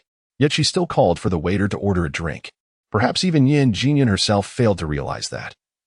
Before Yin Jinyu, she had shed her usual affected demeanor, speaking without the deliberate softness she typically employed. Yin Jiujin remained oblivious, but Yin Jinyu was acutely aware. After that, no one spoke. Yin Jinyu finished her drink and noticed Yin Jiujin had stopped sipping, occasionally glancing up at her, as if she had something to say but hesitated. Just say what's on your mind. Yin Jiujin looked at her, then at the two empty cups beside her. After consuming so much, don't you feel unwell? You just had 10 cans of yogurt not long ago, and now you've downed 2 large cups of this. Yin Jinyu paused momentarily, refraining from responding to her question. Instead, she suggested, let's find a place to eat. Aren't you attending a classmate's birthday party later? Indeed, consuming so much could lead to discomfort. But she had long since grown accustomed to it. Not to mention, today she felt particularly agitated, just moments ago, in the alley. She had seen blood after getting involved in a scuffle, and it was her habit to drink something afterward. It was merely that there was no yogurt at hand, and no nearby shop selling it, prompting her to substitute it with a drink of similar flavor. Noticing her reluctance to discuss the matter, Yin Jiujin refrained from pressing further. Yet, she couldn't help but remark, even your favorite beverages should be consumed in moderation. She chose not to elaborate, as she was not the kind of person who would immediately regard Yin Jinyu as a sister simply because she perceived her differently. By nature, she was not particularly benevolent, and expressing even this much was a rarity for her. Since there was no need to pursue the topic further, she decided against attending the birthday party. It was indeed time for lunch, and there was a fine restaurant on the 3rd floor accessible via the nearby elevator, so they could dine there without much hassle. Despite having consumed so much, Yin Jinyu did not feel particularly hungry. She felt compelled to eat when mealtime arrived. Otherwise, if those few individuals discovered her neglect, she would soon find herself burdened with additional prescriptions and doses of bitter traditional Chinese medicine. Having endured the unpleasant taste of this medicine countless times in the past, she had no desire to revisit that experience.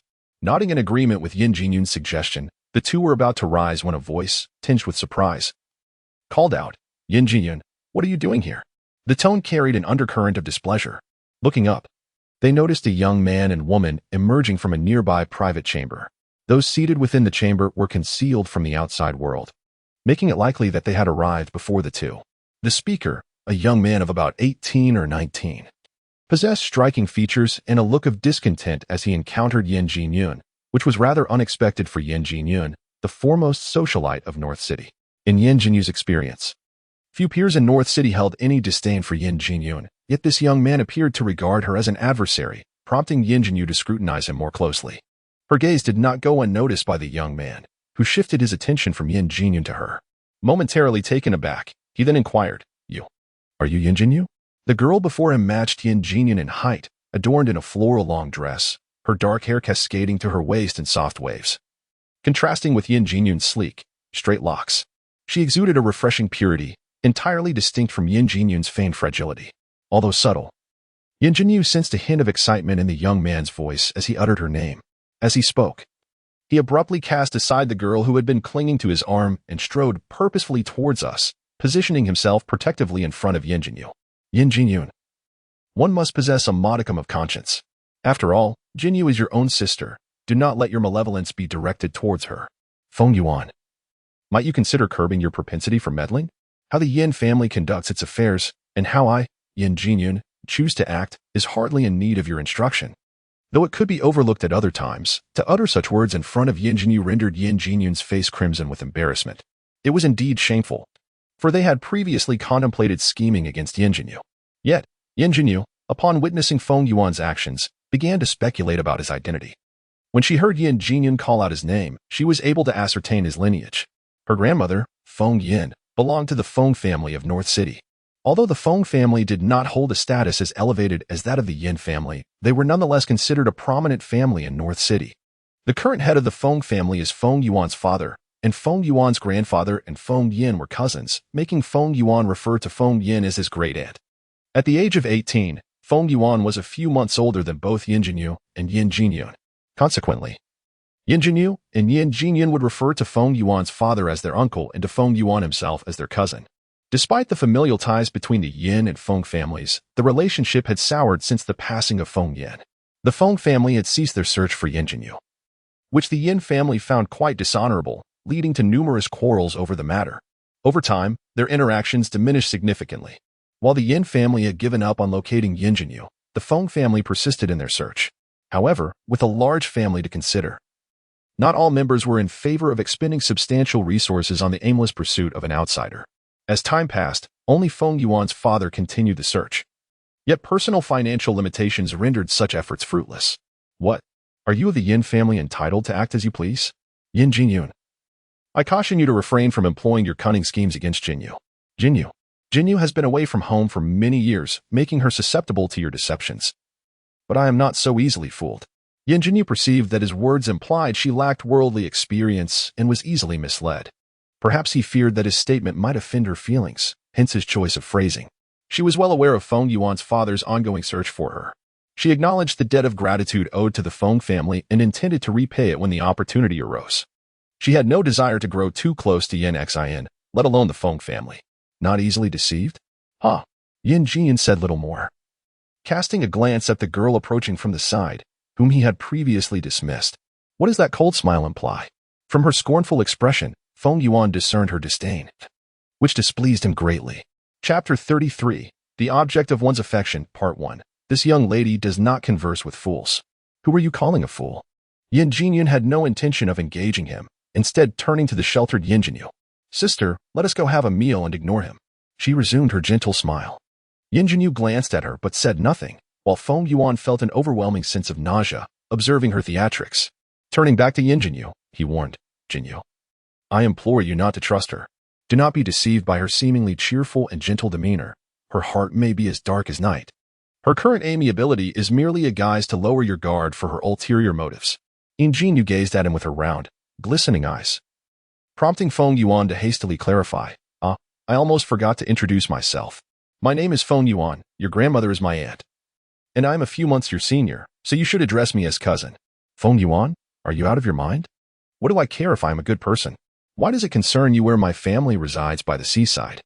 Although Yin Jinyu never denied that she was not a good person, being confronted with it still made her feel somewhat uncomfortable. After all, not everyone is born with the intention of being a villain. Yin Jinyu did not perceive Feng Yuan's sudden outburst as mere prattle. After all, prior to this, Yin Jinyun had indeed harbored intentions of calculation against her. If she were merely an ordinary girl lost in the countryside for many years, Feng Yuan's admonition would undoubtedly hold great significance for her. The Feng family, though overshadowed by the Yin family in North City, had offended them on more than one occasion for her sake.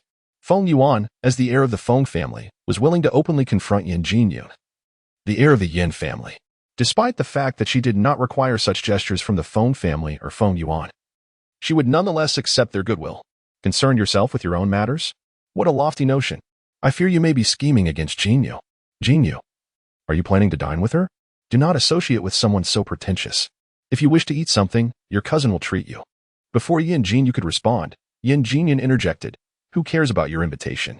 Does our Yin family lack for a few coins for a meal? She turned to Yin Jinyu. Ignore him. He has never looked upon me favorably.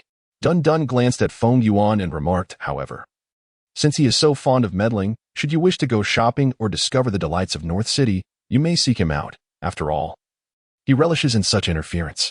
Noticing Yin Jinyu watching her with a smile, Yin Jinyu stamped her foot and departed, exclaiming that she was famished. Yin Jinyu nodded at the dazed Feng Yuan and followed suit. Feng Yuan observed the retreating figures of the two as they exited the ice cream shop. His expression increasingly peculiar. Was Yin Jinyu subtly implying that Jinyu could place her trust in him? Was she genuinely considering Jinyu's welfare?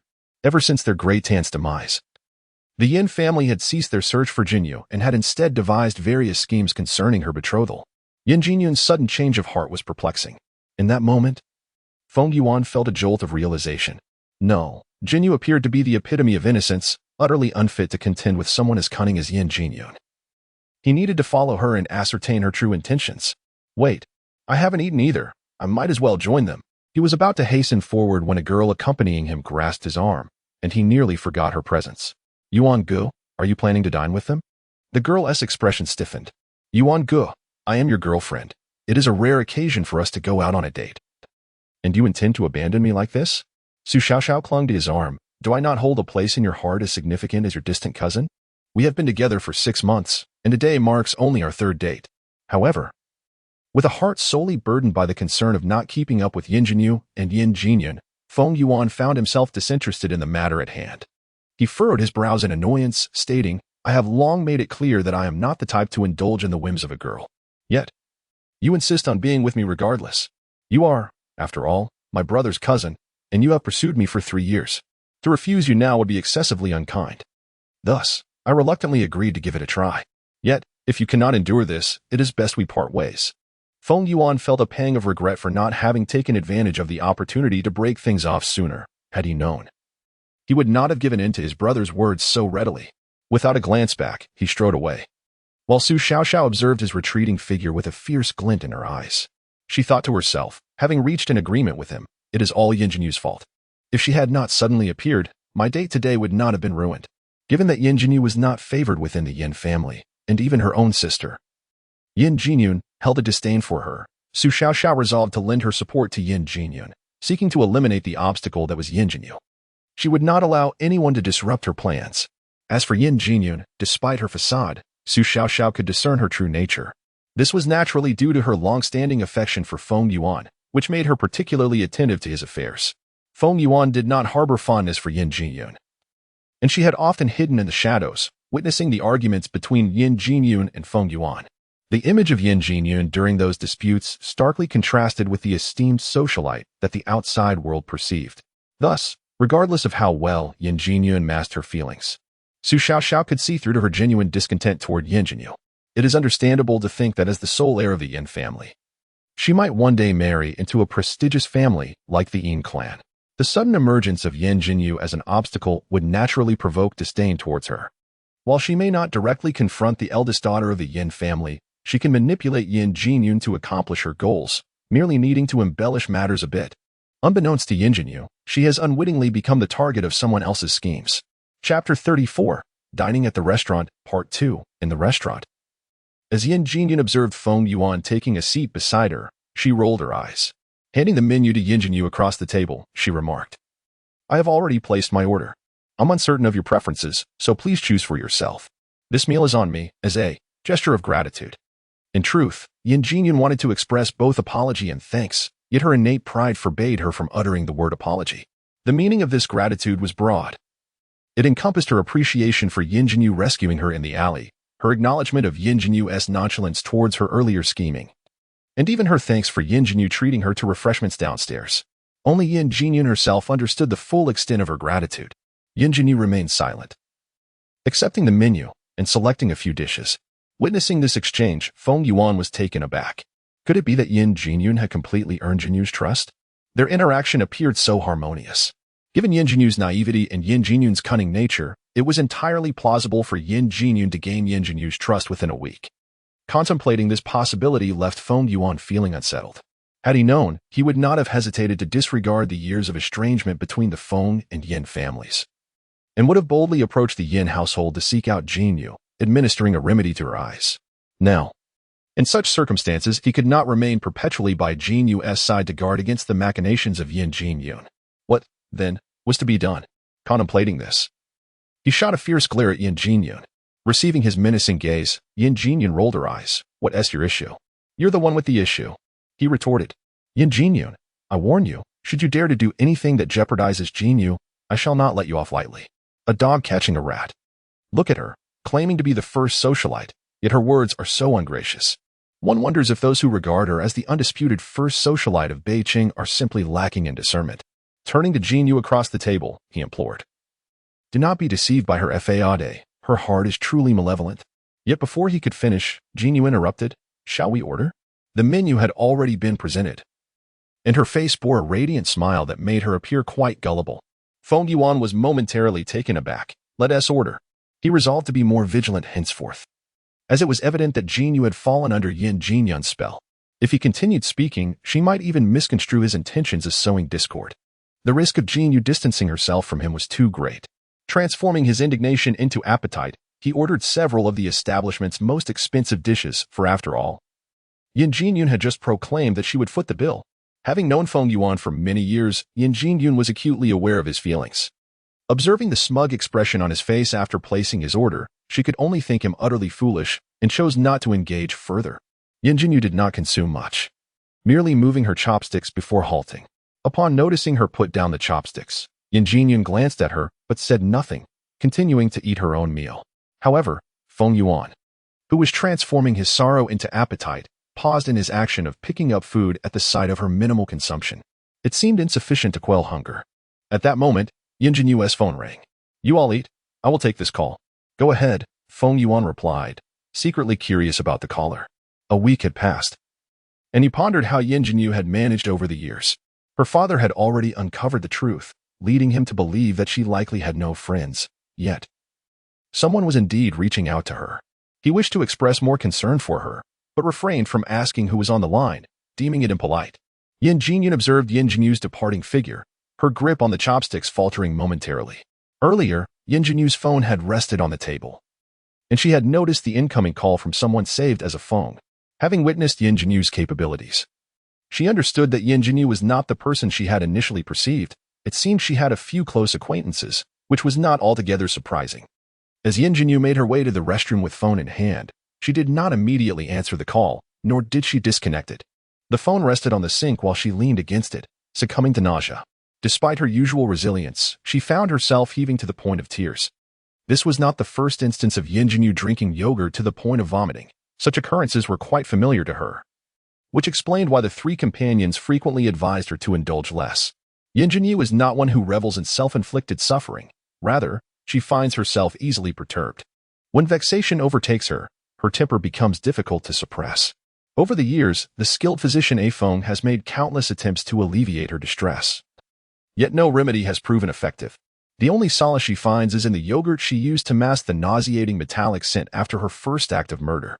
However, they all understand that this cannot continue indefinitely, and the trio can only whisper reassurances in her ear. Occasionally, she does heed their words. Yet today, unlike most days, she cannot.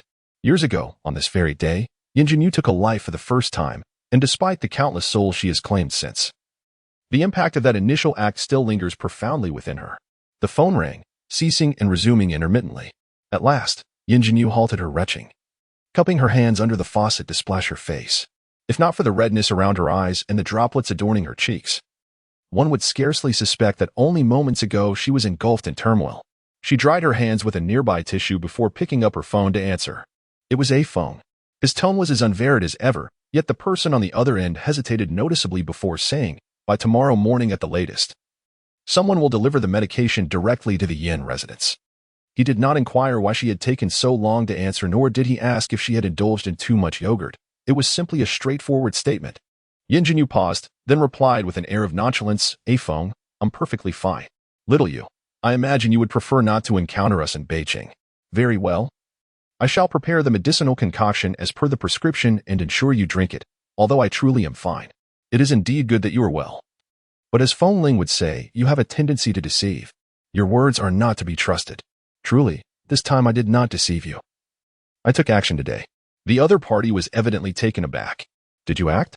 Is anyone dead? Do we need to handle the aftermath?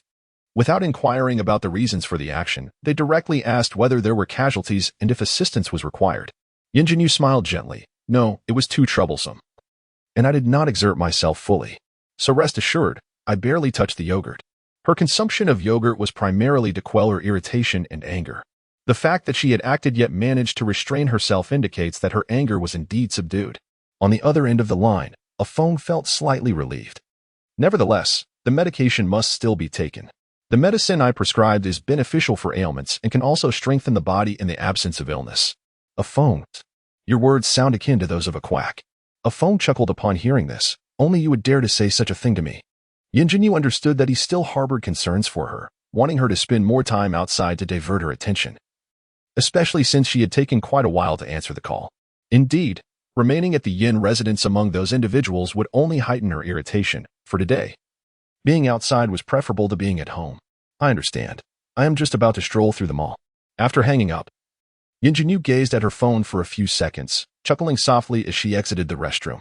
Unbeknownst to her, while she was in a state of turmoil, someone stood outside the restroom, their expression complex, and it wasn't he until she ended the call that they hurriedly departed. Chapter 35. Unfathomable. Who are you asking? Who should I ask? Yin Jiujin exclaimed, kicking his chair. Move aside. Yin Jiujin shot him a glance, her silence leaving him bewildered. Before he could utter a word, she waved for the waiter. Hello. May I inquire what you need? Please bring 3 cups of warm water. Just as the waiter was about to respond, Feng Yuan interjected. What do you need warm water for? Aren't there juices on the table? Can't you just drink plain water? His voice rose a bit, startling Feng Yuan. After years of acquaintance, he had witnessed various facets of Yin Jiujin, yet this was the first time she displayed such fervor. Fine, fine, it's your money. Do as you wish. Offering plain water seemed peculiar. If one were to treat, it should be something more luxurious, for warm water costs nothing. He waved to the dazed waiter, instructing him to bring 3 cups of warm water as she requested. 3 cups of warm water were hardly a significant matter. The waiter did not fathom why there was a dispute between these two patrons. Truly, one encounters all sorts of customers these days. Very well, please wait a moment. Unbeknownst to them, the waiter's thoughts were far removed from the situation. Yin Jiujin remained silent, her gaze lowered, lost in her own thoughts. Observing her demeanor, Feng Yuan suddenly lost his appetite. No one knew Yin Jiujin better than he did.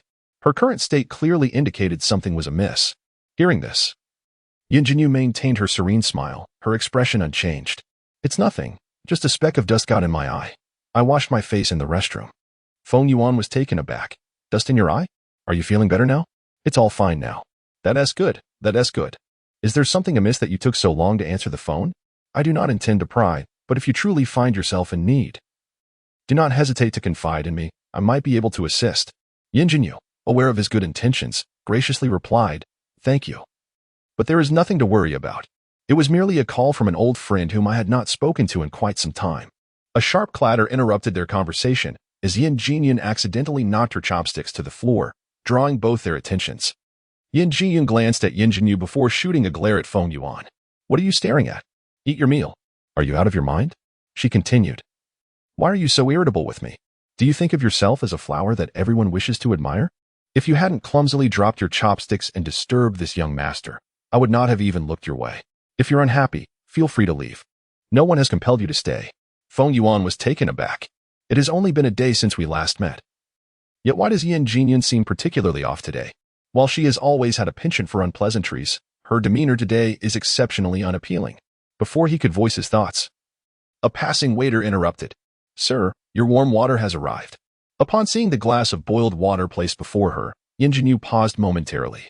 Then, Feng Yuan remarked, Jinyu, it is rare for Miss Yin to generously treat us to boiled water, so let us indulge a bit and show her some courtesy. His words were intended to mock Yin Jiujin, yet upon hearing them, Yin Jinyu lowered her eyelids. She lifted her glass and took a few sips, her lowered gaze concealing the emotions swirling within. Yin Jiujin glanced up, pursed her lips, and also raised her glass to take a sip. Feng Yuan did not perceive the peculiarity of the situation and merely stated, "The meal is nearly finished. Where would you like to explore next, Jinyu? I shall guide you."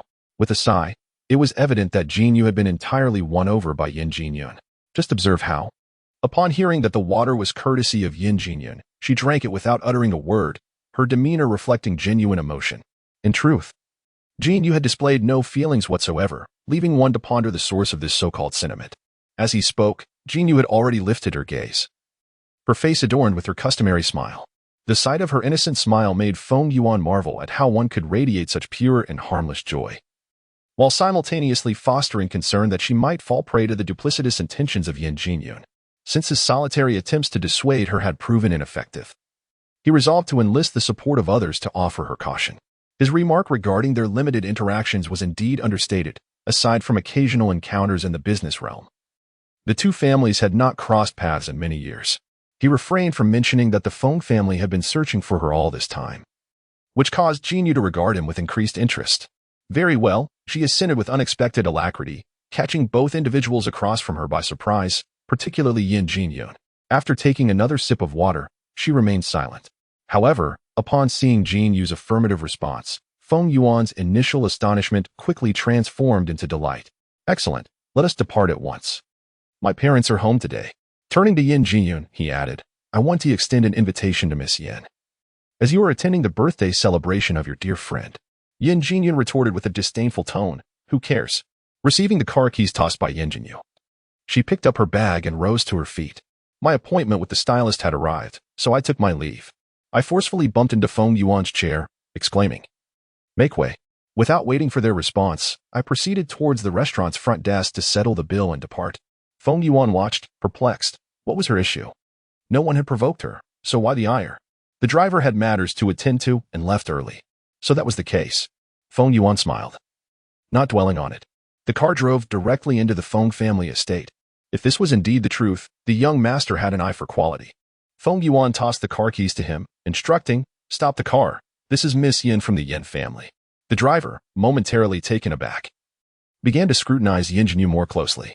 Wasn't it said that the Yin family's eldest daughter had spent her years in a small orphanage, lacking exposure to the world, embodying a rustic image? Yet, the girl before him bore no semblance to such rumors. While she did not exude an ethereal elegance, she certainly could not be associated with the image of a country bumpkin. The driver noticed Yin Jinyu's awareness of his scrutiny but did not concern himself with it. Nodding slightly. Chapter 36. A visit to the Feng family. Standing beside the woman was a middle-aged man, whose features bore a resemblance to Feng Yuan.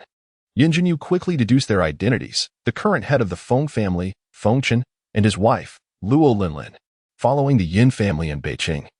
The Luo family was regarded as the second most prominent family, their stature slightly above that of the Feng family. Luo Linlin was the eldest daughter of the Luo family. The unmistakable affection that my son harbored for this young lady deepened Luo Linlin's frown. She hesitated to respond immediately, her gaze once again scrutinizing Yin Jinyu. Although Feng Chen's emotions were not as overtly discernible as Luo Linlin's, it was evident that he harbored little fondness for Yin Jinyu at that moment. While they refrained from prying into their son's romantic endeavors, they had nonetheless gathered information about the character and disposition of the other party involved. They had concluded that Su Xiaoxiao, the daughter of the Su family, was ill-suited to become their Feng family's daughter-in-law. Yet, the girl before them increasingly diverged from their preconceived notions. The Su Xiaoxiao they had envisioned was not this pure and unblemished figure, devoid of any impurities.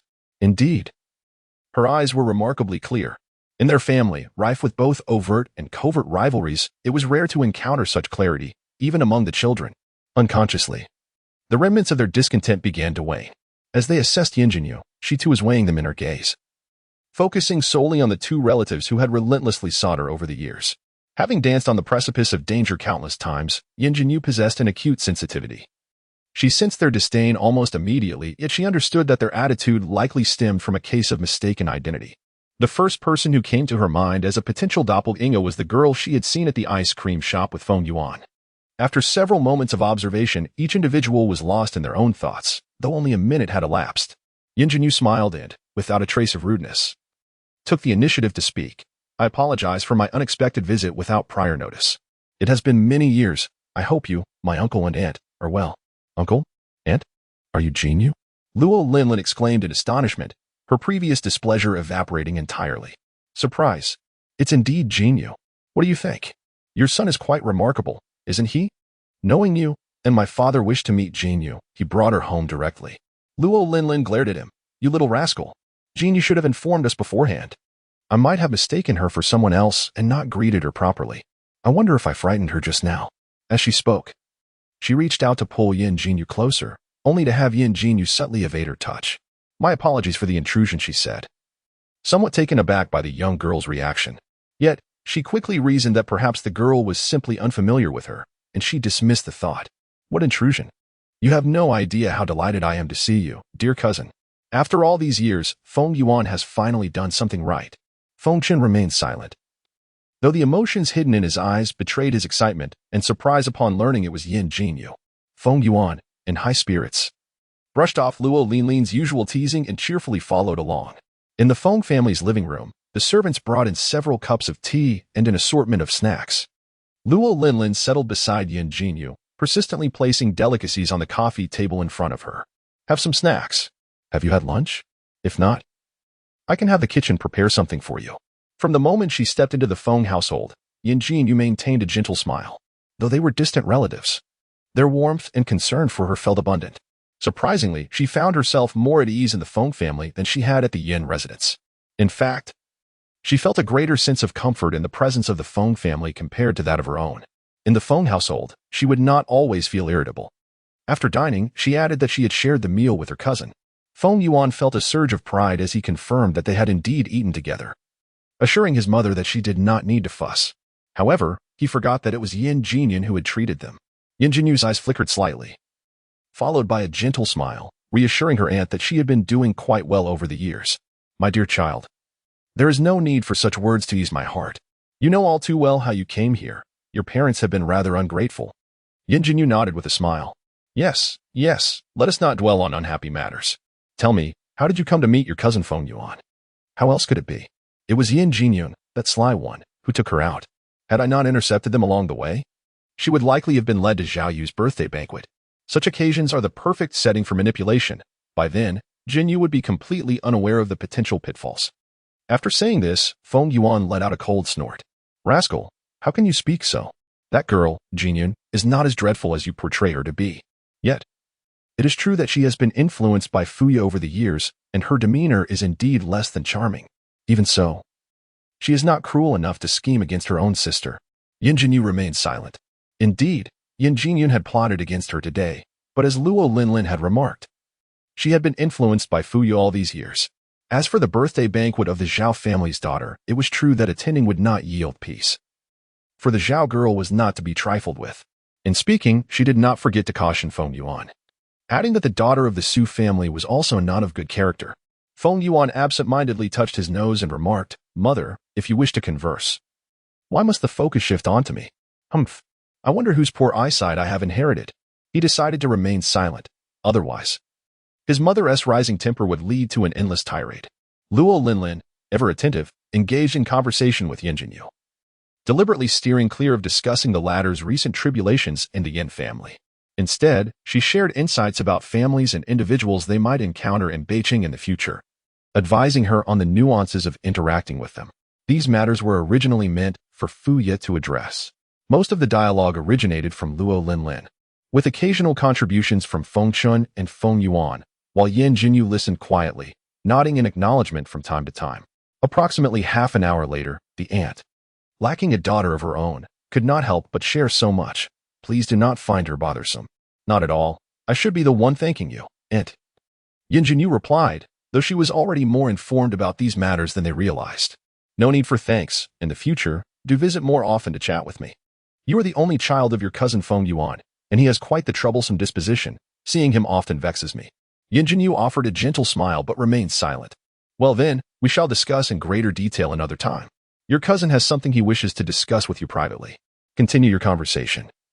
I shall head to the kitchen to have some fruit prepared. She rose and called Feng Yuan to assist her. The contrast in her demeanor towards him and Yin Jinyu was so stark that Feng Yuan began to question whether he was truly her biological child. Not that he was naive, he understood that his mother intended to send him away. Fine, I shall help, but could you not be a tad more amiable towards me? Mother? One might think I am your adversary. Humph, are you not my adversary, here to collect a debt? Just look at my hair. It has turned nearly half white from your vexations. Observing her fashionably curled hair with a slight yellow tint, Feng Yuan remained silent. Chapter 37. The kidnappers of yesteryear's Feng Chen had something he wished to discuss with her privately, a notion that had not crossed Yin Jinyu's mind. Since her arrival at the Feng family estate, most of the conversation had been between Luo Linlin and Feng Yuan, while Feng Chen had only interjected occasionally, speaking very little. Your cousin's wife is rather loquacious. She tends to speak more than necessary, so please do not take offense, Feng Chen remarked. Yin Jinyu smiled gently. Not at all. I understand that she means well. If it were not for her cousin's wife enlightening her, she would remain utterly ignorant of the prominent families in Beijing. Feng Chen found her smile to be genuinely sincere and pure, a testament to her appreciation for even the slightest kindness shown to her. They were all tainted by the struggles of their families, and even Feng Yuan, who was somewhat unreliable, did not possess her clarity of vision. With a sigh, Feng Chen contemplated her situation. Without the protection of the Yin family, how would she fare in Beijing? This thought made him hesitate. Such a young girl, struggling to safeguard herself in Beijing, was it truly appropriate for him to divulge that matter to her? The perceptive Yin Jinyu quickly noticed the uncertainty on Feng Chen's face, his gaze deepening while her smile remained unchanged. I wonder what my cousin wishes to discuss? Given that he had deliberately sent Feng Yuan away and decided to personally convey this message, Yin Jinyu did not believe it to be trivial. Upon hearing her words, he was about to speak when his gaze met her large, glistening eyes. Feng Chen hesitated once more, pondering that it was of no consequence. If there was anything for which his esteemed relative wished to convey, it would be no matter. Whatever I ought to know. Even if you choose not to reveal it now, I shall inevitably come to learn in due course. Feng Yuan was momentarily taken aback and began to scrutinize her closely. Her clear gaze and gentle smile exuded an aura of purity and innocence, devoid of any ulterior motives, making her seem easily deceived. Yet, this impression was merely a remnant of the past. As he observed Yin Jinyu now, Feng Chen found himself reconsidering, though she still bore the same appearance. Her smile remained unchanged, yet a sudden realization struck him. Since her arrival at the Feng household, she had never displayed a hint of timidity. Although she spoke little, her demeanor was always respectful and composed. She was nothing like the timid, 17-year-old girl he had envisioned, a dropout from a rural orphanage who had labored for 3 years. Throughout, a reassuring smile graced her lips, an anomaly in itself, and it was only now that he acknowledged this. As the head of the Feng family, how had his vigilance waned so? Yin Jinyu understood Feng Chen's thoughts. She offered no explanations, nor did she deliberately reveal any differing facets of herself. Merely maintaining her smiling demeanor as she said, there is something perhaps my esteemed relative is unaware of. I still remember the events preceding my encounter with the kidnappers. Upon hearing this, Feng Chen was enlightened. It was no wonder her comportment was devoid of any impropriety, facing them without a trace of fear. The recollection of her past memories was indeed intact. He had assumed her to be someone entirely different from what he had uncovered. Even the information that Yin Jiujin uncovered indicated that she had grown up in a remote orphanage. If even this were a fabrication, then, with this thought, Feng Chen let out a heavy sigh of relief. He remained silent for a considerable time, reassuring his cousin that he had fared well over the years and that there was no cause for concern. Well, how could he not be aware of her circumstances? He had thoroughly investigated her past. There was no need to dwell on bygone events. If he had anything to say, he could express it candidly. She remembered that she was a daughter of the Yin family, and she also recalled the teachings of her grandparents from her childhood. Believing her resilience was not as fragile as it might appear, Feng Chen reflected on Yin Jinyu's grandfather Yin Qi and her grandmother Feng Yin, both formidable figures, surely. A person raised by them could not be lacking in substance, which alleviated her hesitation. However, she had not considered that a 2-year-old child, despite having received guidance from elders, could absorb only so much wisdom. Moreover, at that time, Yin Jinyu was perceived by her elders as a 2-year-old who could not even speak, rendering it impossible for her to learn much. Over the years, your grandparents never ceased their search for you. After their passing, I and your cousin's wife occasionally inquired among some friends in the business world. Although we still could not locate you, we managed to gather some information. Inquiring? He intentionally downplayed it. They had evidently expended considerable effort and resources in seeking her out, even at the cost of a rift with the Yin family. Nonetheless, as Fengchen was reluctant to speak, Yin Jinyu had no intention of broaching the subject. It sufficed that she understood her situation. What had her cousin uncovered that could compel him to dismiss Feng Yuan and hesitate so profoundly? Since you still remember the past, you must recall those kidnappers from years ago. Fengchen hesitated, concerned that mentioning the kidnappers might evoke fear in her. He paused to gauge her expression. And upon noticing her calm demeanor, he continued, those kidnappers were not ordinary criminals. Yin Jinyu had not anticipated this revelation. Regarding the kidnappers she had encountered in the past, she had the means to investigate and discovered that they were deceased, leading her to abandon further inquiries. For her, if those kidnappers were still alive, she would have sought retribution, as the hardships she later endured stemmed from their actions. With their demise, she had ceased to dwell on the matter. Her initial intention in tracking them down was to settle old scores, but with their deaths, what could be reconciled? Fengchen's implication was that these kidnappers had deeper connections? She feigned mild surprise, questioning, they were not just ordinary kidnappers? Indeed, those kidnappers had perished, and many believed they had met their demise after provoking a formidable opponent. However, upon further inquiries, I learned that their deaths might be linked to a prominent family in the capital. A prominent family in the capital? After they abducted me and Youthful, they turned their sights on a powerful family in the capital? While she posed this question outwardly, Yin Jinyu certainly did not believe that Fengchen would casually mention the circumstances surrounding the kidnappers' deaths. Not at all. Fengchen sighed softly, uncertain whether sharing this information was prudent, yet fearing that withholding it might leave her vulnerable to future schemes. Could it be that the demise of those kidnappers is not only related to a certain prominent family in the capital but also intertwined with our Yin family? Or perhaps the kidnapping that Youthful and I encountered is linked to a distinguished family in the capital? Is there someone who wishes to eliminate both Youthful and me? Fengchen nodded appreciatively, acknowledging your astuteness. You have drawn such extensive conclusions from a mere suggestion. However, there is one aspect in which you are mistaken. Their intention is not to eradicate both you and Jinyu, but rather solely you. In this light, Yin Jinyu began to comprehend the situation. It seems that during that abduction, Yin Jinyu was indeed implicated because of her association with her.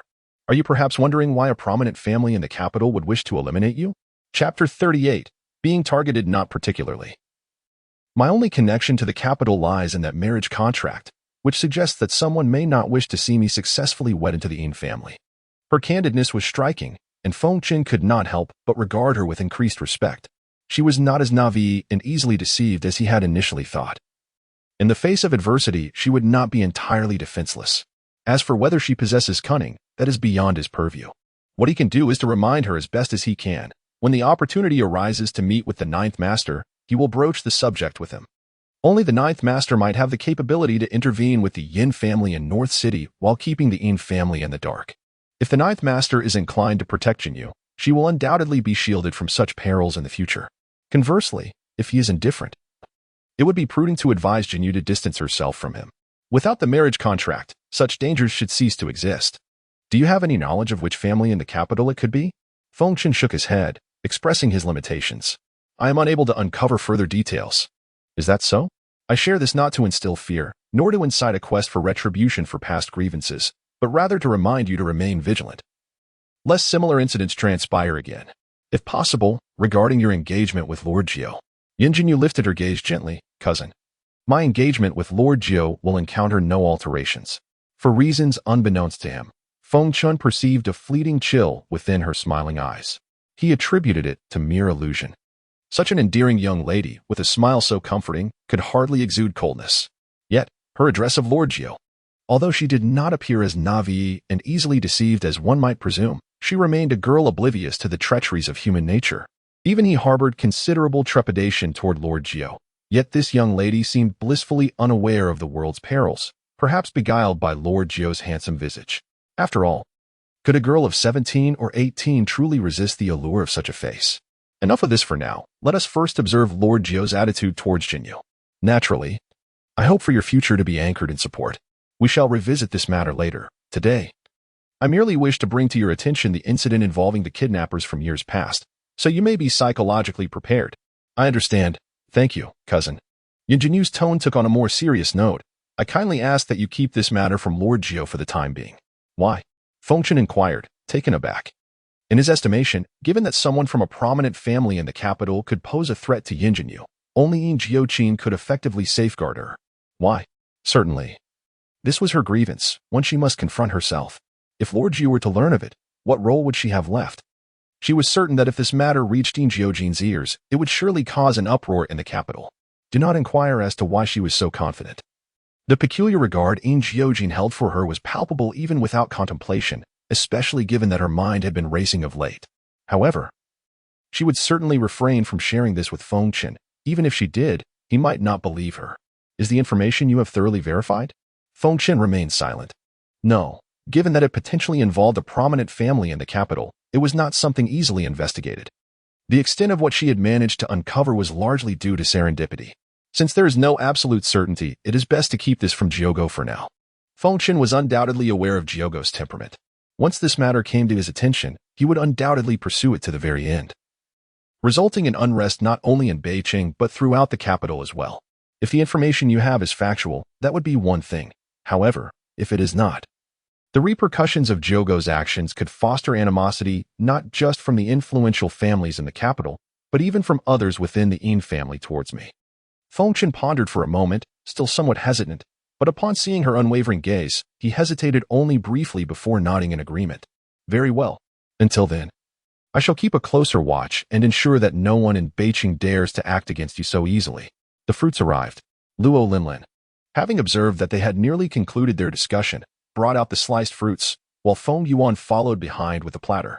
As they approached, Feng Yuan's gaze flitted curiously between Yin Jinyu and Feng Chun, evidently intrigued by their conversation. Jinyu, do try some of the fruit. Yin Jinyu expressed her gratitude and selected a piece of apple. What plans do you have for the future, Jinyu? Luo Linlin embodies the essence of a concerned mother, delicately mindful of the potential to inadvertently touch a sensitive nerve within Yin Jinyu. Thus, she inquires with utmost tact and caution. While most parents aspire for their children to successfully complete their university studies, this expectation is amplified within the prestigious Yin family.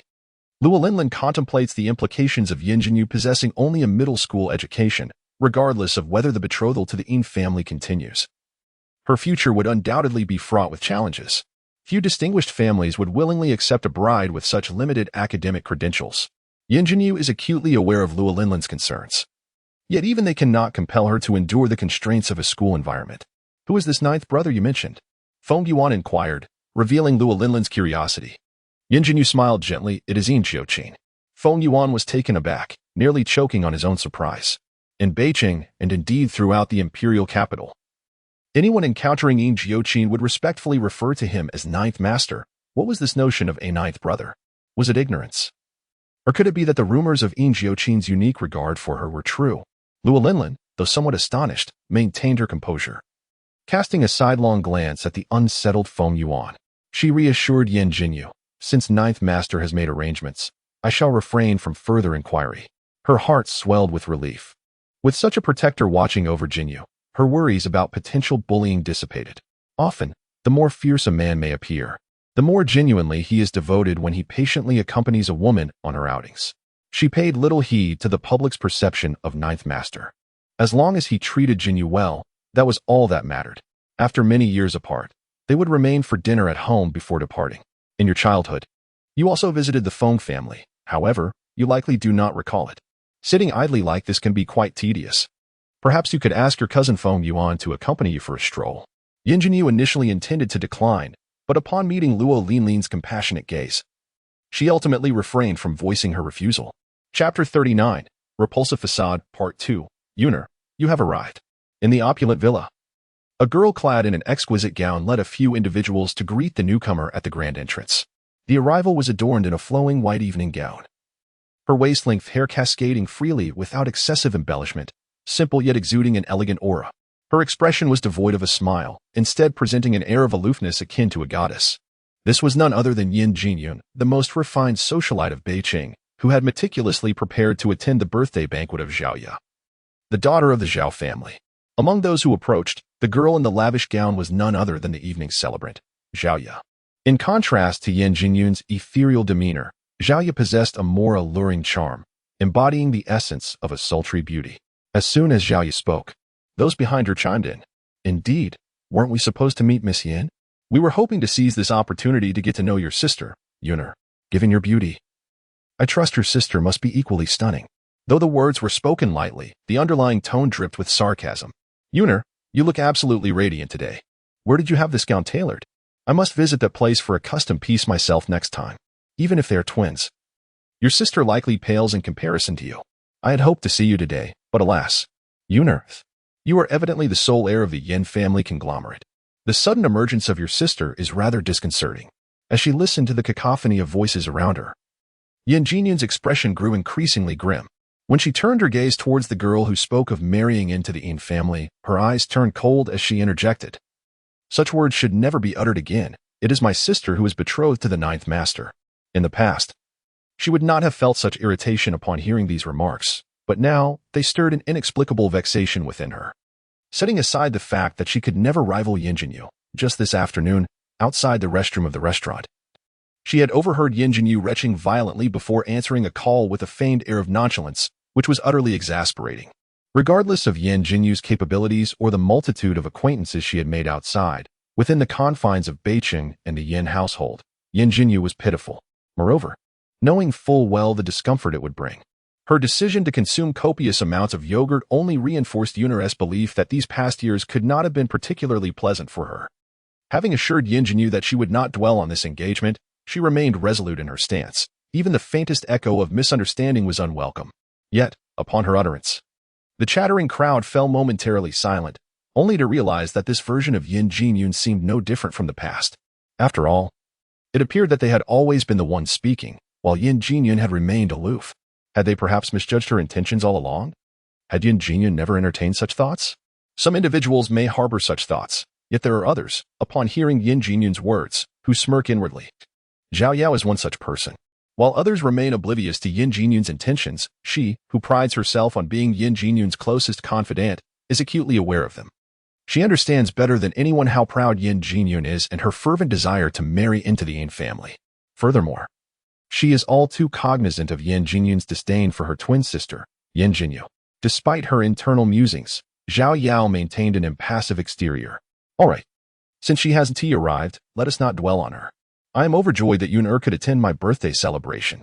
As for her sister, the upper echelons of Beiqing's social scene are rather limited. We are bound to encounter her eventually. Zhao Yao stepped forward, attempting to adopt a familiar demeanor to embrace Yin Jiujin, but suddenly recalled Yin Jiujin's habitual aversion to physical contact, and thus refrained. Today is merely a small gathering. I haven't invited many, just a few friends, most of whom you know. She gestured to those who had gathered around. You all may continue your merriment.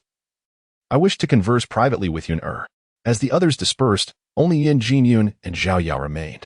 Zhao Yao lowered her voice. Yuner, didn't we agree you would bring your sister along so we could assert ourselves? Why, noticing Yin Jiujin's brow furrowed, Zhao Yu swiftly altered her approach. I recognize your kindness, but why should you allow someone who vanished for 16 years to suddenly reclaim what is rightfully yours?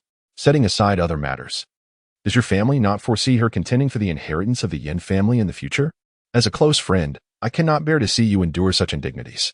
We are all aware of your exceptional qualities. What can she, a girl raised in a rural orphanage who dropped out of school at an early age, possibly compare with you? I have previously mentioned that if you find it difficult to confront her, we shall take matters into our own hands. She is your elder sister, and out of respect for you, we will not resort to heavy-handedness. Rather, we shall impart a lesson, making her aware of her limitations, so that she may think twice before challenging you again.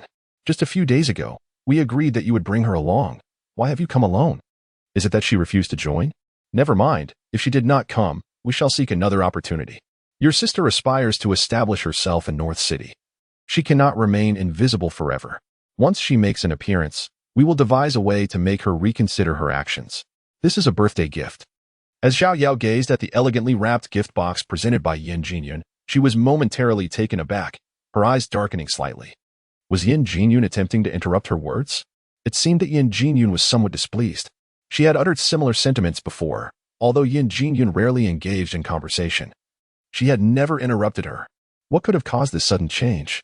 Could something have transpired that altered Yin Jiujin's attitude towards Yin Jinyu? No, that seems unlikely. A proud person like Yin Jiujin inherently looks down upon their sister raised in the countryside. Even if she harbors no ill intentions towards Yin Jinyu, she would never interrupt her while speaking. Her actions now suggest a certain alignment with Yin Jinyu. Yin Jiujin is not known for her kindness. Perhaps she is simply frustrated for not being able to bring Yin Jinyu along. Zhao Yao accepted the gift box, expressing her gratitude. Thank you, Yuner. Today is a joyful day. I shall refrain from mentioning those inconsequential individuals. Let us move on, for everyone awaits your presence. I have matters to attend to. And since the gift has arrived, I shall take my leave. Enjoy yourselves. Without waiting for Zhao Yao's response, she turned and departed. Alas, Yuner, why do you leave so soon upon your arrival? Everyone is anticipating you. Glancing back, her gaze turned somewhat frosty. Happy birthday. The moment Yin Jiujin exited, the smile on Zhao Yao's face vanished entirely, replaced by a sullen expression. Were it not for the Zhao family's inferiority to the Yin family, she would not lower herself to please Yin Jiujin, the heir of the Yin family. Inviting so many peers to her birthday banquet, how could Yin Jiujin simply walk away? Wasn't he that an affront to her? Once seated in the Yin family's car, Yin Jiujin pressed her lips together, her fists clenched in agitation. She had no desire to hear their words, yet she could not directly refute them, for prior to today, she had never objected to similar remarks and had even found them reasonable. She felt unqualified to intervene. Had she truly been that insufferable before today?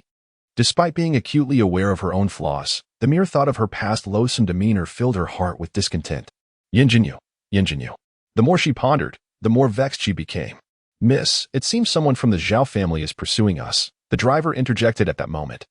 Chapter 40. A Radiant Smile, Part 1. The driver had been summoned by Yin Jiujin from the Yin family, and it was indeed the same vehicle used today. As she glanced back, she indeed spotted someone emerging from the Zhao residence in pursuit. Upon recognizing the individual, Yin Jiujin promptly declared, "Stop the car." In a short while, the person caught up, and without exiting the vehicle, she lowered the window. Yuner, it has been quite some time. The newcomer, adorned with silver-rimmed spectacles, possessed a refined and elegant demeanor, resembling a young gentleman of noble lineage. Yet, the current state of this young master, having run over, bore a hint of disarray. Yin Jiujin had never witnessed him in such a state of turmoil before. Her earlier agitation was now neatly tucked away, replaced by a polite, gentle smile. "Brother Luo, what brings you here?" Luo Yilin, the eldest son of the Luo family in North City, aged 20 and a second-year university student, was attending school locally. "Why did you leave so soon after arriving?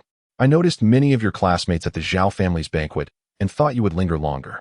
Some matters arose, so I couldn't stay." "I see. However, it seems that Brother Luo." Yin Jiujin chose not to press him further, instead smiling lightly. "It would be my honor to offer you a ride. If you don't mind, please do get in." "Thank you." Luo Yilin responded with a warm smile, graciously opening the door and taking a seat, appearing genuinely as though he were merely a passenger. "It's the final year of high school. I imagine your studies have become quite intense. Fortunately, I have reviewed adequately, so it's not too overwhelming." Luo Yilin nodded. "Given your foundation, it's only natural that you wouldn't feel much pressure. Just don't burden yourself excessively. If you perform at your usual level, you could certainly secure admission to one of the nation's top universities." "Thank you." Luo Yilin gazed at her face, a fleeting glimpse of infatuation crossing his features beneath the silver frames of his glasses, before his gaze swiftly averted. "That's good," he remarked with a smile. "I was concerned that the disparity in your upbringing might hinder your rapport. You possess such kindness and tenderness. While Uncle Yin and Aunt Fu have not seen your sister in many years, I worried that if you two did not get along, they might project their sense of indebtedness onto her, causing you distress. Is Luo Qiu unwell? Is she all right?" Yin Jinyun's face still bore a semblance of a smile, though it was evident that this expression lacked the sincerity it once held. Her hands, resting upon her lap, were tightly clasped together. Despite being yet another victim of her own hypocritical facade, she felt an inexplicable surge of anger upon hearing his words. She had once believed that the refined and elegant scion of the Luo family was different from the rest. Compared to others, his words were indeed more tactful. Yet the bias against Yin Jinyu was unmistakably present. They all harbored significant prejudices against Yin Jinyu. She had no right to criticize others nor to feel indignant over such biases, for she had once been one of them. Yet, she could not help herself. Luo Yilin, not lacking in intelligence, discerned that she was deliberately diverting the conversation. She wished to avoid discussing the matter further. Her inherent pride was evident. Such vulnerability indicated that she had genuinely been wronged. "Very well, I wish Luo Qiu a swift recovery. The Luo family has arrived. I have matters to attend to, so I shall visit again when time permits." With this, she preemptively curtailed any possibility of accepting Luo Yilin's invitation. The luxurious villa district was relatively devoid of traffic. A half-hour stroll, or a mere 5 to 6 minutes by car. The driver had already brought the vehicle to a halt. So soon? In Luo Yilin's tone lay a subtle hint of discontent, though it was scarcely perceptible. Since Yuner had matters to attend to, I shall refrain from inviting you to my home. We shall arrange another meeting when you are free. I am grateful for your company today. Had it not been for your ride, I would not have arrived home so swiftly. You were too kind, Brother Luo. It was merely a matter of convenience. Her tone was already quite distant, yet Luo Yilin's gaze remained fixated on the enchanting smile upon her face, oblivious to the growing chasm between them. Upon closing the car door, he bent slightly and waved, uttering, "Goodbye, Yuner." "Farewell," she replied. The engine had yet to roar to life when the window was already rolled up. Even as the vehicle receded into the distance, Luo Yilin remained rooted in place. The gentle smile that once adorned his face had vanished, replaced by an expression of unwavering determination. Throughout the journey, Feng Yuan enthusiastically regaled Yin Jinyu with tales of the delightful attractions in Beijing, exuding an eagerness to escort her on an immediate tour. Alas, Luo Linlin had instructed him to ensure Yin Jinyu's safe return to the Yin residence by 8 o'clock. Otherwise, he would have already taken her to experience the vibrant nightlife that the youth of Beijing enjoyed. Upon arriving at the Yin family's abode, he lamented, "It seems I cannot take you out for entertainment today. However, in a few days, there will be a racing event organized by friends. And my cousin can take you then. No, on second thought, such an environment may not be suitable for you. I shall wait until next weekend to show you around." He paused, recollecting, "By the way, let me have your number." I was so engrossed in conversation that I have yet to note it. The car came to a halt outside the Yin family's entrance. As Yin Jinyu expressed her gratitude and stepped out, she recited a series of digits. Feng Yuan retrieved his phone and entered a few keys, causing Yin Jinyu's phone to ring. "Please note my number as well. Should you need anything, do not hesitate to call." Yin Jinyu chuckled softly and nodded, saying, "Well, since this is not my territory, I won't invite you in to sit." Feng Yuan glanced at her, then at the grand gate of the Yin residence. Feeling a profound sense of discomfort in silence, she probably still regarded herself as an outsider to the Yin family. Indeed, within the confines of the Yin household, her parents did not treat her as their daughter. Was she not, in essence, an outsider? Had it not been for the Yin family, he would have directly brought her to the Feng home, yet the existence of the Yin family complicated matters. Their families were merely distantly related, rendering it inappropriate for the Feng family to intervene further. It was somewhat stifling. "Well, it's getting late. You should head inside. If you encounter any trouble, remember to call me. Otherwise, you can contact my parents as well. You have their numbers, right?" "Yes, you exchanged numbers with my aunt while helping to serve the dishes." Serving dishes, this thought left Feng Yuan at a loss for words. Despite the presence of numerous servants, his mother insisted on overburdening him, all under the guise of training him. "Well, I'll take my leave then." Yin Jinyu smiled radiantly, advising him, "Be careful on your way." Although her mood had fluctuated throughout the day, she felt quite content at the moment, not only because she had met the Feng family but also because, looking down, she noticed a message pop up on her phone. "I will be inspecting the shopping mall in your area tomorrow. Your birthday is approaching. What gift would you like?" The message was from Yin Jiujin, sent just as she had disembarked from the car. It seemed that someone remembered her coming-of-age ceremony. In less than 3 minutes, the previously darkened screen of her phone lit up again, and the sound of a ringing phone began to resonate. It was a call from Yin Jiujin. Yin Jinyu's eyes curved into a smile, radiating warmth as she answered the call. "Good evening, ninth brother. Are you busy?" Her voice, though slightly husky, was melodious. "Not at all. If I were busy, I wouldn't have answered your call so promptly. Of course, I just wanted to have a chat with you," she added with a soft laugh. Chapter 41, The Ninth Master's Dilemma Part 2, in the opulent Imperial Hotel. The grand presidential suite on the top floor housed a man seated at a desk in his study, one hand resting on his laptop while the other held a phone to his ear.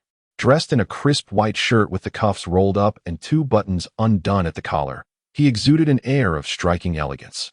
His sharp brows and alluring eyes conveyed a sense of captivating charm. His expression was peculiar, revealing a hint of astonishment mixed with an almost imperceptible delight. Who could have anticipated that this man, just moments ago, bore a fierce and cold demeanor, reflecting anger and a touch of anxiety? Upon hearing the young woman's words over the phone, Yin Jiujin was indeed taken aback, yet he was swiftly enchanted by her melodious laughter, which conjured an image of her innocent smile in his mind. Indeed, she must appear both naive and endearing at this moment. Nevertheless, He found himself yearning to witness her expression in person. A week had passed, neither particularly long nor short, but it marked the first time he had spoken to the young girl directly. In the preceding days, he had only communicated with her through text messages. When it comes to texting, he was not one to indulge in idle chatter.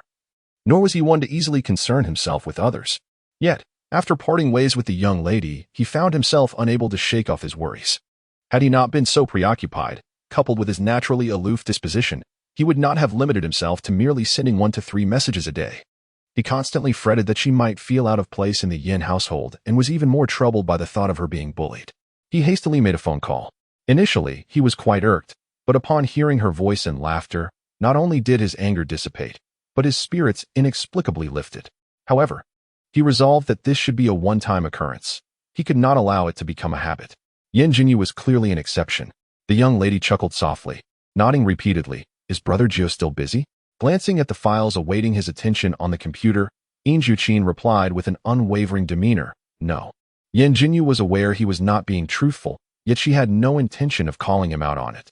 When will Brother Jiu be able to finish his work? She inquired. Have you been adjusting well in Beijing these days? Her hand holding the phone hesitated. Truth be told, she was not accustomed to it at all. Despite being served meals without lifting a finger, her mind, which was not prone to overthinking, had lately been racing with thoughts that brewed an unsettling array of emotions. She found this quite disagreeable. Fortunately, with nothing to worry about, life was quite comfortable. Yin Jiujin, being exceptionally perceptive, sensed the slight shift in her tone. Even as she maintained a light-hearted demeanor. If anything arises, seek Qing Lin or directly call me, he advised. Concerned that she might feel vulnerable and unable to find someone to advocate for her. Yes, Brother Jiu, please focus on your duties. There is no need to worry about me. Though she was unaccustomed to it, these individuals were not capable of causing her distress. Today, I also visited the Feng family, whose relatives were exceptionally kind. I specifically mentioned this to assure Yin Jiujin that she is not isolated in Beijing and can alleviate his concerns. The Feng family has persistently sought to locate Yin Jinyu, a fact known to Yin Jiujin. The Feng family, particularly Fengchen, genuinely cares for her as a young girl. She naturally yearns for the affection of her relatives. With the support of the Feng family, the young lady's heart should feel somewhat lighter, and she ought to engage with them more frequently. Yin Jinyu comprehended Yin Jiujin's intentions and smiled, acknowledging, I understand. However, occasional visits suffice. There is no need for frequent interactions.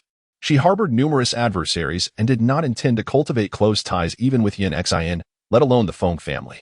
Brother Jiu, it is rare for you to have a moment of respite, so do rest early. I shall not disturb you further. Good night. He was accustomed to others eagerly attempting to ingratiate themselves with him, yet this was the first time he encountered a young girl like her. An indescribable sense of vexation enveloped him. Glancing at the computer before him, he hesitated before shutting it down. Rising to enter the bathroom in preparation for a shower and sleep. He had not truly rested all week, and today, spurred by the young girl's suggestion to rest early, he felt an impulse to do so. After Yin Jinyu hung up the phone, she glanced at the imposing door before her, her striking eyes narrowing slightly. This door was both familiar and foreign. Given the multitude of events that had transpired today, she knew without much contemplation what awaited her upon crossing this threshold. A flicker of irritation surfaced. With her capabilities, gaining entry through this door was certainly within her means, yet she ultimately stepped forward and rang the doorbell. She glanced outside the grand door. Was it just the young lady alone? Yin Jinyu smiled at her. Why not? To be honest, at that moment, Yin Jinyu had no ulterior motives, merely posing a simple question, not expecting it to startle her. She proceeded directly to the main building. Upon entering the living room, both Yin Jinyu and Fuya, seated on the sofa, turned their gazes towards her. Yin Jinyu's expression was somewhat complex, while Fuya wore a look of discontent. Must you refrain from speaking? Yin Jinyu remarked, prompting Fuya to reluctantly fall silent. Well then, Yin Jinyu turned her attention to Yin Jinyu. You went to the Feng residence? Chapter 42. Speaking clearly, one update. Yin Jinyu chuckled. Father's news travels swiftly. You learned of it so quickly. She did not believe that Yin Jinyu had someone monitoring her, for if there had been, her vigilance would surely have detected it. Thus, the fact that Yin Jinyu knew of her visit to the Feng residence must mean that someone there had informed him. Having spent an entire afternoon at the Feng residence, it was only natural that she would be noticed, especially since the Feng family comprised more than just Feng Qin's lineage. She had no intention of concealing her visit, as it was nothing to be ashamed of. It was fortunate that she was not being watched, otherwise, she would not have let it go so easily. You went to the Feng residence. In the future, limit your interactions with them. Both spoke simultaneously, Fuya in a sharper tone. While Yin Qingyu's was more subdued yet equally stern, Yin Jinyu cast a glance at Fuyu before shifting her gaze to Yin Qingyu. Why does father want me to limit my contact with the Feng family? When I say limit your contact, just do so. There is no need for further explanation. Who among us is unaware that the Feng family and our Yin family have long been at odds? As the daughter of the Yin family, how can you brazenly seek out the Feng family? Is this not a blatant affront to our Yin family? To inquire why you should limit your interactions with the Feng family is quite audacious. Compared to Yin Qingyu, Fuya's tone was decidedly more hostile. Yin Jinyu stepped forward, choosing not to take a seat, instead leaning languidly against the sofa a few steps away, and with a faint smile. She remarked, "The Feng family is my grandmother's maternal family. In the years when my grandmother was still alive, the relationship between the Feng and Yin families was exceptionally cordial.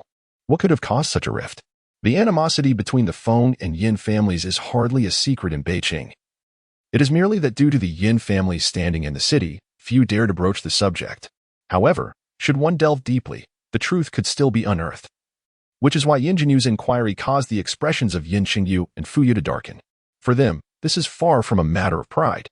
Their own flesh and blood, whom they abandoned in the search, while the Feng family, as distant relatives, persisted in their quest, leading to the estrangement of the two families.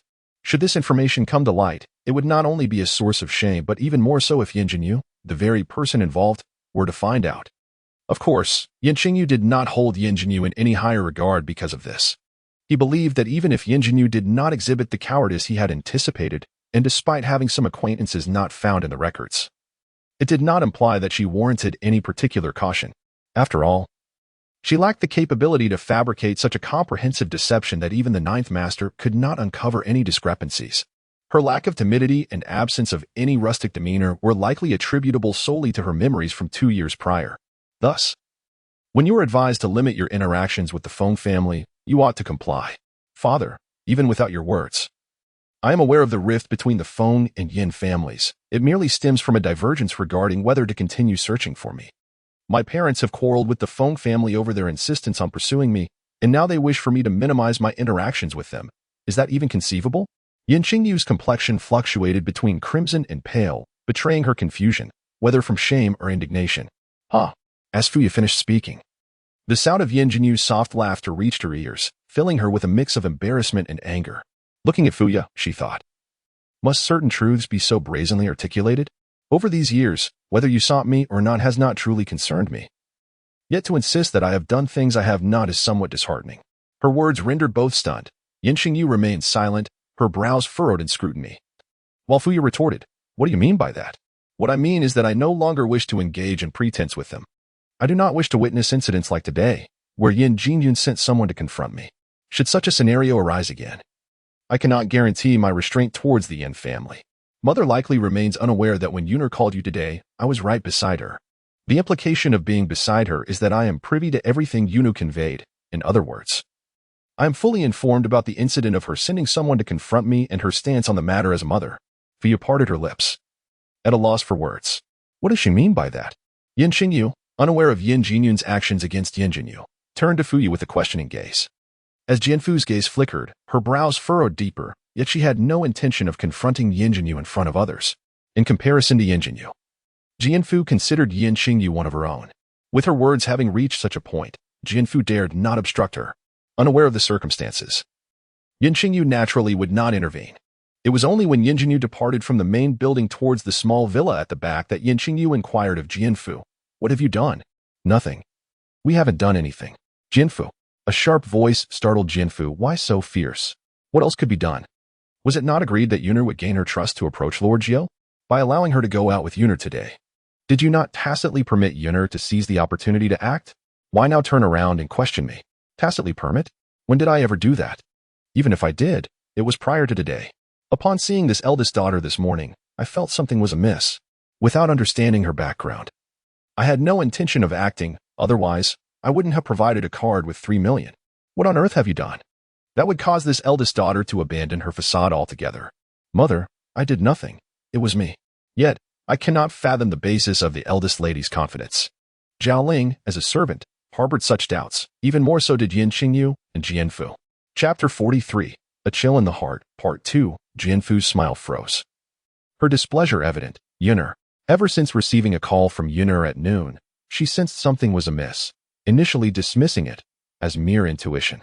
Now, she was certain that something was genuinely off with Yun'er. Yun'er's attitude towards that eldest daughter seemed to have shifted. Did anything happen today? What could possibly have occurred? Other than the failed attempt to corner Yin Jinyu? You sought to ambush her? What purpose did that serve? Yin Jinyu remarked with displeasure. Yin Jinyu turned to him, questioning why her father pretended to be unaware. According to his earlier plans, or rather, our prior intentions, didn't we agree that the first step was to gain Yin Jinyu's trust in order to approach Master Jiu? My intention to surround Yin Jinyu was, of course, to ruin her, stripping her of any standing to compete with me, and to appear in her moment of vulnerability to earn her trust. Regrettably, someone intervened and thwarted my efforts. Mother was quite disappointed by this failure. I wonder how father perceives it? Her tone, laced with sarcasm, reddened Yin Jinyu's face. You, Yun'er, how dare you speak in such a manner? Is this how mother taught you to address your parents? Look at you now, speaking in such a sarcastic tone. Does that reflect the demeanor of a refined lady? I could not fulfill mother's wishes, disappointing her instead. Fuyu was momentarily at a loss for words. The servants around them bowed their heads in unison, wishing they could faint on the spot to feign ignorance.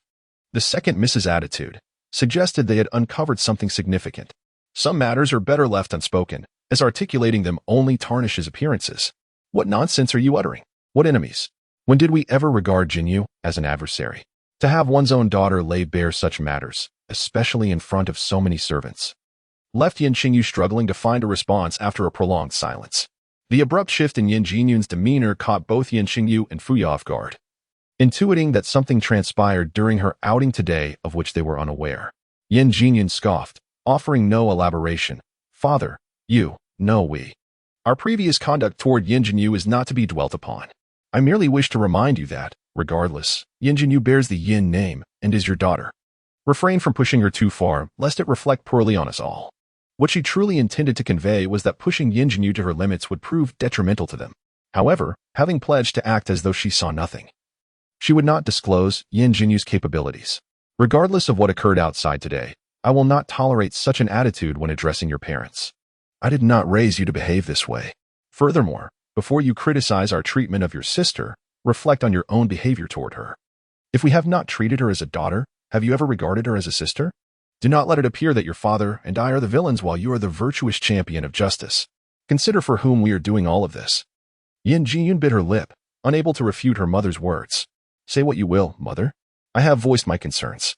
If you and father do not wish for our family to become the laughingstock of Bay City for neglecting our own daughter, then continue as you are. She knew she was no match for Yin Jinyu and would not foolishly challenge her. If there is nothing else, I shall retire upstairs. I suggest you both do the same. Fuyu grew increasingly uneasy, knowing her daughter's temperament intimately. For such a drastic change in attitude to occur, something significant must have transpired. She gestured for the servants to leave. You all may go. Watching Yin Jinyun's retreating figure, she called out, Yun'er, wait a moment. Yin Jinyun paused. I truly haven't had dinner, but I lack the appetite. There's no need for you to trouble yourself, mother. This statement, albeit straightforward, carried an undercurrent of bitterness. Yin Jinyun could not articulate why. Although they had done her no wrong, she felt a sense of injustice. In fact, she had not fared any better than them.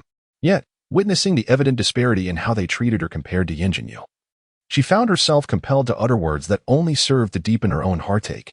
Enough. For the first time in her life, she felt a rising distaste towards her mother. Yeah. Yet, she felt unqualified to cast blame, for she had once embodied the same attitude. Mother, I admit that I am not a virtuous person. I cannot abide threats to my own interests. However, mother, no matter what, Yin Jinyu is your biological daughter. Is your indifference towards her truly so simplistic? Having broached the subject, she felt no qualms about laying everything bare. The engagement with the Yin family belongs to Yin Jinyu. I shall not contest it, for I know I would not prevail. Whether Yin Jinyu ultimately marries into the Yin family is no concern of mine. Similarly, I will not relinquish my claim to the Yin family's inheritance. Should Yin Jinyu desire it, I will compete with her openly. Alas, it is unfortunate that Yin Jinyu has no interest in the Yin family at all. The subsequent thoughts lingered unspoken. Yun'er, how could you? Yin Jinyu interrupted Fuyu. Enough. Must we make a scene over such a trivial matter? What will people think? Yinner, did you encounter someone today? Or did someone tell you something? Father, you are overthinking. No, I have not encountered anyone, nor has anyone spoken to me. I express these sentiments merely because we are family, and there is no need for such finality. Yin Jinyu is indeed quite pitiable. In truth, father, you are well aware that, compared to me, Yin Jinyu's marriage into the Yin family is somewhat easier, is it not? Given this, why must you transform kin into adversaries? With our previous stance towards Yin Jinyu, it is impossible to cultivate a friendship. However, we can still refrain from harboring enmity. What the Yin family truly desires is merely the prestige of an alliance with the esteemed Yin family of the capital. And the identity of the bride is not of paramount importance, is it? Furthermore, even if it were I marrying into the Yin family rather than Yin Jinyu, how could you ensure my unwavering loyalty towards you? After all, I am your daughter, and inherently, I share your coldness. Having spoken, Yin Jinyu scoffed and turned away. Ascending the stairs, leaving Yin Qingyu and Fuya in silence, their hearts growing heavy. Qingyu this, Yinner this, is all your fault for raising such a daughter? Yin Jinyun's words carried dual intentions. Firstly, she intended to remind them to prepare for the banquet and to cease their troubles with Yin Jinyu. Secondly, she aimed to assert that the coming-of-age ceremony belonged to both her and Yin Jinyu, not solely to her. Nevertheless, whether Yin Qingyu and Fuya grasped this or not, Yin Jinyun would no longer offer further reminders. Chapter 44, Exiting in Succession, Part 1. A week swiftly passed. This week, it remains unclear whether Yin Jinyu's candid remarks had an impact, or if it was due to Yin Jinyun's statements. But neither Yin Qingyu nor Fuya had troubled Yin Jinyu again. Their attitudes were of no concern to Yin Jinyu. She relished the tranquility that came with their absence. On Saturday, when the family rarely ventured out, Yin Jinyu entered the dining room to find all three seated at the table. She paused briefly before proceeding to sit down unceremoniously. Upon her arrival, all three turned their gaze towards her. Yin Jinyu paid them no heed. Their silence was met with her own, as she began to eat her breakfast. Ahem. Yin Qingyu cleared his throat twice, but Yin Jinyu ignored him. Ahem. Ahem. After several more coughs, Yin Jinyu finally lifted her gaze to him. If you have something to say, just say it. 13th Middle School? It was Yin Jinyun who spoke. The matter of Yin Jinyu's schooling was not something for Yin Qingyu and Fuya to decide. It was clearly Yin Jinyun who had repeatedly brought it up with Yin Qingyu. Who does not know that 13th Middle School is the most inferior institution in North City? The eldest daughter of the Yin family attending such a school, do our parents not fear ridicule? I cannot afford such shame. Yunner, stop being foolish. No matter how poor 13th Middle School may be, it is still a legitimate school. You are well aware of your sister's circumstances. If it were not for your father's connections and a generous donation to the school, your sister would not even be able to enter 13th Middle School. It all requires spending money. What difference does it make which school one attends? Why must it be the most inferior 13th Middle School? What do you understand? It all costs money. The expenses for attending 13th Middle School are the least. Realizing she had misspoken, Fuya hurriedly ceased her remarks. Yin Jinyun abruptly set down her chopsticks, casting a scornful glance at Yin Qingyu. Father, is the Yin group destined for bankruptcy under your stewardship? Preposterous. Since Yin Qingyu assumed control of the Yin group, its management has indeed faltered in comparison to the times when Yin Qi was alive. He detests the notion that his capabilities are lacking or that he is an inadequate steward. If we have not gone bankrupt, surely we can afford to send our own daughter to a reputable school? Not to mention, given the Yin family's standing in Beijing, we must have some connections to facilitate sending someone to Boya Middle School. Boya Middle School? Every student there is well connected. I cannot afford to tarnish my family's reputation by sending my daughter to be at the bottom of the class. Feia interjected coldly. Moreover, can the Yin family's social capital be squandered on such trivial matters? Trivial? What mother would deem her child's education trivial? Yin Jinyun's face flushed with anger.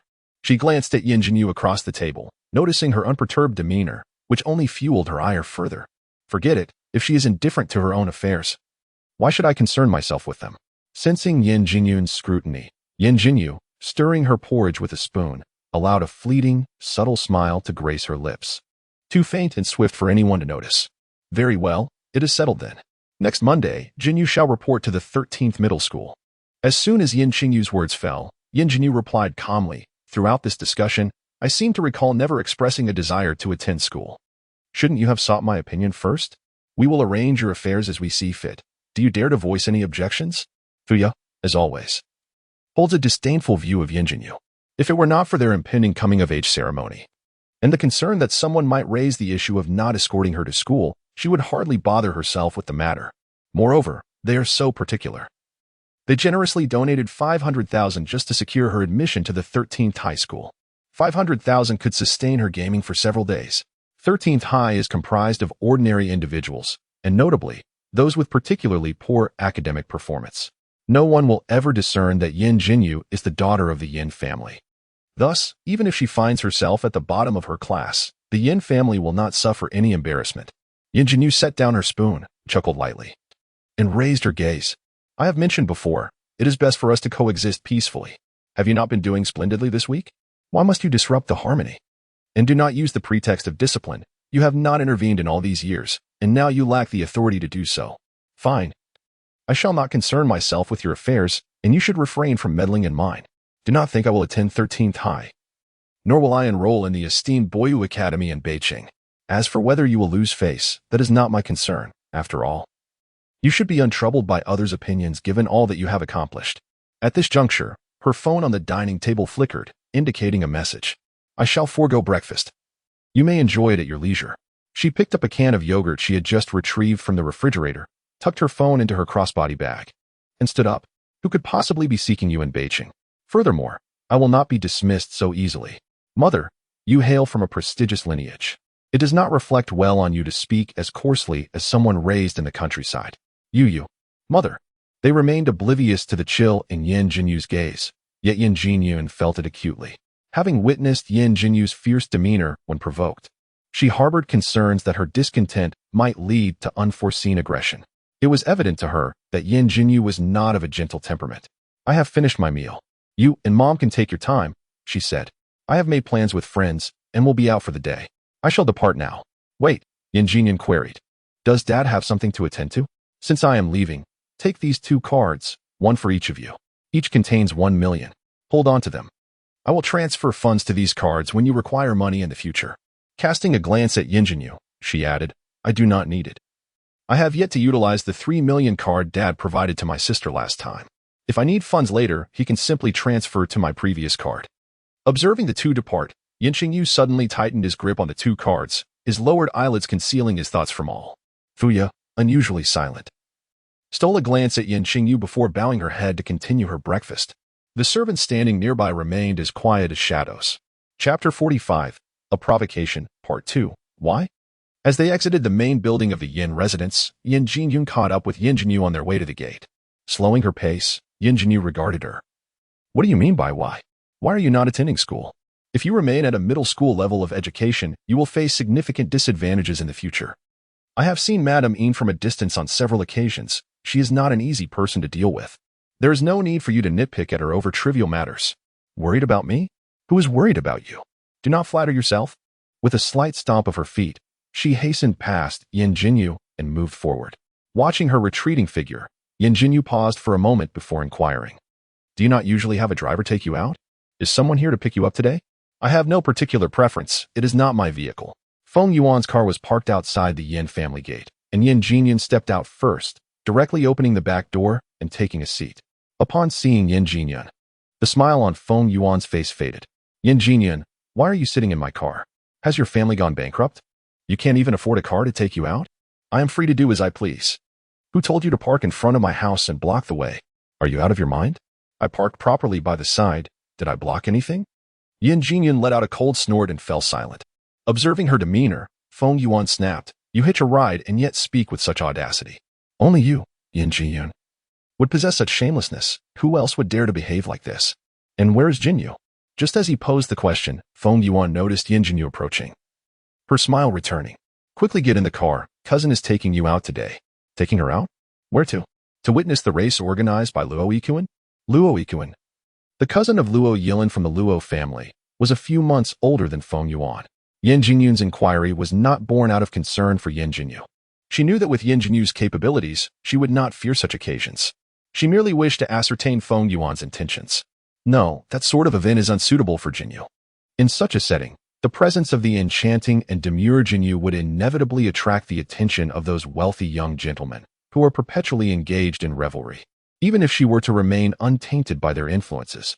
Especially today, as Jinyu adorns herself in a pristine white t-shirt, fitted jeans, canvas shoes, and a high ponytail, exuding a fresh and captivating beauty. Feng Yuan, a part of this affluent circle, although less inclined towards frivolity than his peers, is acutely aware of how easily she can capture attention. The individual seated in the passenger seat, visibly displeased, interjects, "Aren't we going to Lu Yikuan's gathering?" Just as Yin Jinyu opens the car door to take her seat, she overhears this remark. It is Su Xiaoxiao, Feng Yuan's girlfriend. I mentioned before leaving that I wouldn't be attending Lu Yikuan's event today. If you intend to go, you shouldn't have gone out of your way to have Su Gui drop you off at my doorstep. You ought to have gone directly with him. Well, I thought you were joking. How was I to know you were serious? Do I seem the type to jest about such matters? I am not unwell. If you truly wish to attend, you may alight at a convenient location and hail a cab. I am here to accompany Jinyu, and your presence would only complicate matters. I am your girlfriend. How could my presence be a complication? I am taking my cousins out for a day of enjoyment.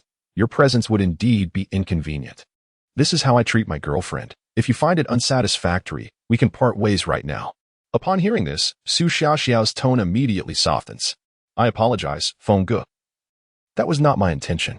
I am not particularly eager to attend Lu Yikuan's gathering anyway. Such racing events are commonplace, and missing one will not make a significant difference. I am your girlfriend, and naturally, your cousin is also my cousin. Let us be together. In the Yin family, we have no relatives with the surname Su. And neither my sister nor I would dare to address Miss Su as our cousin. Yin Jiujin has never held any fondness for Su Xiaoxiao, yet in the past, she would not have spoken so disrespectfully. This sudden change can be traced back to 2 days ago. 2 days prior, Su Xiaoxiao had approached her discreetly at school. Not for any trivial matter, but to conspire against Yin Jinyu. At that moment, Yin Jinyun did not grant her the courtesy she sought. Nonetheless, she did not overtly align herself with Yin Jinyu either. Throughout the encounter, she merely conveyed an impression of disdain, as if she considered herself above mingling with Su Xiaoxiao's schemes. Consequently, Su Xiaoxiao remains convinced that Yin Jinyun will eventually seek an opportunity to undermine Yin Jinyu. Interpreting the current refusal to collaborate as merely a temporary stance, believing that given the right moment, an alliance could still be forged. This marks the second occasion that Feng Yuan has broached the subject of breaking up with Yin Jinyu, intensifying Su Xiaoxiao's resolve to teach Yin Jinyu a lesson. When Yin Jinyun spoke, Su Xiaoxiao felt a surge of anger but dared not express it, not even allowing herself to display any semblance of indignation. In Beijing, the Su family's status pales in comparison to that of the Yin family, and she cannot afford to offend Yin Jinyun. My apologies, I meant no offense, she said.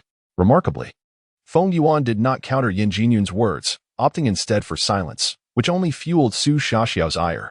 Ignoring her, Yin Jinyun turned to Feng Yuan and inquired, "Where are you headed? Do you have another destination in mind? If so, please alight at a convenient location to hail a cab. I have no inclination to escort you." "I have no other place to go," Feng Yuan replied, casting a glance at her and raising an eyebrow.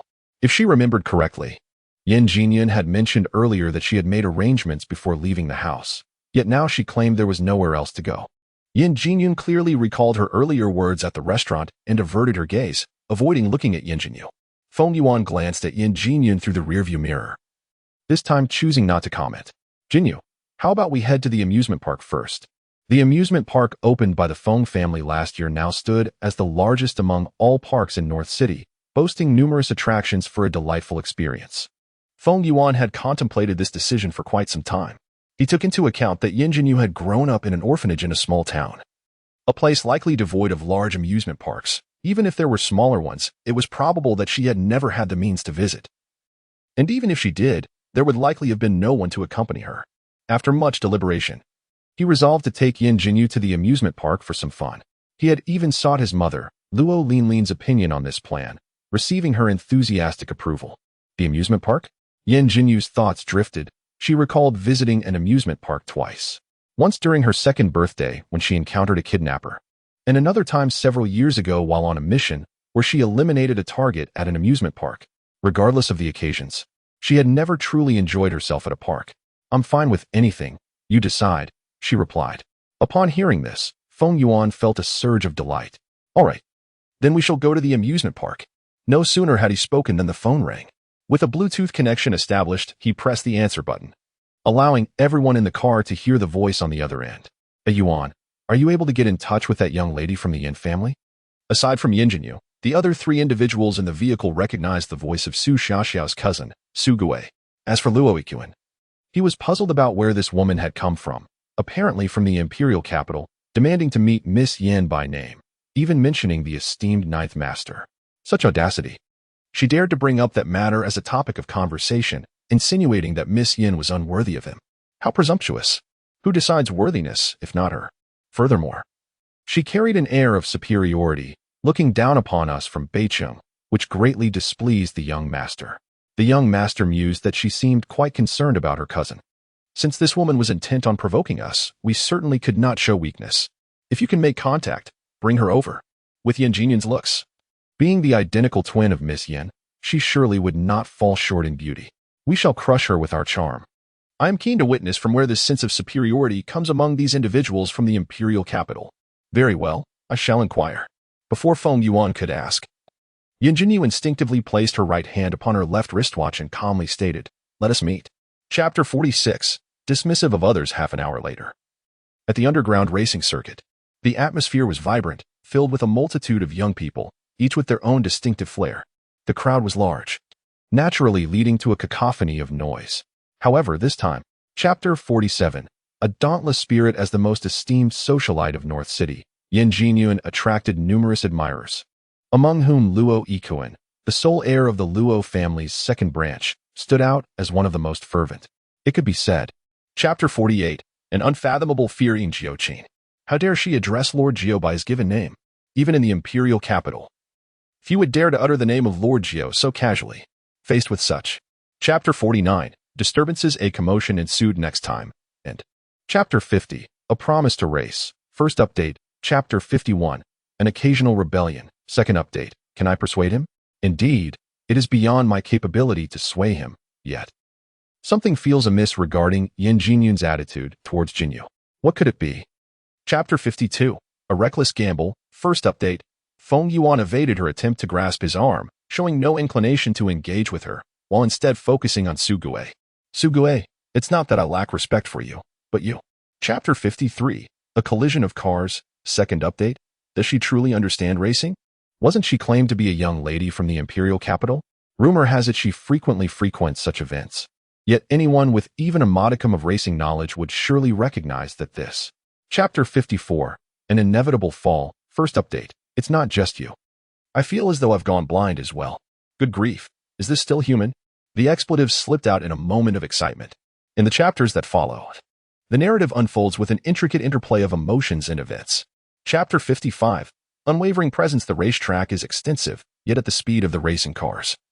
Yin Jinyu swiftly reached the finish line within mere minutes. To be precise, it was while the crowd remained entranced in astonishment that she had already Chapter 56, the spoils of victory ultimately. Sugui was unable to accompany Yin Jinyu and her companions, grappling with a tumultuous mix of emotions as he followed the arrivals to see Su Xiaoxiao. Upon witnessing her unconscious state. Chapter 57, a direct warning glaring with wide eyes. Jiu was met with Yin Jinyu's playful smirk as she remarked, "I have always been the one to observe others' performances. You wish to spectate my act? Ah. On what grounds do you think you can?" Chapter 58, the puppet master. The underground racing circuit is rife with numerous irregularities. Thus, when incidents occur, summoning an ambulance in a straightforward manner is out of the question. Consequently, the underground racing venue is equipped with Chapter 59. Seeds of doubt. Are you inquiring about my whereabouts? The tone grew increasingly sinister and frigid. Chapter 60. A call from Little Yu. The assistant pondered for a moment before stating, "Sir, did you not dispatch someone to investigate these matters in detail a year ago? The young lady has been missing for 11 years. Having been taken by an ordinary couple from Country F. Chapter 61. What identity?"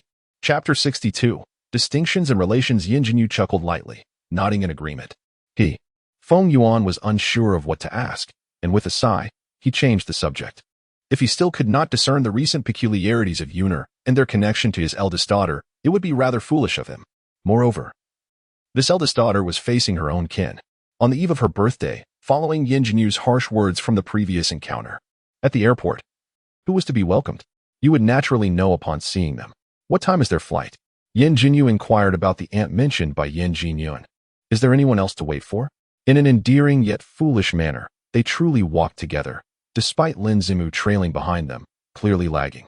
Not to mention others, just. Which Little Yu? Yin Jinyu was not particularly short, Yet in the presence of the nearly 6'3" Yin Jiujin, she only reached his chin. With her petite stature and youthful beauty, she exuded a charming innocence. Where are we headed? Yin Jinyu's friend was also named Xiaoyu. Could this Wasiyu be the same person as her friend? Upon arriving at Jing Mountain, approximately 40 minutes later, in the southern suburbs of North City. Chapter 71. Do you like it? Part 2. An elderly man, approximately in his 50s, was tending to the flowers and plants in the small courtyard. Upon noticing the approaching vehicle, he hastily set down his shears and went to greet them. Chapter 72. Unable to look at him. Part 1. Miss you. You must be hungry. Here, have some fruit to tide you over. I shall prepare lunch for you and the second young master shortly. These fruits are homegrown. Their flavors surpass. Chapter 73. Taking advantage of him. Part 2. With that thought in mind, she took a deep breath and raised her gaze, only to find Yin Jiujin observing the faint calluses on her palm with an expression that was perplexingly complex. Chapter 74. Special Treatment. Part 1.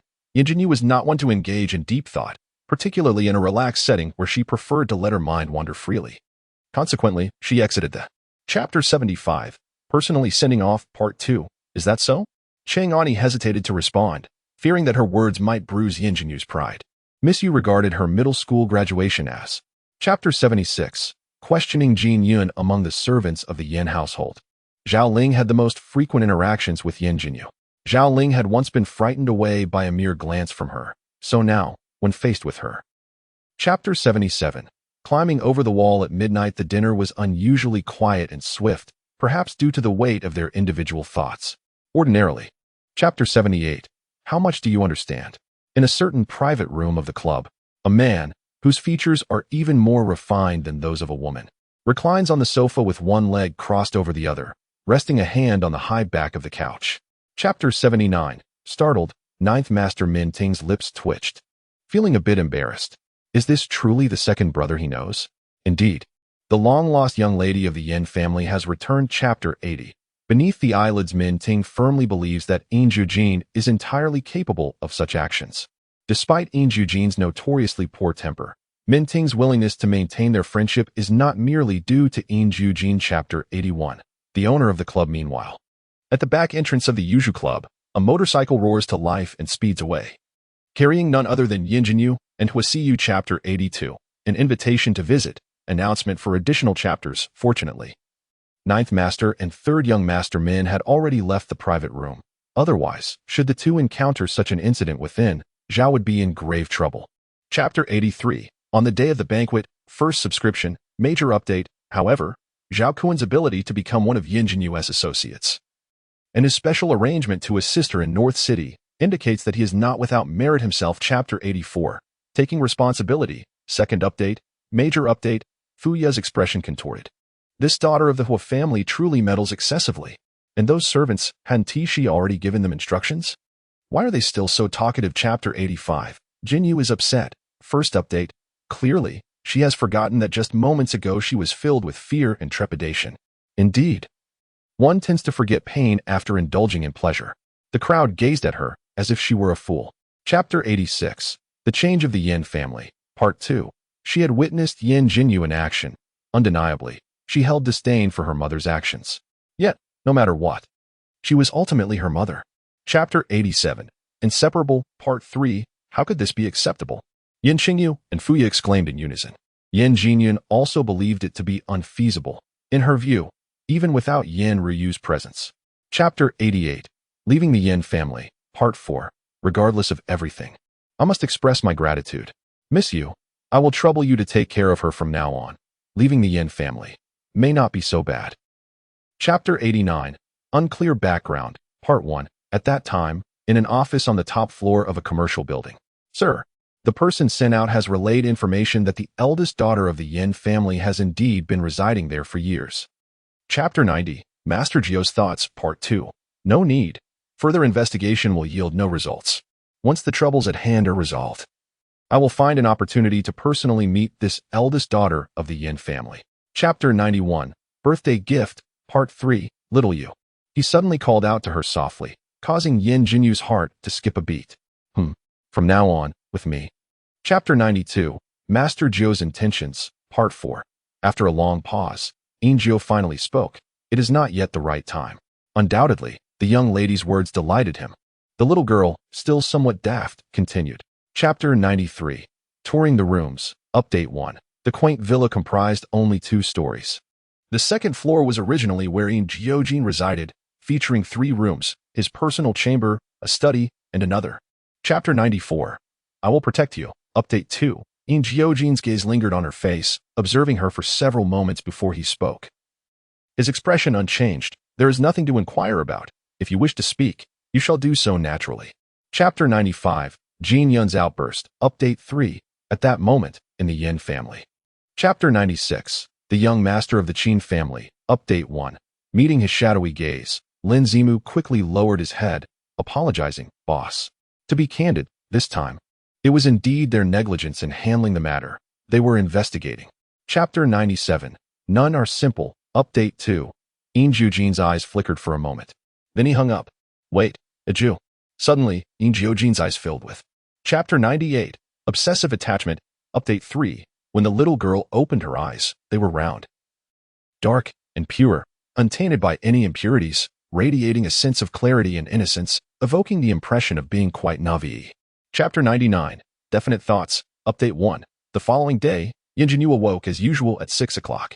Upon opening her eyes and observing the arrangement of the room, Yin Jinyu was momentarily taken aback, only to gradually realize that this was.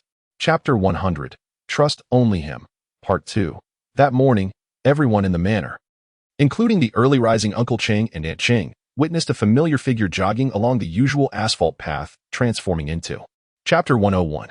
Preparation for Domination. Part 3. As for the individual who hurled the remote control and unleashed a torrent of curses, that would be Fuya. She only dared to act in such a manner in the absence of Yin Jinyun. Yin Qingyu was attending.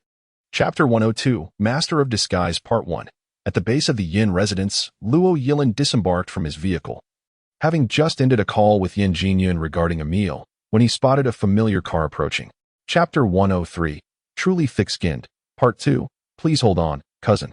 I shall make a quick call to inquire.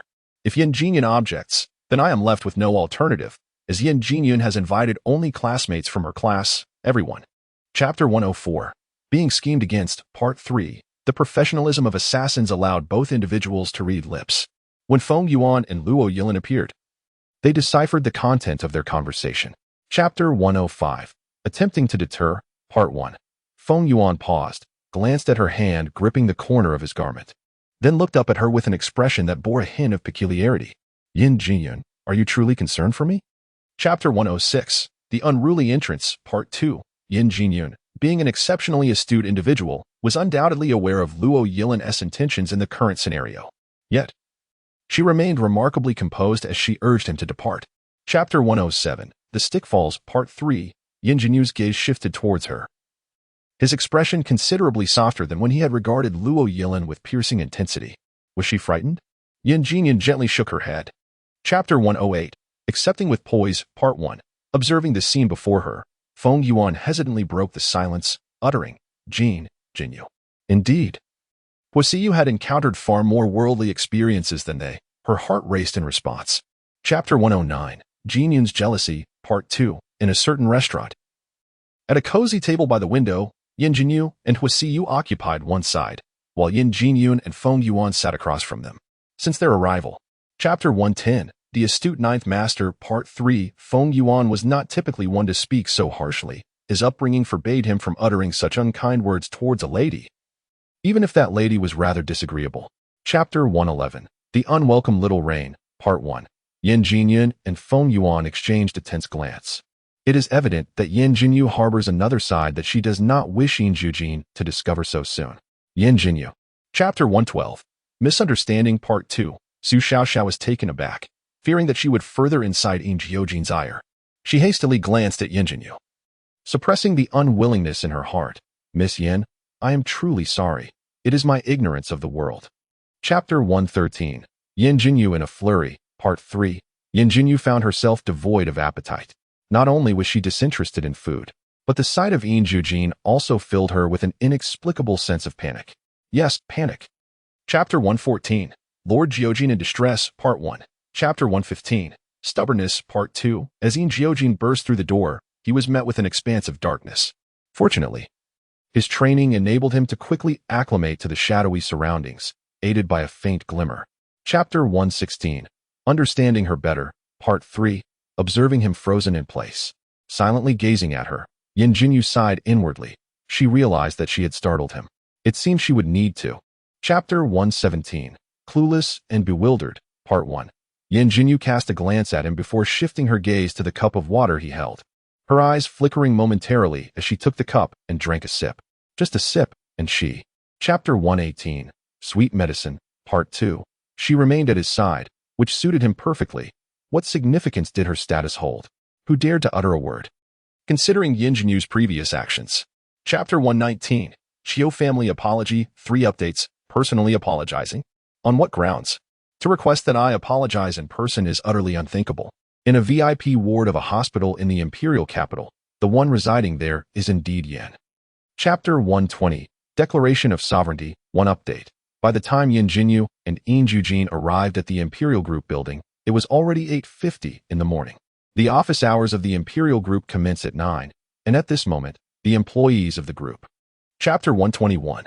Lord Jiu loses control, 2 updates. Amid the respectful greetings at the front desk, Yin Jiujin escorted Yin Jinyu into his exclusive elevator. Ascending directly to the 55th floor of the Imperial building. Yin Jiujin's office. Chapter 122. Protecting Those She Cherishes, 3 updates, after a lengthy pause. He let out a soft sigh. The young girl is still quite young. He struggled to divert his gaze from her neck, resolutely choosing not to look at her any longer. Simultaneously, he loosened his hold.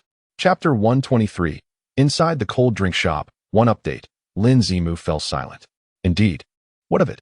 If it were Miss Qin or young Master Qin, the boss might have shown some courtesy for the Qin family. Chapter 124. Jinyu's dominance, 2 updates. Yin Jiujin did not anticipate encountering Yin Jinyu here. She assumed Yin Jinyu was either with Huasiyu or accompanying Yin Jiujin. Little did she know. Chapter 125. The second young master of the Luo family, 3 updates.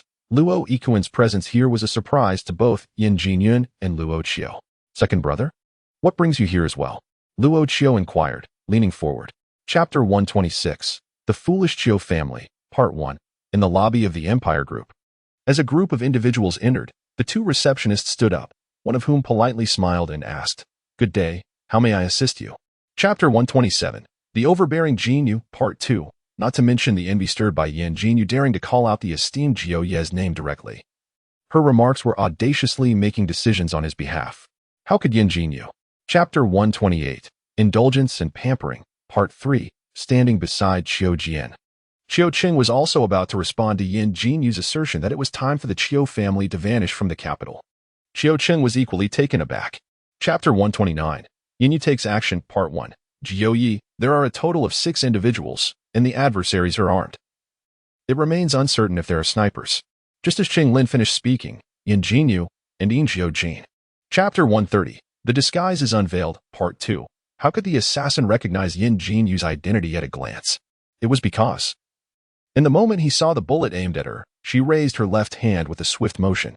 Chapter 131. A Singular Remedy, Part 3. Along the way, seated in the passenger seat, Yin Jinyu occasionally glanced at the driver.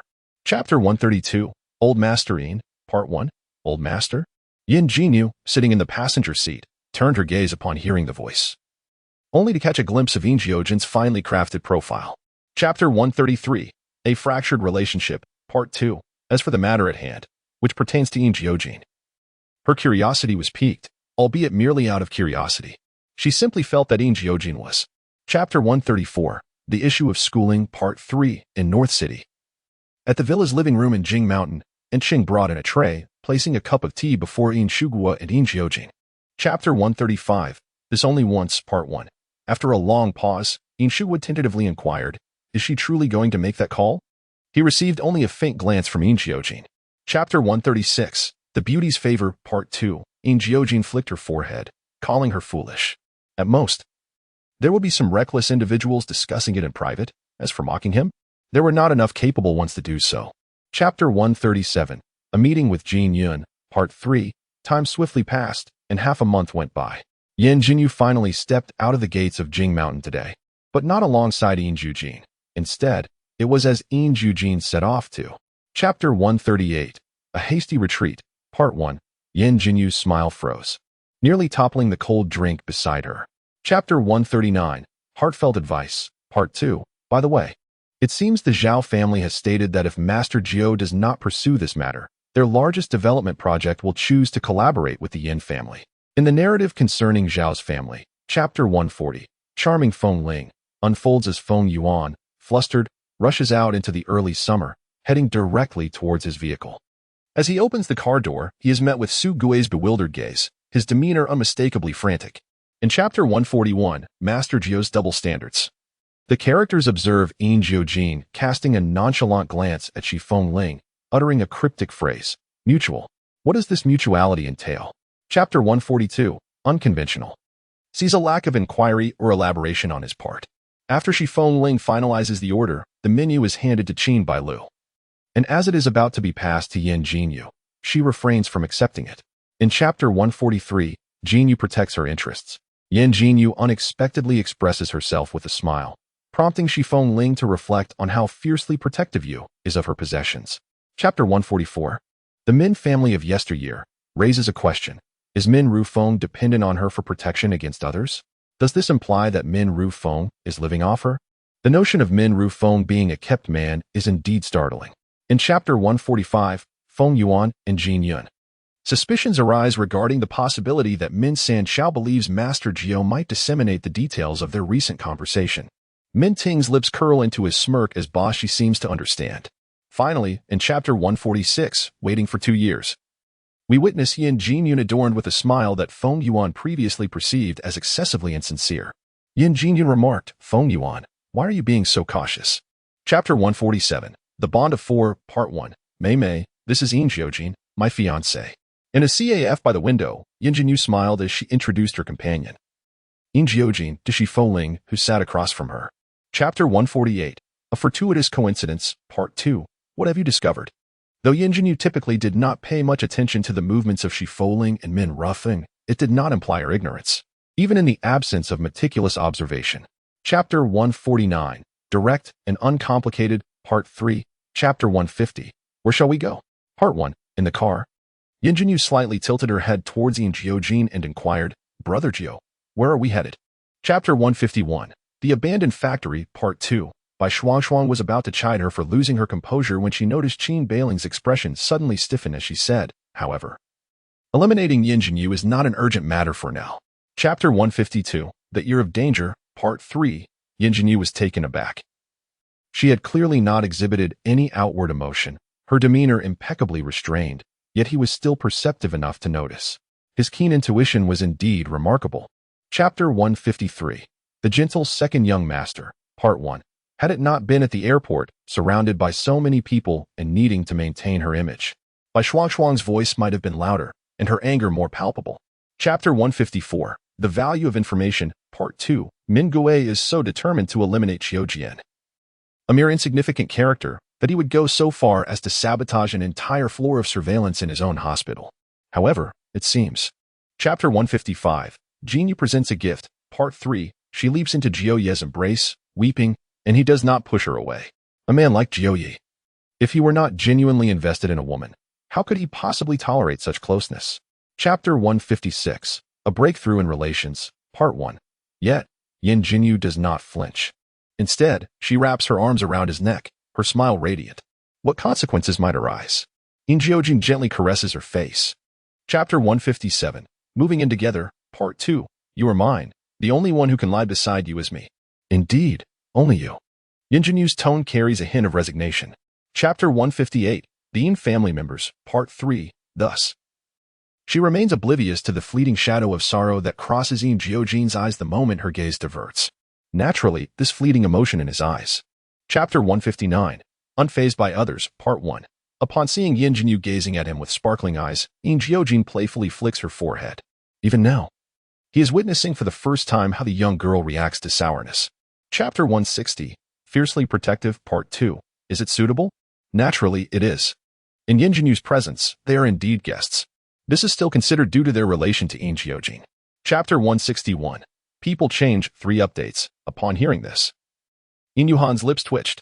His father, a person of considerable stature, typically so stern, surprisingly uttered such words.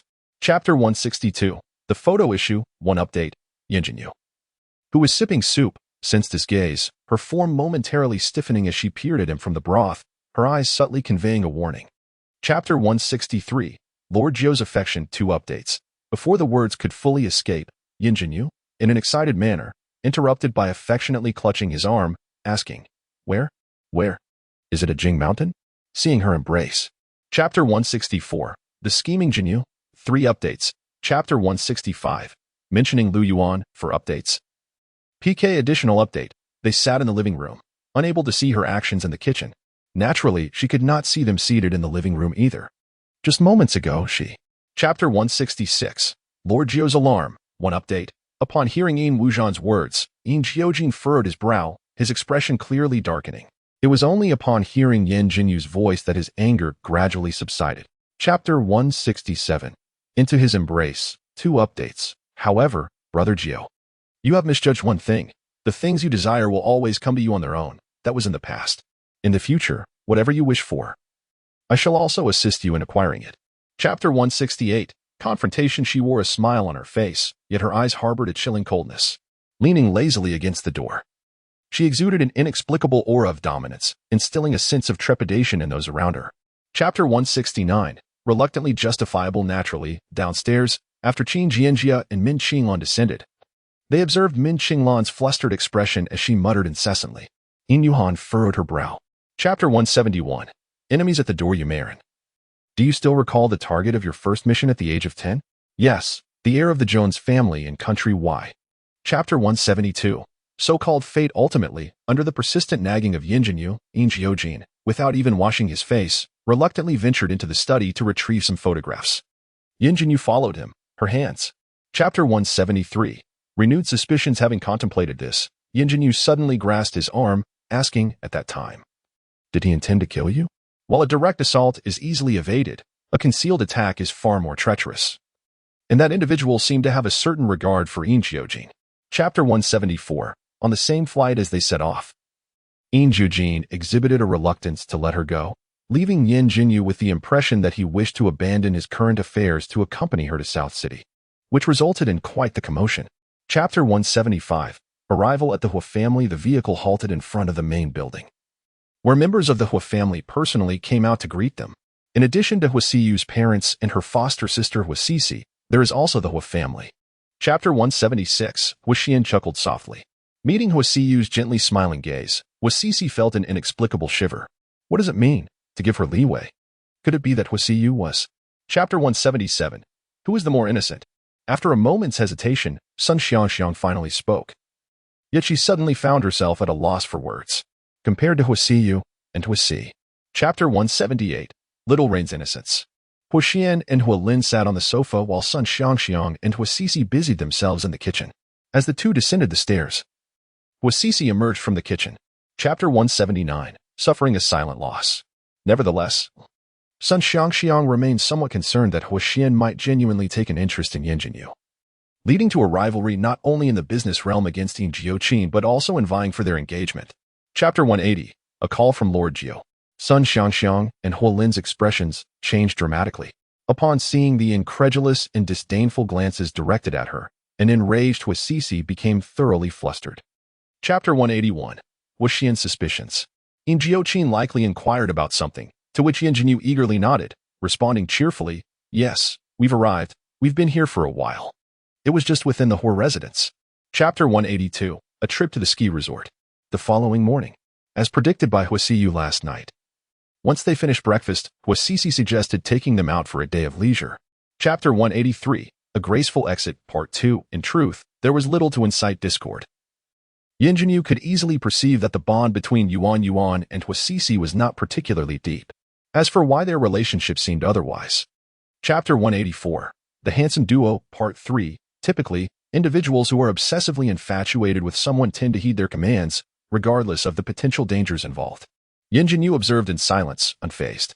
Chapter 185. A Path to Ruin. Part 1. The commotion nearby did not concern Yin Jinyu and Hua Siyu. They were solely focused on their competition. One leaped and spun gracefully, while the other. Chapter 186. A Dire Outcome. Part 2. Only Hua Siyu. As Chao Ming accelerated, remained unperturbed, even slowing down her pace. 2 reasons. First, it did not interfere. Chapter 187. A Hidden Agenda, Part 3. There would be another opportunity for a match. Yin Jinyu also mentioned this to Yuanxi. Yuanxi was momentarily taken aback. Then a glimmer of excitement flashed in her eyes. Good. Chapter 188. A Keen Eye, Part 4. Additional PK. Surprisingly, Huasisi said nothing in response, instead smiling at Yuan and saying, "See you at the hospital." Chapter 189. Emotional Distress, Part 1. Xinye's face darkened considerably. He had contemplated stopping Wang Quan, but had not acted in time. He originally harbored a fear of Huasiyu, and at this moment. Chapter 190. The Protective Brother, second update, a mere glance, seemingly accidental. Meanwhile, the 2 individuals standing around the corner observed her gaze shift in this direction. Chapter 191. A Matter to Discuss, third update. Qin Shaotian remained silent, turning his attention to Qinyi. Qinyi then recounted the events of the day in a general manner, skillfully omitting the more sensitive details. Chapter 192. The Ghostly Old Acquaintance, fourth update. He had heard a little. Is what Mr. Qin wishes to discuss related to Country Y? Huasiyu did not speak. Quietly listening to their conversation, her expression inscrutable. Chapter 193. Master Jiu's Sweet Nothings, first update. Upon exiting Huasiyu's room, Yin Jinyu encountered. Chapter 194. Rising Tensions, second update. Once the plane arrived in the capital, Yin Jiujin directly entered the car that awaited him at the airport. Lin Zima followed, taking the passenger seat, only now daring to emerge. Chapter 195. Unquestioned Trust, third update. Considering that Min Ruff and Shi Foling needed to address matters concerning the Min family, Yin Jinyu had refrained from informing them of this issue beforehand. Naturally, she also kept it from Huasiyu. Chapter 196. Rendered Helpless, first update. Yu Qingwan's expression changed dramatically. She no longer cared about the pain of the kick. Hastily scrambling to her knees in a plea for mercy, "Master Jiu, spare me." Chapter 197. The Yin Family, Part 2. When Yin Jinyu received a call from Yin Jiujin. She was still in Huasiyu's car, and they had yet to arrive at their next destination. Upon seeing the call from Yin Jiujin, Yin. Chapter 198. Gentle as Jade, Part 3. It remains a mystery who would dare to act with such audacity in the capital. Yin Wuzhan furrowed his brow, realizing this was not merely a slight against Jiujin. Chapter 199. Despicable Individuals, Part 1. As Yin Jiujin stepped out of the elegant courtyard, he spotted 3 individuals standing outside. One of them, upon seeing him, got out of the car to greet him Cheng Lin, while the other 2. Chapter 200. Envy and Resentment, Part 2. Chao Ming smiled, affirming, "That's more like it. The CC I know has always been wise, fully aware of which choices serve her best interests." As for herself. Chapter 201. On the Edge of Ruin, Part 3. Chapter 202. A Tragic Fate, Part 4. Huaxian sat languidly on the sofa, his legs crossed, as Huaning aimed a gun at Huasisi. Huasisi was understandably terrified, never having anticipated that Hua. Chapter 203. The Scene of the Canine Execution, Part 1. The marriage between the Hua and Chao families was swiftly arranged, due to Chao Ming's injury and hospitalization. The wedding was not grand, while Huasisi also sustained injuries, leading her directly to the hospital. Chapter 204. Rival Huaxian, Part 2. In a certain 5-star hotel in Nanqing, the presidential suite. Upon entering the room, Yin Jiujin released his suitcase and casually tossed his sunglasses onto the nearby table. Chapter 205. Enemies and Friends, Part 3. Huaxian covered his lips with a handkerchief and coughed softly, glancing past Yin Jiujin to Yin Jinyu, uninvited and intrusive. Chapter 206. Ordinary Couple, Part 4. Brother, rest assured, this minor inconvenience is manageable. Besides, with you Marin and the others here, I am not facing this alone. Chapter 207. Lord Jiu's Affection, Part 1. Ultimately, Yin Jinyu did not engage much with the 2 siblings of the Yuan family. Upon arriving in Beijing, they exchanged greetings and went their separate ways. Chapter 208. The Proud Younger Sister, Part 2. Feng Yun paused and said, "Share with me everything you know, and naturally, I shall reciprocate with what I am aware of." Such an obvious diversion of conversation. Chapter 209. Parental Guidance, Part 3. Speaking of Su Gui, he once held a significant fear of Luo Yiquan, given that he was a brother to Feng Yuan, who constantly clashed with Luo Yiquan. He found himself entangled in their discord. Chapter 210. Jinyu's Whims, Part 4. It would not be entirely accurate to say they were acquainted. Yin Jinyu had merely seen her photograph. Shi Fengling had sent it to her while expressing her opinions. It was said that her name was Yu Chen. Chapter 211. Arrival at the Yin Residence, Part 1. This marked Yin Jinyu's inaugural visit to the old mansion of the Yin family. Yin Yuhan's vehicle smoothly entered the Yin family mansion, coming to a halt outside the main building. Chapter 212. Jinyu's Intentions, Part 2.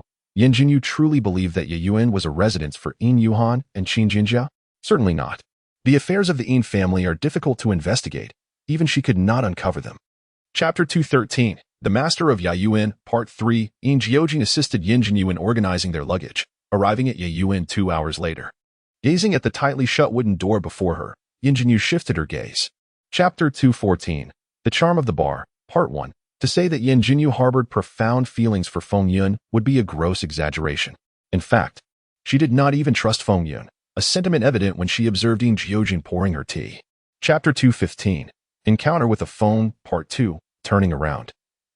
She spotted Min Ruffer entering the bar, carrying 2 breakfast orders.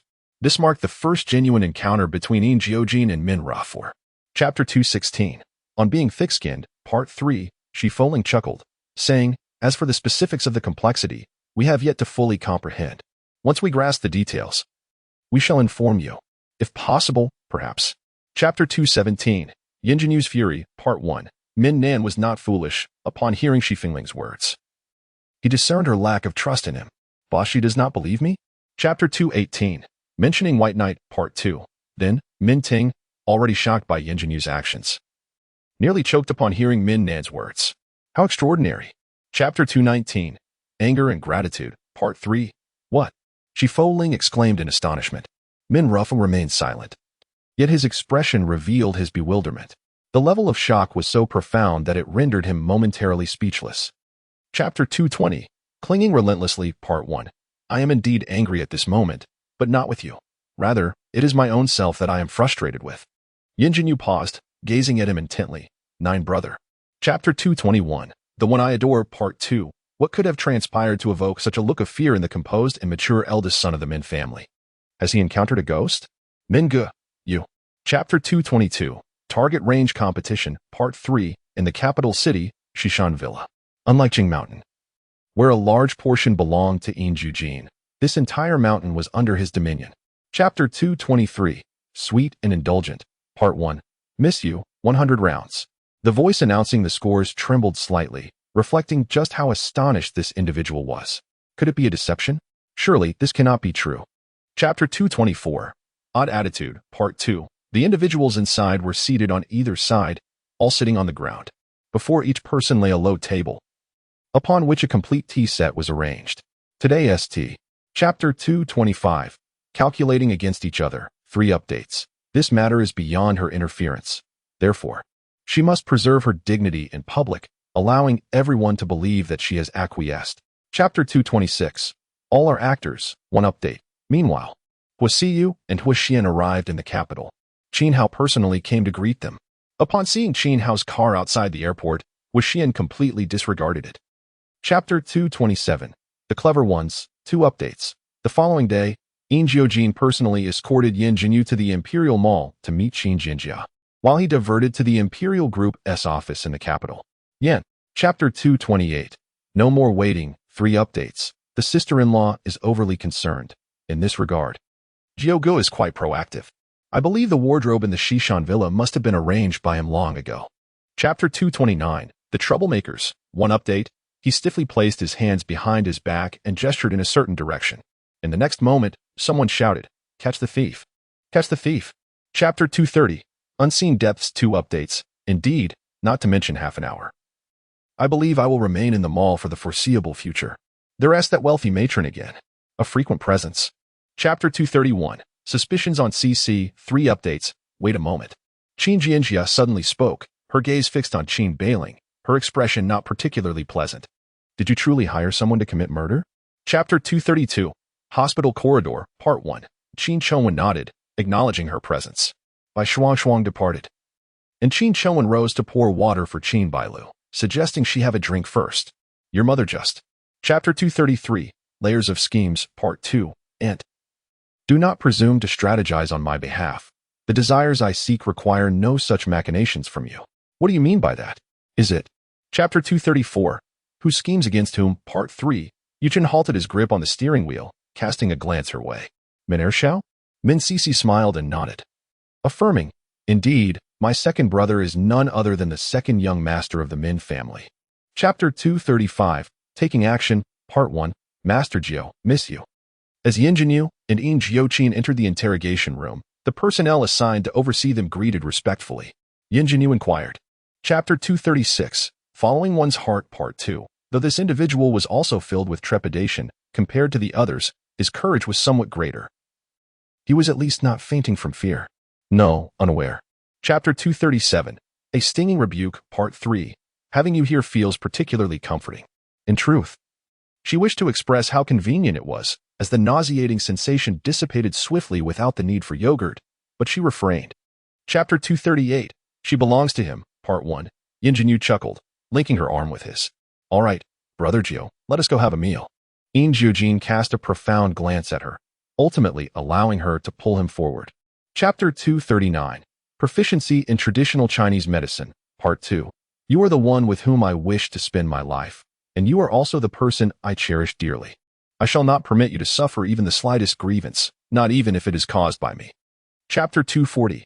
Assisting in Tormenting a Rival, Part 3. Smiling, Ah Feng remarked, it is said that traditional Chinese medicine emphasizes observation, listening, inquiry, impulse-taking. Your ability to discern so much from merely a glance speaks volumes of your high proficiency in this art.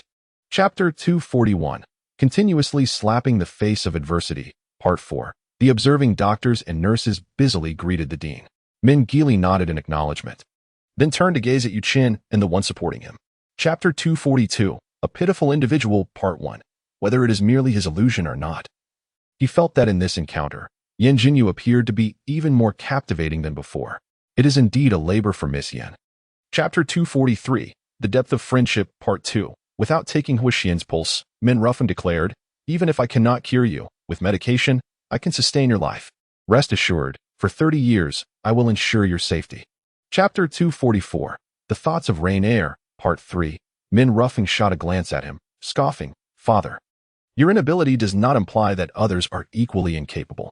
Is it truly so difficult to admit one's own shortcomings in comparison to others? You. Chapter 245. An Overt Threat, Part 1. What does Mr. Qin fear? These individuals are merely injured and still gasping for breath. Is it truly so frightening? Your courage seems rather lacking. Chapter 246. Overthinking, Part 2. Presumptuous. As he spoke, Qin Hao raised his gaze to the man behind the wheel, adding, I have only an elder sister, no younger sister. The man recoiled. Chapter 247. Gathering Together, Part 3. However, this is contingent upon the fact that Min Nan truly lacks any chance of victory. After all, over the years, she has invested considerable effort into Min Nan, merely to transform such a self-serving individual. Chapter 248. Old Titles, Part 1. Upon entering Mei Feng, the first sight that met Qin Hao's eyes was Huisiyu standing there, followed closely by Yin Jinyu, and Shi Fengling beside her. She. Chapter 249. Jealousy Gone Mad, Part 2. Yet, Lu Junqing left not a single explanation. On the contrary, this further solidified his belief that the young lady of the Yin family before him was not as she appeared. Chapter 250. Majestic Charm, Part 3. A crowd turned to look, witnessing a figure emerging from the elevator, bending down to retrieve a phone. After picking it up and adjusting their glasses, they offered an apologetic smile. Chapter 251. Incomprehensible, Part 1. Since her initial encounter with Yin Jinyu yesterday, she has found it utterly impossible to discern Yin Jinyu's true nature. Uncertain of her background, she cannot fathom her intentions. Chapter 252. Huixian's Discovery, Part 2. Indeed, Min Ruffin merely responded with a single word, offering no further elaboration. He took the lead, guiding Shi Fengling towards the private room. Min Sisi tugged at her back. Chapter 253. Casual Chit-Chat, 3 updates. Shi Fengling flashed a seductive smile. Boss Shi? You refer to Min Ruff as second brother, yet call me Boss Shi. Don't you find that rather incongruous? Given my relationship with Min Ruff or... Chapter 254. The Jealousy Pot, 1 update. I am not particularly acquainted with Aunt Bai, nor can I articulate what kind of person she is. Brother Qin is right here, and Aunt Bai is his stepmother. Chapter 255. Internal Strife Drama, 2 updates. In Qin Bailing's hands lay the paternity test report and a stack of photographs. The report revealed that she shares no biological connection with Qin Chongwen. Chapter 256, Thoughts of Huaxian, 3 updates. I reserved a room at a hotel adjacent to the hospital and did not remain there continuously. Whenever I was present, Bailing was always asleep. It seemed she happened to awaken just as I was leaving. Chapter 257, Testing the Waters, 1 update. Indeed, the wretched individuals have not perished entirely. After speaking, Yin Jinyu disregarded Huaxian, turning to enter the private room. It was not until she stepped inside that the soundproof glass. Chapter 258, The Might of Uncle, 2 updates. Yes, my apologies. Min Sisi lowered her head, timidly offering her apology. This prompted Shifoling to regard her with newfound respect. Min Sisi, if indeed. Chapter 259, Jinyu Speculation, 3 updates. Upon returning to the private room, seeing only 4 individuals present, both Huaxian and Huasiyu were somewhat taken aback. However, it was merely surprise. They did not inquire further. Chapter 260, The Arrival of Master Jiu, 1 update. When Yin Jinyu posed her question, Shifengling gradually quelled the shock she experienced upon hearing Yin Jinyu's speculation, stating, I have been closely monitoring the surveillance over there. Chapter 261, A Sincere Effort, 2 updates. If you have something to say, please do so without hesitation. After a brief moment of contemplation, Huaxian asked, What is your opinion of Qin Hao? Chapter 262, A Battle of Wits, 3 updates. I apologize. It has been too long since I last drove, and I have become somewhat rusty. I hope I did not startle you. Outside a car repair shop, Min Sisi, with her hands tucked into the pockets of her down jacket, expressed her sincere regret. Chapter 263, Intoxicated by Spirits, 1 update. After observing Luo Ikuan press a few buttons on his phone screen, he handed the device to her, declaring it ready. Min Sisi glanced at the phone before raising her eyes to meet Luo. Chapter 264, The Inebriated, 2 updates. Their gazes collided, sparks flying. Neither was willing to concede. Huaxian's expression was frosty, while Qin Hao appeared dazed, exuding an air of foolishness. Chapter 265, An Unexpected Visitor, 3 updates. Assisting him in removing his outer garment, she then turned to the bathroom to fetch a warm towel to wipe his face. After cleansing her face, she finally turned off. Chapter 266, The Ninth Master is Jealous, Part 1, with a resounding clang. The dagger in He Yao's hand swiftly deflected the bullet, revealing that the dagger was crafted from a unique material. Chapter 267, The Performance Begins, Part 2, thus. A week passed in tranquil succession. Chapter 268, The Person of He Yao, Part 3, No need, Yin Jiujin replied. The Min family has sent me an invitation separately. My people can go wherever they wish without relying on others. It was evident to all that Min. Chapter 269, The Min Family Banquet, Part 1. The birthday celebration was hosted at the Min family's grand residence. After all, it was the long-awaited birthday banquet of the Min family's second master, and one could not overlook the Min family's stature in the imperial capital. Chapter 270, A Source of Trouble, Part 2. Has the second brother agreed to collaborate? If you truly possess the 2 items you mentioned, a partnership may not be out of the question. Yet, some aspects remain perplexing. Chapter 271, All Gathered, Part 3. Watching his retreating figure, Min Ting fell silent. After a moment, he leaned against the railing, letting out a soft sigh. For now, his relationship with Min Rufeng was merely one of collaboration. Chapter 272, A Grand Entrance, Part 1. The 2 entered hand in hand. The man, tall and imposing, bore a cool and distinguished countenance. Even without intentionally adopting a serious demeanor, he exuded an air of authority. Chapter 273, Protective Nature, 2 updates. Indeed, the banquet hosted by the Min family is undeniably grand, perhaps even unparalleled in our experience attending such events. Yet, what significance does that hold? Chapter 274, Cackling Madness, 3 updates. She nodded with a smile to Yin Jinyu and Huasiyu, seated beside Fengling Miss Yin, Miss Hua. The trio exchanged glances, yet none responded verbally. Chapter 275, The Beginning of the Show, 1 update. The hall erupted in uproar. As Qin Chongwen approached, engaged in conversation with an acquaintance, the noise reached his ears, causing him to halt abruptly upon hearing Qin Bailing's remark.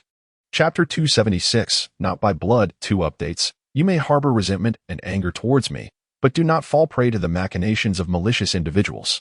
You are the child I carried for 10 months. Do I not know whether you are my daughter? Chapter 277, Lacking Blood Ties, 3 updates. Now, it appears we can address our issues, does it not? Qin Chongwan, who was previously furious, found his anger dissipating upon witnessing the circumstances surrounding the Min family. Chapter 278, Layers of Truth. 1 update. Ming En's words ignited a fierce anger within Min Gili. Chapter 279, Taking Action. 2 updates. The expressions of the three turned ashen. With evidence in hand, their attempts at desperate resistance were futile. Min Gili's gaze hardened. You have forced my hand. Chapter 280, The Abduction of Years Past. 3 updates. Jean, my dear Jean. Confronted by Yin Jiujin, Min Gili felt a sense of trepidation. Over there, Min Qinlan wished to advance, but alas, upon taking a mere step, she caught sight of the ominous shadows. Chapter 281, The Four Strike. 1st update. Are you intent on killing me? But do you dare to pull the trigger? Min Gili's hand trembled as she gripped the firearm. Stop right there. One more step, and I shall fire. Chapter 282, Masters of the Martial World. 2nd update. A piercing scream echoed throughout the banquet hall. I shall not take your life, Jinyu declared. Your fate lies in the hands of a phone. Chapter 283, Jinyu's Warning. 3rd update.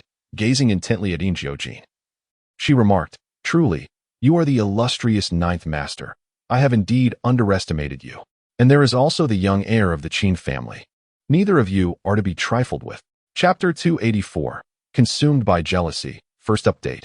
Yin Jiujin, feeling both helpless and alarmed, hurriedly approached, standing below, fearful that she might leap down at any moment.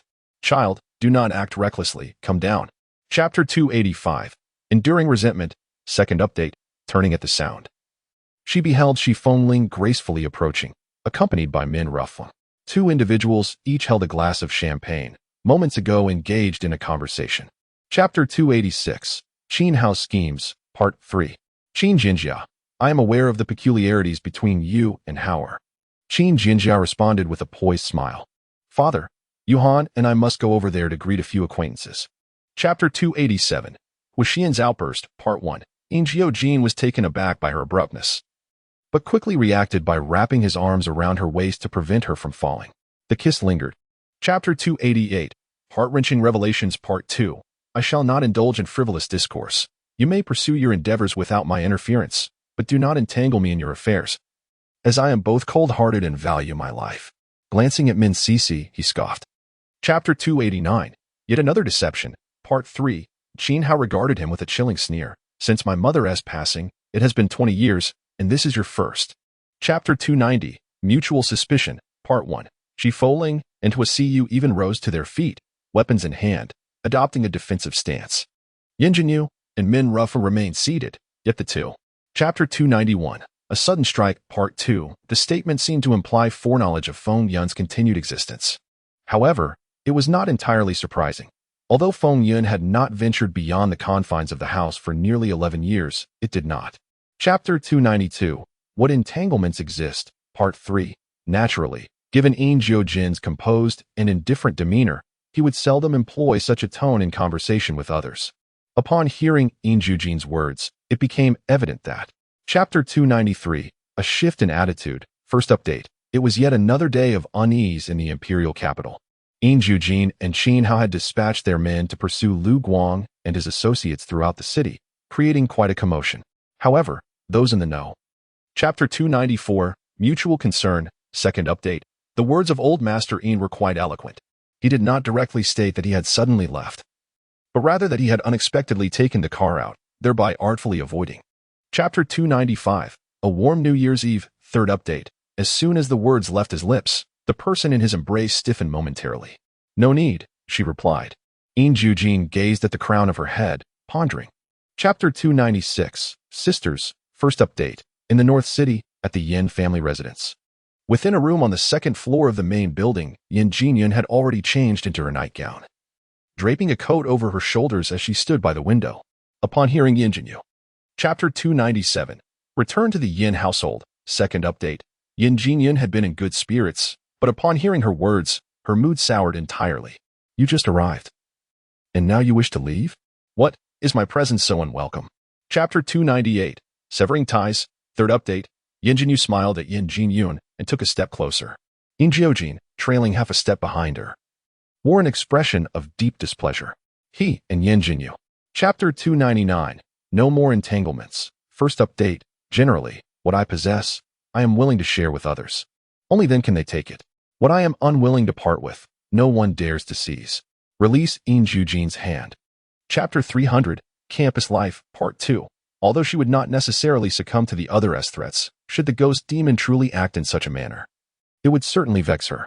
Most importantly, she harbored concerns for Yin Jiujin's safety.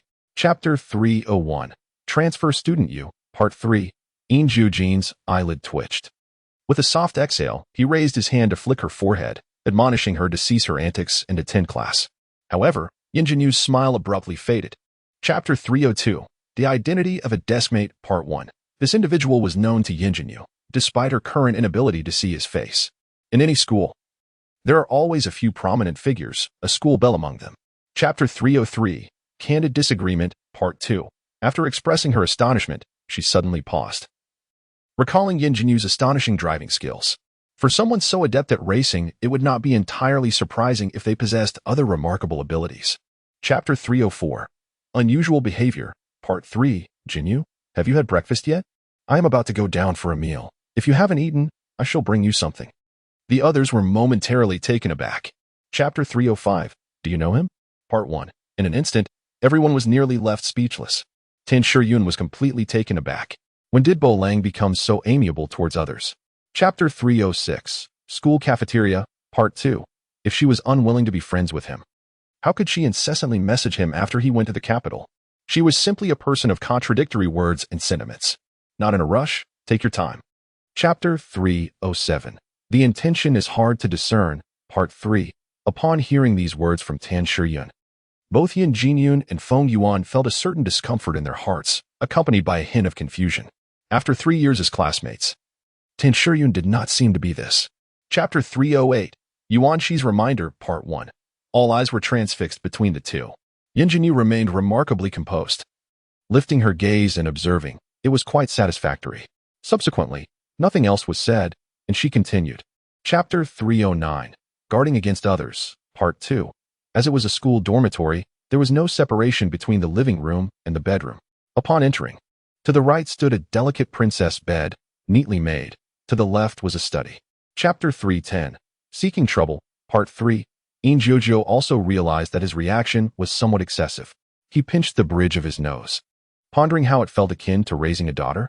There was a lack of reassurance here and there. Chapter 311, Just Leave Directly, Part 1. No, it is not. It is my failure to recognize the imminent, bringing trouble upon Miss Yin. I implore you, noble one, to overlook my petty faults and grant me mercy. Chapter 312, Please, to the office, Part 2. However, Jinyu, if it is inconvenient for you to speak, you need not feel obligated. It is merely a casual conversation, and I do not intend to pry too deeply. There is no. Chapter 313, A Series of Twists and Turns, Part 3. Should I accompany you? Yin Jinyu glanced at Tan Shiyun, replying with a gentle negation. However, I have heard that Feng Yan's mother is quite formidable. Chapter 314, How to Settle Matters. First update, Xiao Kun suddenly spoke up. His voice not low and his tone somewhat frosty. Not only Yin Jinyu, but everyone present turned to look at him, including Feng Hua, who was in the midst of confronting Lu Yuan and the bewildered individual being struck. Chapter 315, A Stack of 5 Threes. Second update. There were no difficulties nor any sense of discomfort. Thank you for your concern, Director. Zheng Hu found it hard to respond to this. He had initially thought that if she. Chapter 316, Teacher's Attention. Third update, fortunately. Feng Yuan also had a partner. He spent more time with Su Gui than with Yin Jiujin. Otherwise, he truly would have found it unbearable. Su. Chapter 317, So-Called Weakness. First update. Yin Jiu smiled and said, All right, thank you, teacher. Seeing her agreement, Hu Chunqing was delighted and proceeded to read aloud the content on the blackboard, albeit at a somewhat hurried pace. Chapter 318, Vacation Incident.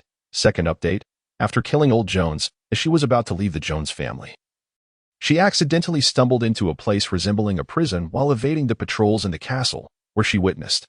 Chapter 319, Minting's Woman. Third update. The manager, a middle-aged man, hurried over upon hearing the commotion and asked the overweight man who had fallen to the ground, Boss Wong, are you all right?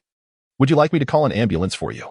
Chapter 320, The Person of Feng Qin. First update. Indeed, I know her.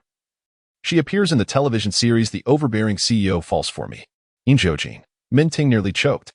The title of this television drama chapter 321, The Male Classmate, Part 2. Indeed, attending an art institution, I am in my 4th year and about to graduate. If calculated thus, does it not imply that Miss Feng embarked on her journey immediately after graduating from high school chapter 322? Strikingly similar, Part 3, 2 hours later. In the hot spring pool, Yin Jiujin held Yin Jinyu, allowing her to lean against him, gently kissing the corners of her lips. Then resting his chin on her hair chapter 323, Mock Examination, Part 1. Her intense reaction startled Minting. With a serious demeanor, he lowered his gaze upon her. Remarking that her excitement might lead one to believe she had a long-lost chapter 324, Bo Lang Shurian, Part 2, she gazed at Yin Jinyu, who also lifted her eyes to meet hers. The expression on Yin Jinyu's face was no different from her usual demeanor. Yet Ten Shurian felt an inexplicable shift in Yin Jinyu's gaze. Chapter 325, Tumbled Down the Stairs, Part 3, Sugui scoffed. Having attended the same middle school and shared classes in high school, I am well aware of your nature. You lack such capabilities. Chapter 326, The Cry of Poetry. There are only a few subjects, and aside from English, she scored 0 in all. I simply cannot bear to witness this. After all, she is a member of the Yin family, even if she has severed ties with them. Chapter 327, The Relationship with the Bo family. Xiao Kun arrived at the office ahead of the others. As they entered, Xiao Kun barely had the chance to sit down. Yin Jinyu, just now you end. Chapter 329, An empty feeling in Beijing, within a certain VIP hospital room. Yin Jinyun's injuries on her hands and feet have been bandaged. She is changed into a hospital gown and is leaning against the bed, while the room is filled with the sound of machines. Chapter 330, A collective outing. Indeed, it is voluntary. Given the young lady's laid-back nature, she is still willing to participate. Sometimes, she even finds herself eager to join in the excitement. Chapter 331, The Vacation Resort. 2 hours later. They arrived at the vacation resort in the west of the city. They got off one after another, received their room keys, placed their luggage in their respective rooms, and then gathered outside. Chapter 332, Keeping a hand in reserve. As the two approached, they noticed Yin Jinyu standing there with another individual. Teacher Xiao? What could he want with Miss Yin? Chapter 333, A reminder. Once more the following moments were tranquil. However, Yin Jinyu did not follow. Chapter 334, Outdoor Evening Party.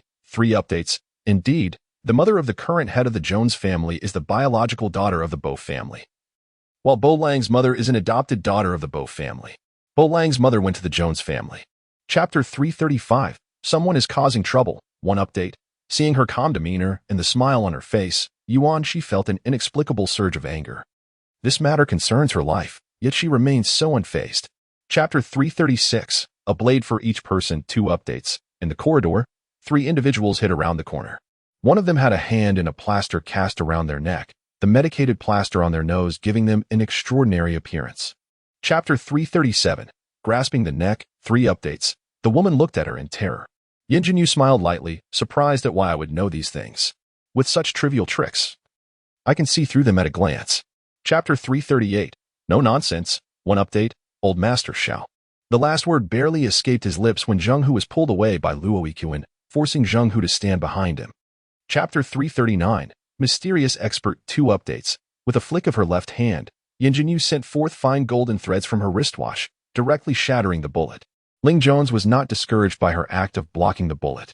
Chapter 340, A strike to the throat. 3 updates. It's all that foolish Feng family's fault.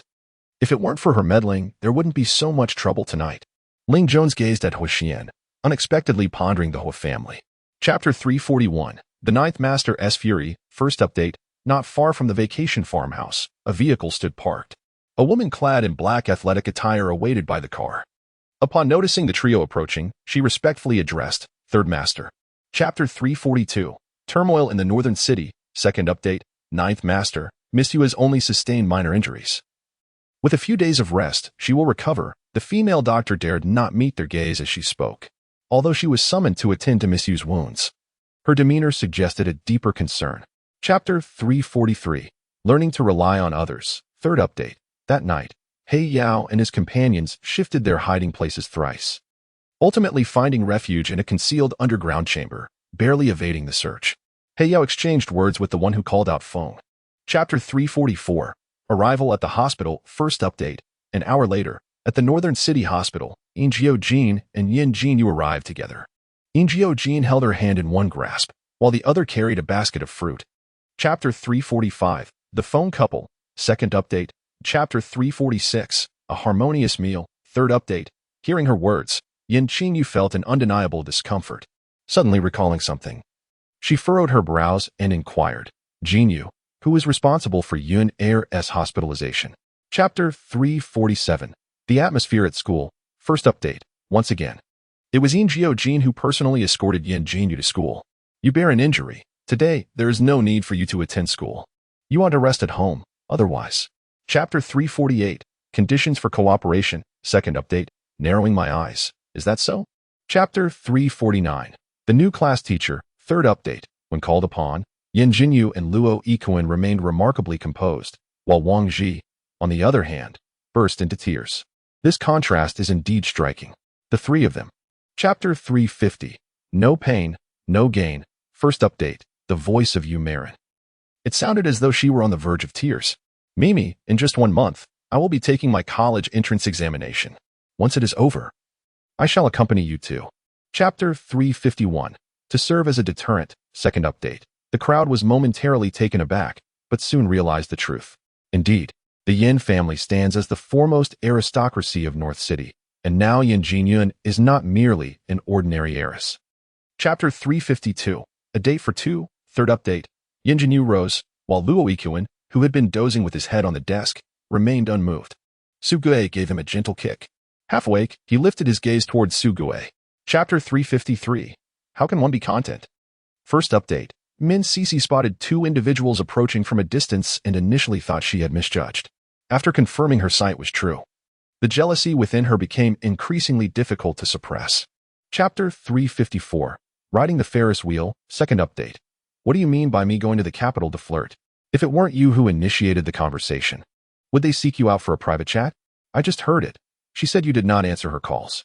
Chapter 355, Min Ting's Dark Countenance, three updates. Last time, Fochin asked him if he had encountered someone who bore a striking resemblance to her. And coupled with Yin Jinyu's inquiry about whether Fochin had any siblings, he kept this matter in his thoughts. Chapter 356, A Moment of Reversal, one update. The person who arrived was none other than Yin Jinyu. Behind her stood Yin Jiujin, dressed in matching athletic attire. Brother Jiu had come to the capital on business, quite coincidentally. Chapter 357, A Fortuitous Concurrence, two updates. Upon hearing Shi Fingling's words, Fochin immediately replied without hesitation, certainly. Realizing her reaction was somewhat exaggerated, she quickly clarified, what I meant was, recently I. Chapter 358, An Unexpected Incident, three updates. Yin Jinyu and Shi Fengling had not ventured far, remaining in a shaded area. Before Shi Fengling could speak, she embraced Yin Jinyu. Chapter 359, The Feng Surname, one update. After speaking, Yin Jinyu went to assist the woman, helping her to a seated position and checking her pulse. Before addressing the woman's husband, who had barely managed to stand. Chapter 360, The Approaching College Entrance Examination, two updates. I have nothing pressing. It is merely a matter regarding Brother Jiu's company, and as it happens to be the weekend with no other engagements, I am simply accompanying Brother Jiu to the capital. Sitting like this. Chapter 361, Accompanying throughout the examination, three updates. Outside Boya High School, Yin Jiujin parked the car, alighted, and escorted Yin Jinyu into the school. The examination hall for Yin Jinyu is located within the school premises.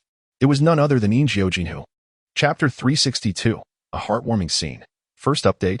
Early the next morning, Yin Jinyu and Yin Jiujin visited the company. Chapter 363, Arrival in Cloud City. Second update. Yin Jinyu's eyes sparkled.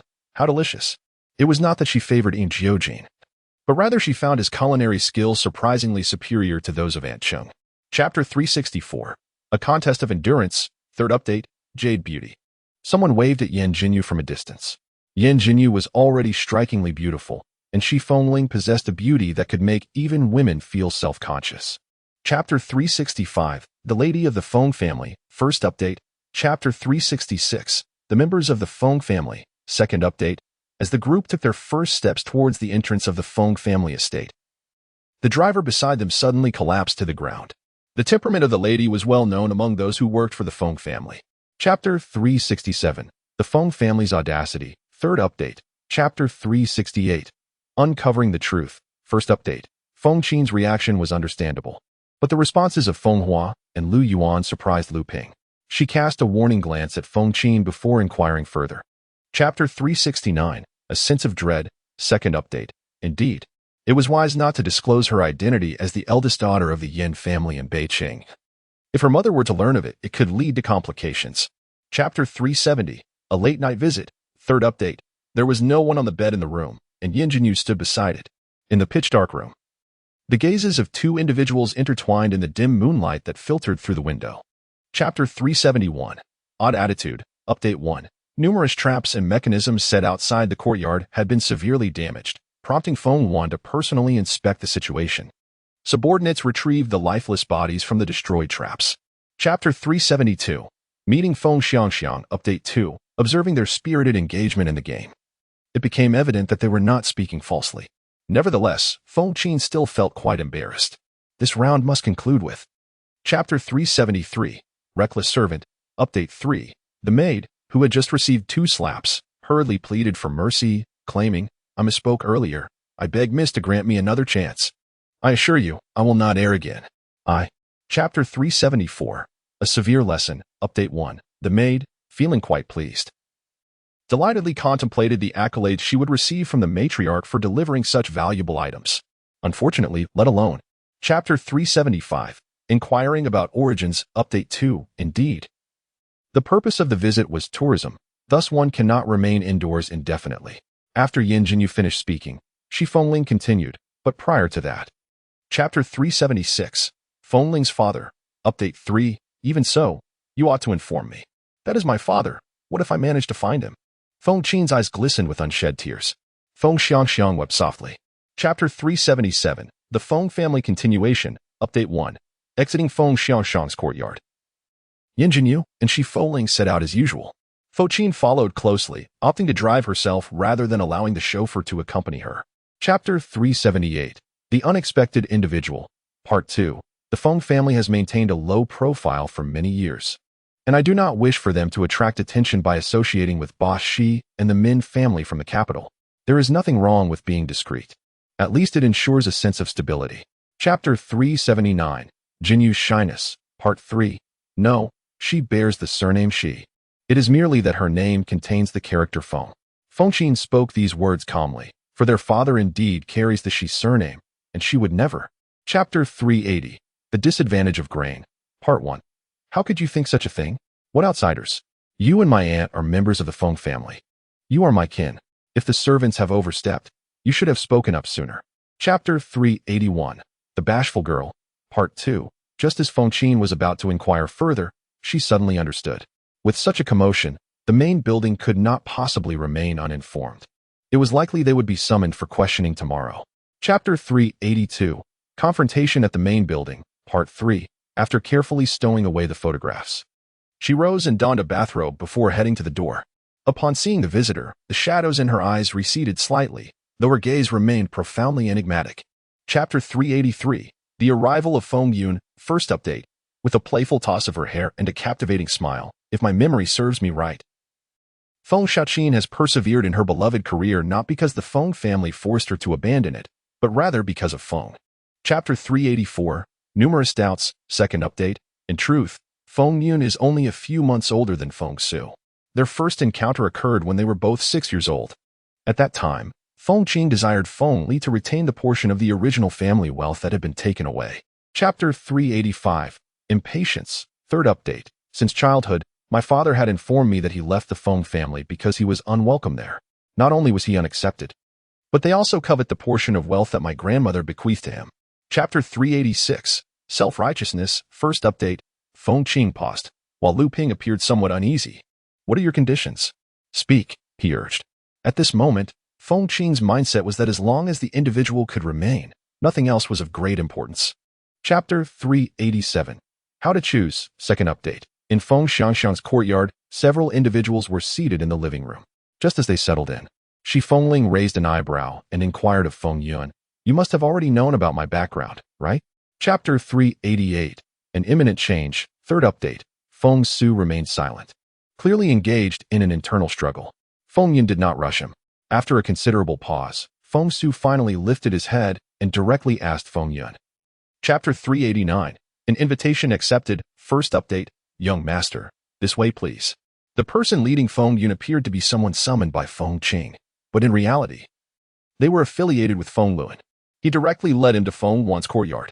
Chapter 390. Unmoved Feng Yun. Second update. Shi Feng Ling raised an eyebrow.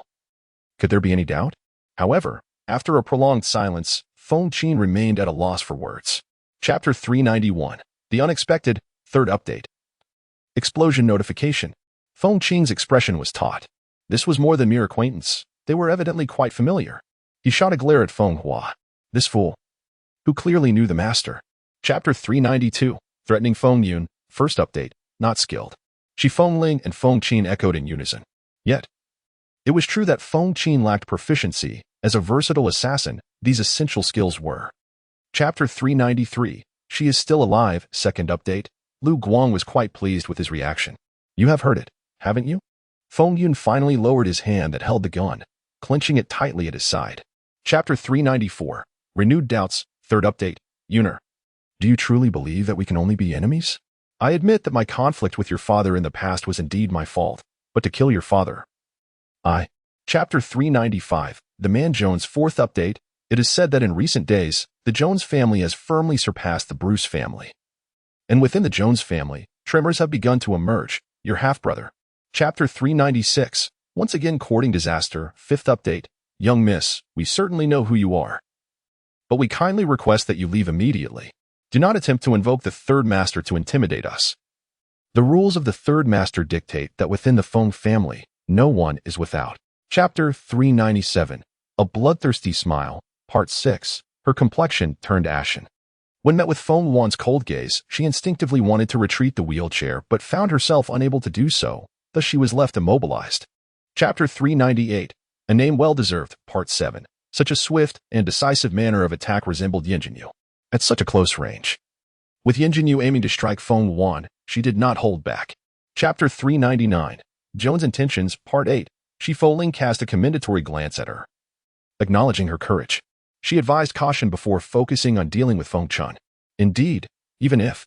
Chapter 400. The Ninth Master's Cold Snort. Part 9.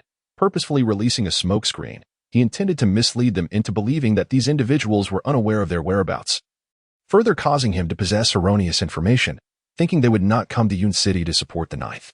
Chapter 401. All were decisive. Part 10. Feng Qin was still in shock.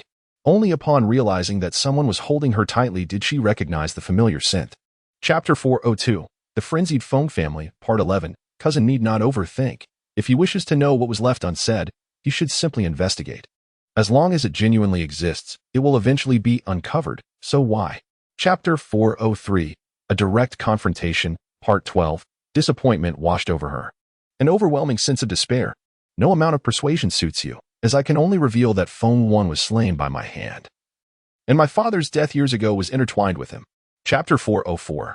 Jinyu's Protective Instincts. Part 13. You dare not fire, Lu Guang asserted with unwavering confidence. Is that so? Yin Jiujin replied with a faint smile, his gaze dark and unyielding as he decisively pulled the trigger. Chapter 405. Proposing Conditions Again. Part 14. His gaze swept over Ling Qiongxi, then over He Yao.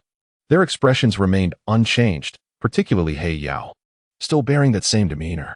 Chapter 406. Intelligence Breeds Jealousy. Part 15. Lu Junqing? Lu Guang failed to discern any emotion. Indeed, it is Lu Junqing. Do not pretend you are unfamiliar. I am aware of your acquaintance, perhaps even a close one. Chapter 407. Clichdi Drama. Part 16. Upon hearing those words, all the concealed malice in Lu Guang's eyes was unleashed, as he glared at her with a fierce intensity. 99. One must not be overly clever. Excessive cleverness. Chapter 408. A Brief Intermission. Part 1. Upon hearing the voice, Feng Yun's heart quivered. It was a sound he recognized to the very core of his being. Still imbued with the same tenderness after all these years, despite the shock. Chapter 409. Lu Guang and Qingqing. Part 2. Lu Guang halted in his tracks, his gaze fixed upon her face as if searching through his memories. After approximately half a minute, he finally spoke. You are Chengcheng? Hu Chengcheng's eyes. Chapter 410. Jinyu intervenes. Part 3. In the departing vehicle. Lu Guang's gaze swept over Ling Qiongxi, yet he uttered no words. directly reaching out towards Feng Yun, the phone. Feng Yun raised her eyes. Chapter 411. A newcomer approaches. First update. Hu Chengqing pondered. How could Yin Jinyu think to inquire about me? Teacher who may simply call me by my name. Yin Jinyu smiled and said. Chapter 412. Jealousy and heartache. Second update. After a kiss, Yin Jiujin embraced her, locking eyes with her. Am I not more significant than a mere painting? No. Yin Jinyu. Chapter 413. College entrance examination results. Third update.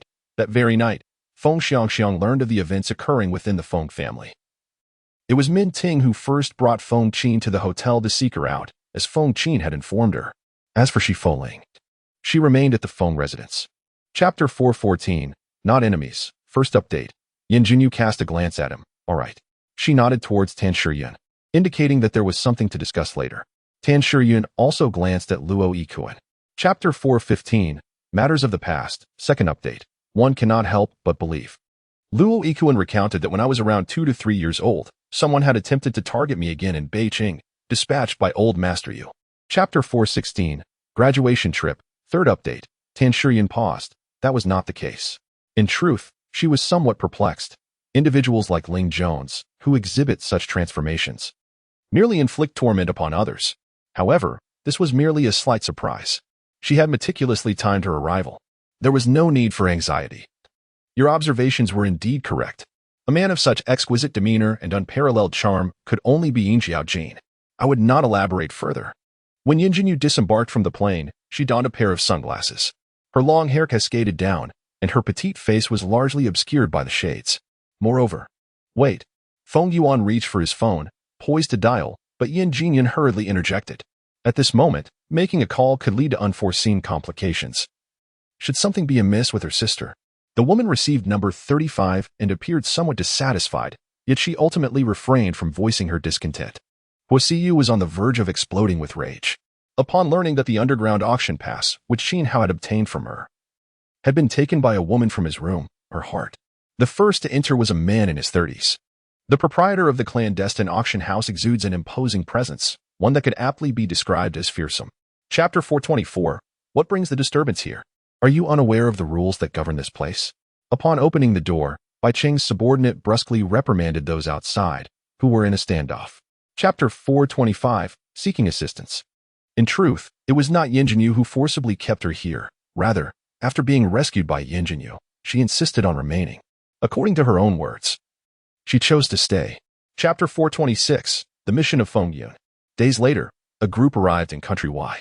After settling into their hotel and placing their luggage in their rooms, Tan Shiyun found herself restless. To be more precise, it was. Chapter 427. The arrival of the young lady. In the Min family, Min Xiangbei and his son were present. Upon hearing his words, Feng Yun exhibited little reaction. Lu Guang was aware that he could not defeat his opponent and sought to. Chapter 428. Lu Guang's daughter. My sister has arrived? Lu Yu exclaimed with excitement. Chapter 429. The journey's end. After hearing this, Lu Guang turned to Yu Quan, who was breaking into a cold sweat. Sir, you are aware of that young man's temperament. His stubbornness is. Chapter 430. Confessions of Longing. Yin Jinyu ascended in Yin Jiujin's exclusive elevator to the top floor, yet she did not encounter him. Only one of his secretaries. Zhou Xiao sat in her office. Chapter 431. The Ninth Master's dark expression. 3 updates. Yin Jinyu found it amusing. Yet she restrained her laughter. During her travels, she casually purchased items that caught her eye. How could you be aware of such trivial matters? Chapter 432.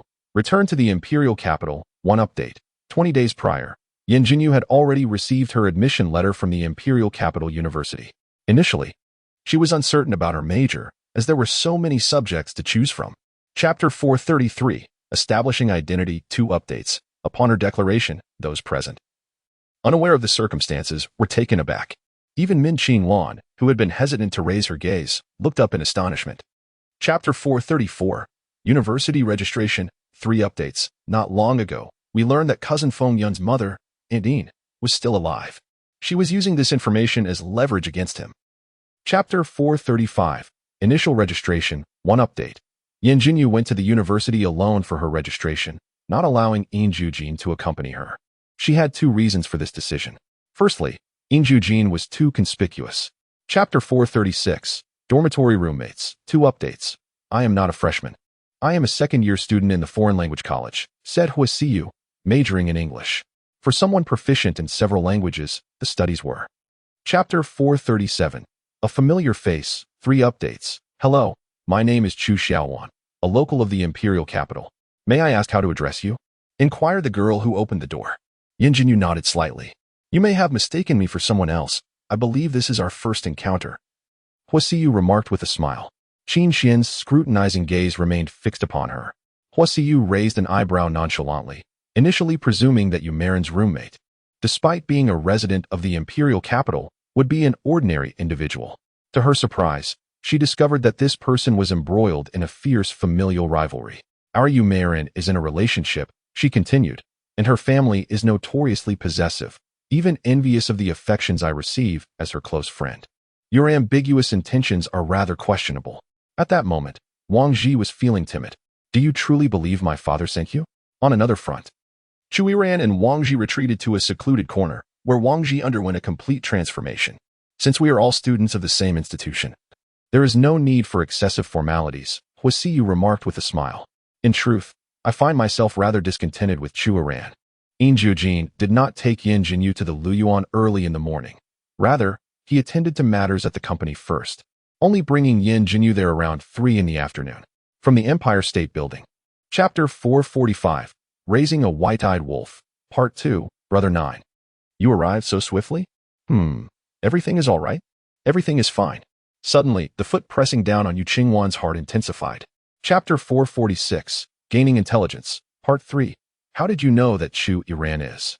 Yu Qingwan abruptly halted. Yet, Yin Jinyu had already acquired the answer she sought.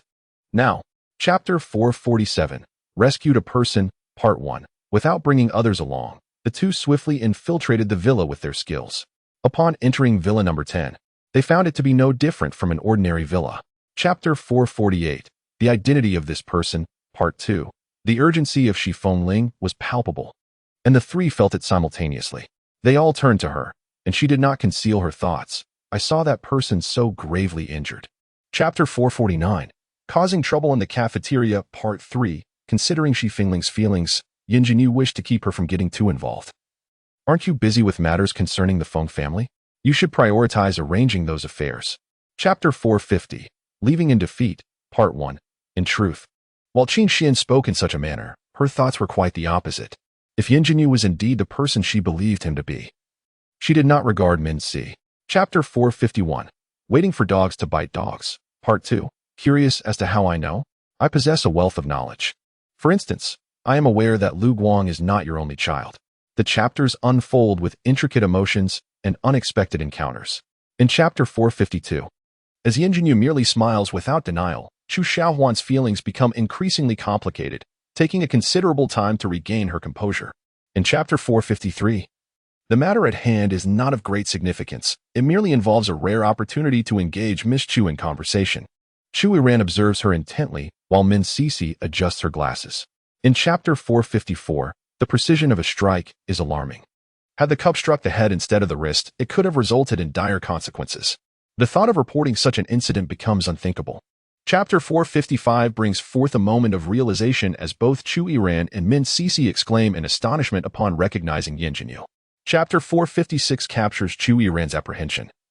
While in Chapter 457, as the expressions of the three shift dramatically, Yin Jinyu delivers a cutting remark, speculating that a selfish and ruthless individual like Lu Guang would likely disregard their fates. Finally, in Chapter 458, Yin Shuwa hesitates before speaking. Fully aware that Yin Jiujin despises interference in his affairs and abhors any form of investigation into his matters.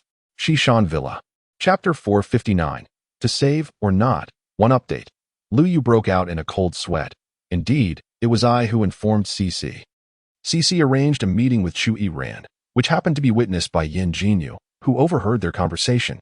Chapter 460. Assassination Failed. 2 updates. The proposal from He Yao left both individuals astonished. You are well aware of how formidable Miss Yin is. She holds her sister in high regard, undoubtedly. Chapter 461. Stirring Up Trouble. 3 updates. As the call connected, Min Rufeng was in his room at the main residence of the Min family, affectionately holding Shi Fengling. since Min Rufeng took over the entire. Chapter 462. A visitor in the dark of night. One update. Just as she received her pajamas, the power suddenly went out. The Yin family mansion was engulfed in darkness. Chapter 463. Pursued outdoors. Two updates. Whether it was from the blow he received or colliding with the desk, he was evidently injured, even spitting blood. He managed to force himself to stand, leaving Chu Ling in. Chapter 464. Late night intrusion. Three updates. She quietly slipped out without a sound. Knowing that Yin Jiujin would be even more worried. She had no intention of concealing this matter from him. She merely wished to spare him the fatigue of the day. Chapter 465. Whistleblower. First update. The Yu family is considered a moderately prominent family in the capital.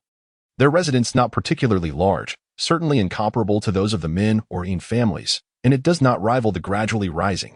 Chapter 466. The call for help. Second update.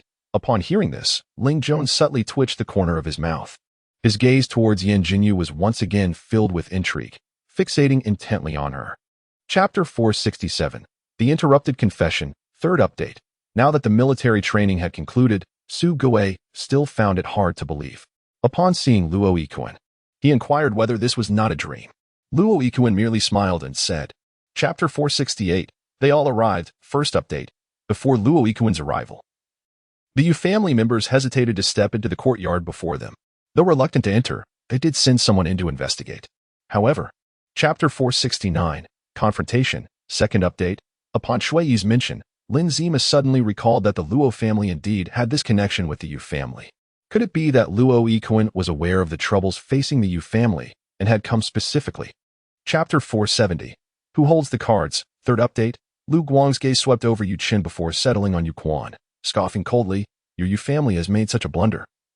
And you still have the audacity to ask me to protect you? Yu Quan, this is not your first day. Chapter 471. Lu Guang in a hurry. Fourth update.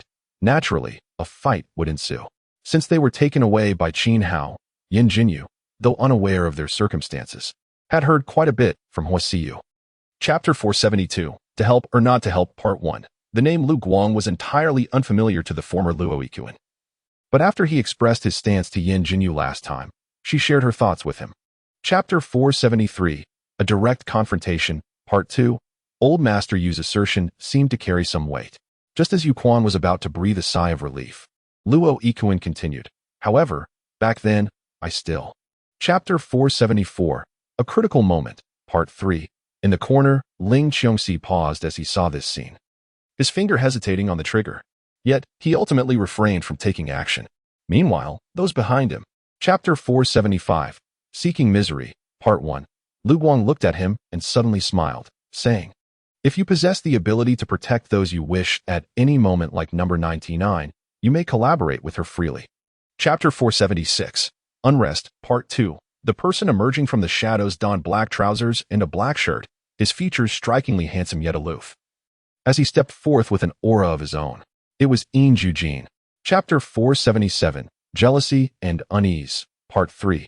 Thank you, Luo Yikuan remarked sincerely. If it weren't for you, I might still be ensnared in their deceit. No need for courtesy. Chapter 478. Climbing the building at midnight. Part 1. Concurrently. In a male dormitory at the Imperial Capital University. The layout of the student dormitories at the Imperial Capital University varies significantly. For instance, in the dormitory of Yin Jinyu and her companions, the arrangement is. Chapter 479. A meeting of few. Part 2. Could it be that he is rather unfamiliar with Luo Yikuan? Su Guo observed him in silence, and Luo Yikuan quickly discerned his thoughts. Specifically, Chapter 480. All in Ruins. Part 3. Within the confines of the cell. The three individuals lifted their heads at the sound. Yin Jinyu finally recognized their appearances. Their hair was disheveled, their faces marred with scratches, and the imprints of fingers were still visible on their skin. Chapter 481. Lu Guang's base. Part 1. I am unaware of what you are referring to. Chu Ying, at 50 years of age, appeared to be in her 40s, having managed the Chu family for many years. The Chu family is not particularly large in the imperial capital. Chapter 482. Concealing two individuals. Part 2. This information came to my knowledge inadvertently. I used it as leverage. It was precisely because of this bargaining chip that Lu Guang favored my daughter, allowing her to thrive for many years. Chapter 483. Instigating Relations Part 3. Uncertain as to where they were relocated, after the incident on Ghost Island 4 years ago, Lu Guang had transferred the individuals. Yet I suspect they were moved to his base in the imperial capital. Chapter 484. A Secret Base, Part 1. Upon leaving the Yu residence last night, Lu Guang instructed his men to drive in a single direction until they reached a certain location where several individuals emerged to blindfold them. Chapter 485. Various Precautions, Part 2. Before Ling Jones could utter a word, Yuanshi contemplated that he intended to take Yu hostage to secure the support of the Jones family. Observing Ling Jones's nonchalant demeanor. Chapter 486. Confession in the Cafeteria, Part 3. Yaoer, are you expressing concern for me? Lu Guang suddenly inquired with a smile. Heyo remained silent. Lu Guang chuckled again, seemingly quite pleased. Chapter 487. Dramatic Confession, Part 1. Zhao Linlin was equally astonished. She had been immersed in the excitement of viewing her idol's rare medical book when someone unexpectedly approached Yin Jinyu 2. Chapter 488. Celestial Beauty, Part 2. Goodness. What divine beauty is this? Indeed, does such attractiveness truly exist? Initially, upon seeing that man, one could only conclude he was extraordinary. Chapter 489. The Awakening, Part 3. Su Gue was taken aback. Had you not pointed it out, I would have remained oblivious. If Miss Yin does not have a boyfriend. Her public rejection of a confession from a seemingly decent young man. Chapter 490. As expected, Part 1. When Yin Jinyu and the others arrived at the Shishan villa, Min Rufeng and Shi Fengling were already present. They proceeded directly to the small building adjacent to the main villa. Although Huaxian was unclear about the unfolding situation. Chapter 491. Dining Together, Part 2. Shi Fengling felt a tightening in her chest, her hands instinctively clenching. It appeared she had indeed recognized the person correctly, she remarked. Chapter 492. Why not kill? Third update. Although phrased as a question, the implication was quite assertive. Shi Mao regarded her, reflecting on her remarkable capability at such a tender age, compelling Lu Guang into his current predicament. Chapter 493. Return to the Yin family, first update. Qin Jianjia smiled and remarked, I am quite well, indulging in delightful meals at home, never stepping outside. How could I possibly feel unwell? It seems that recently Yin. Chapter 494. Regarding the child, second update. Yin Yuhan let out a soft sigh. Approaching her to take her hand. He had initially wished to hear it from her lips, but Chapter 495. The Final Torment, third update. At the airport in the imperial capital, Yin Jinyu donned a light-colored long dress with long sleeves. The weather was rather cool today. She stood at the arrival gate. Chapter 496. Drawing to a close, first update. Chu Ying and Chu Yiran squatted in the corner of their cell, keeping a considerable distance apart. Compared to the last time, Chu Yiran appeared even more disheveled, having completely broken down. Now. Chapter 497. The Approaching Birthday, second update. Chapter 498. Wuxian's Gift, third update. Yin Jinyu did not fail to evade. Rather, she did not attempt to avoid at all. When Shi Fengling called out Yumarin, her gaze was momentarily blinded upon seeing her alongside Shi Fengling. Chapter 499. Contract Renewal, first update. Wuxian. Yin Jiujin once again shattered his understanding. Why did it feel like guarding against a thief? The promise of a serene indifference. Chapter 500. A rift emerges, second update. What does it mean? Quite literally, I am reminding Min Sanshao that our contract has but a month remaining. As a competent patron, I must uphold my responsibilities towards you. Chapter 501. Trust and Doubt, third update. Knowing that the stalemate of No. 99 primarily hinges upon the leverage I possess, do you truly believe I would trade her away? This time, I shall let it pass, Silk. Chapter 502. The Reason for Betrayal, first update. In recent days, not to mention Feng Yun, both Ling Qiongxi and Yuan Shi have remained confined in the very room that Lu Guang initially assigned to them. Regarding this, Feng Yun. Chapter 503. Yin Family Xiao Xiao, second update. After all, prior to that incident, his relationship with Heiress was evident. Gaining Lu Guang's trust was far from an easy endeavor. Hence, his betrayal. Chapter 504. A Stealthy Infiltration, third update. It was quite surprising for Yin Jinyu that Yin Xiaoxiao had discovered her before the obsidian. Yin Xiaoxiao's swift and decisive action, grasping the person's neck, severed. Chapter 505. All prepared, first update. When Aunt Yin encounters the individual, she will surely understand. Yin Xiaoxiao felt a sense of disappointment. Isolated from the outside world, she remained unaware. Chapter 506. Unexpected Developments, second update. Feng Yun's smile froze. Abruptly caught in a daze, the cup of water he held trembled dangerously, nearly spilling. After a considerable pause, Feng Yun finally inquired, "How confident are you?" Chapter 507. Confrontation begins. 3 updates. Such speed is entirely beyond the standards he had come to associate with Ling Qiongxi. Yet, this is indeed Ling Qiongxi. Lu Guang also. Chapter 508. The people have arrived. 1 update. Upon receiving the order, the individual admitted Yin Xiaoxiao, who had been waiting outside, along with Yin Jinyu, her subordinate disguised as a caregiver for Yin Xiaoxiao, refraining from exposing one's aura and similar tactics. Chapter 509. Betrayed by all. 2 updates. To imprison me and restrict my freedom is hardly an act of kindness, is it? To threaten me with Feng Li's safety has not coerced me? The repeated torment inflicted upon Feng Li has caused me pain that mirrors his. Chapter 510. Must kill. 3 updates. Staring blankly at him, Lu Yu suddenly let out a low, melancholic laugh. Go ahead and shoot. Consider it a repayment for the kindness you bestowed upon me. Chapter 511. Wishful thinking. 1 update. Yin Jinyu harbored a lethal intent toward Lu Guang, striking without reservation. Faced with such a resolute Yin Jinyu, Lu Guang dared not exhibit the slightest negligence. In close quarters. Chapter 512. The dust settles. 2 updates. These were among the few individuals he regarded with caution. Lu Guang never anticipated that they could possess such a side to them. He had never witnessed their interactions. Chapter 513. To forgive or not. Part 3. Indeed, while Ghost Island has been destroyed, we too have narrowly escaped with severe injuries. Had it not been for Feng's relatively minor wounds and his exceptional medical skills, Mei Mei and Xiaoyu. Chapter 514. A family reunion. Part 1. On the other hand, as soon as she got into the car, Yin Xiaoxiao began to sob softly.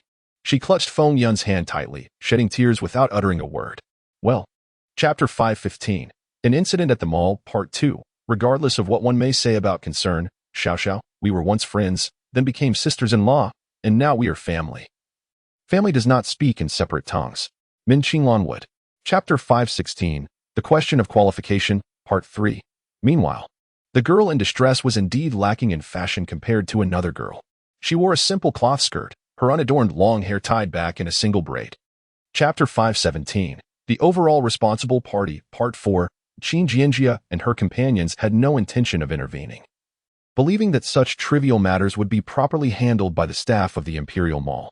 To claim that this minor issue would tarnish the mall's reputation seemed utterly unfounded. Chapter 518. All for her. Part 1. As they exited the store, Zhao Linlin suddenly realized and hurriedly asked, Jinyu, was it all right that I kicked her like that just now? She kicked Lu Minmin. Chapter 519. A life-saving grace. Part 2. Look at your cousin. At such a young age, he isolates himself at home. What kind of behavior is that? He feigns a lack of desires, as if untouched by the world. Ahem. In any case, you. Chapter 520. Her identity. Part 3. Yin Xiaoxiao glanced at Min Qinglan, then turned her gaze to Qin Jianjia. From her interactions with Qin Jianjia over the past few days, she had gained a rough understanding of the kind of person Qin Jianjia was. Chapter 521. Plans to return home. Part 4. My aunt called me. Is there something amiss? The caller was Yin Ruyu from the Yin family, who is the aunt of Yin Jinyu. Chapter 522. To become a slacker. Part 1. Just as she was about to walk over, she noticed Min Qinglan. Chapter 523. Birthday provocation. Part 2. Qin Xian and Zhao Linlin left first, with Huasiyu following closely behind Yin Jinyu. They took a small path through the woods outside the school cafeteria, where few people were present. Chapter 524. A resounding slap. Part 3. At the sound of a shout, everyone fell silent, pondering where this country dog had come from to provoke Huasiyu. She knew. Chapter 525. Unworthy opponent. Part 4. The girl in the white gown's expression stiffened further. Gripping the girl's hand with increased force, he pinched her arm painfully, nearly resorting to a reprimand for her foolishness. Chapter 526. Plastic Sisters. First update. Huasiyu also presented a gift, which Qin Xian accepted with gratitude, casting a sympathetic glance at Murong Shi and Murong Huan. The matter concerning the Bruce family. Chapter 527. Celestial Straight Man. Second update. Qin Hao paused and looked over. Unfamiliar. Is there something you need? His entire demeanor exuded a powerful yet aloof presence that would likely intimidate anyone else. Chapter 528. A Helping Hand. Third update. Huasiyu had not anticipated that Chu Xiaohuan would say such a thing. Her impression of Chu Xiaohuan improved slightly, realizing that she was indeed deserving of the admiration from Yumerin. Chapter 529. A Foiled Scheme, 4th Update. Morongshi originally intended to seek another opportunity to engage Qin Hao in conversation, to make an impression and ensure he remembered her. Thus, disregarding Huasiyu's presence, she approached. Chapter 530. The 2 Exit, 1st Update. Xianxian. What do you intend to do? How could you treat me this way? I came with good intentions to celebrate your birthday and even selected a gift for you. Yet you respond like this? Chapter 531. Master Jiu arrives, 2nd Update. Fortunately, Qin Hao was aware of Yin Jinyu's esteemed position in Huasiyu's heart, despite feeling somewhat uncomfortable. He restrained himself and said nothing. Chapter 532. Warmth without cloying, 3 Updates. Chapter 533. Repeated astonishments, 1 Update. It had been a year since Yu Xiao had last seen his older cousin. Upon their reunion, he felt she had not changed, yet somehow, she seemed different. This sensation was difficult to articulate. Chapter 534.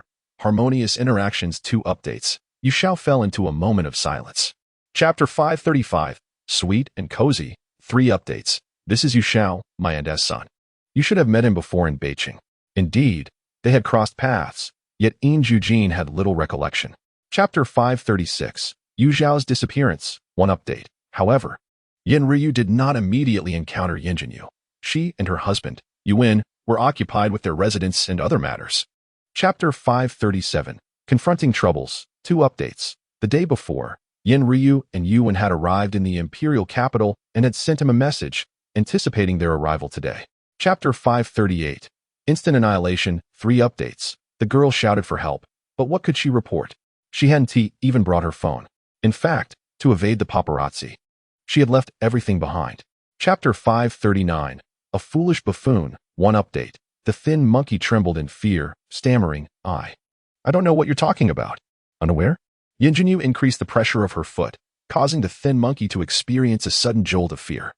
Chapter 540. A Silly Scoundrel, 2 Updates. In the car, Yin Jinyu casually retrieved supplies from the medical kit to tend to Feng Qin's injuries.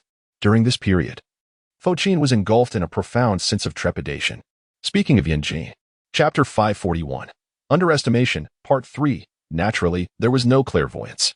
On the other end of the line, Yin Jinyu chuckled softly. Chapter 542. No Longer Touched, Part 1. Chapter 543.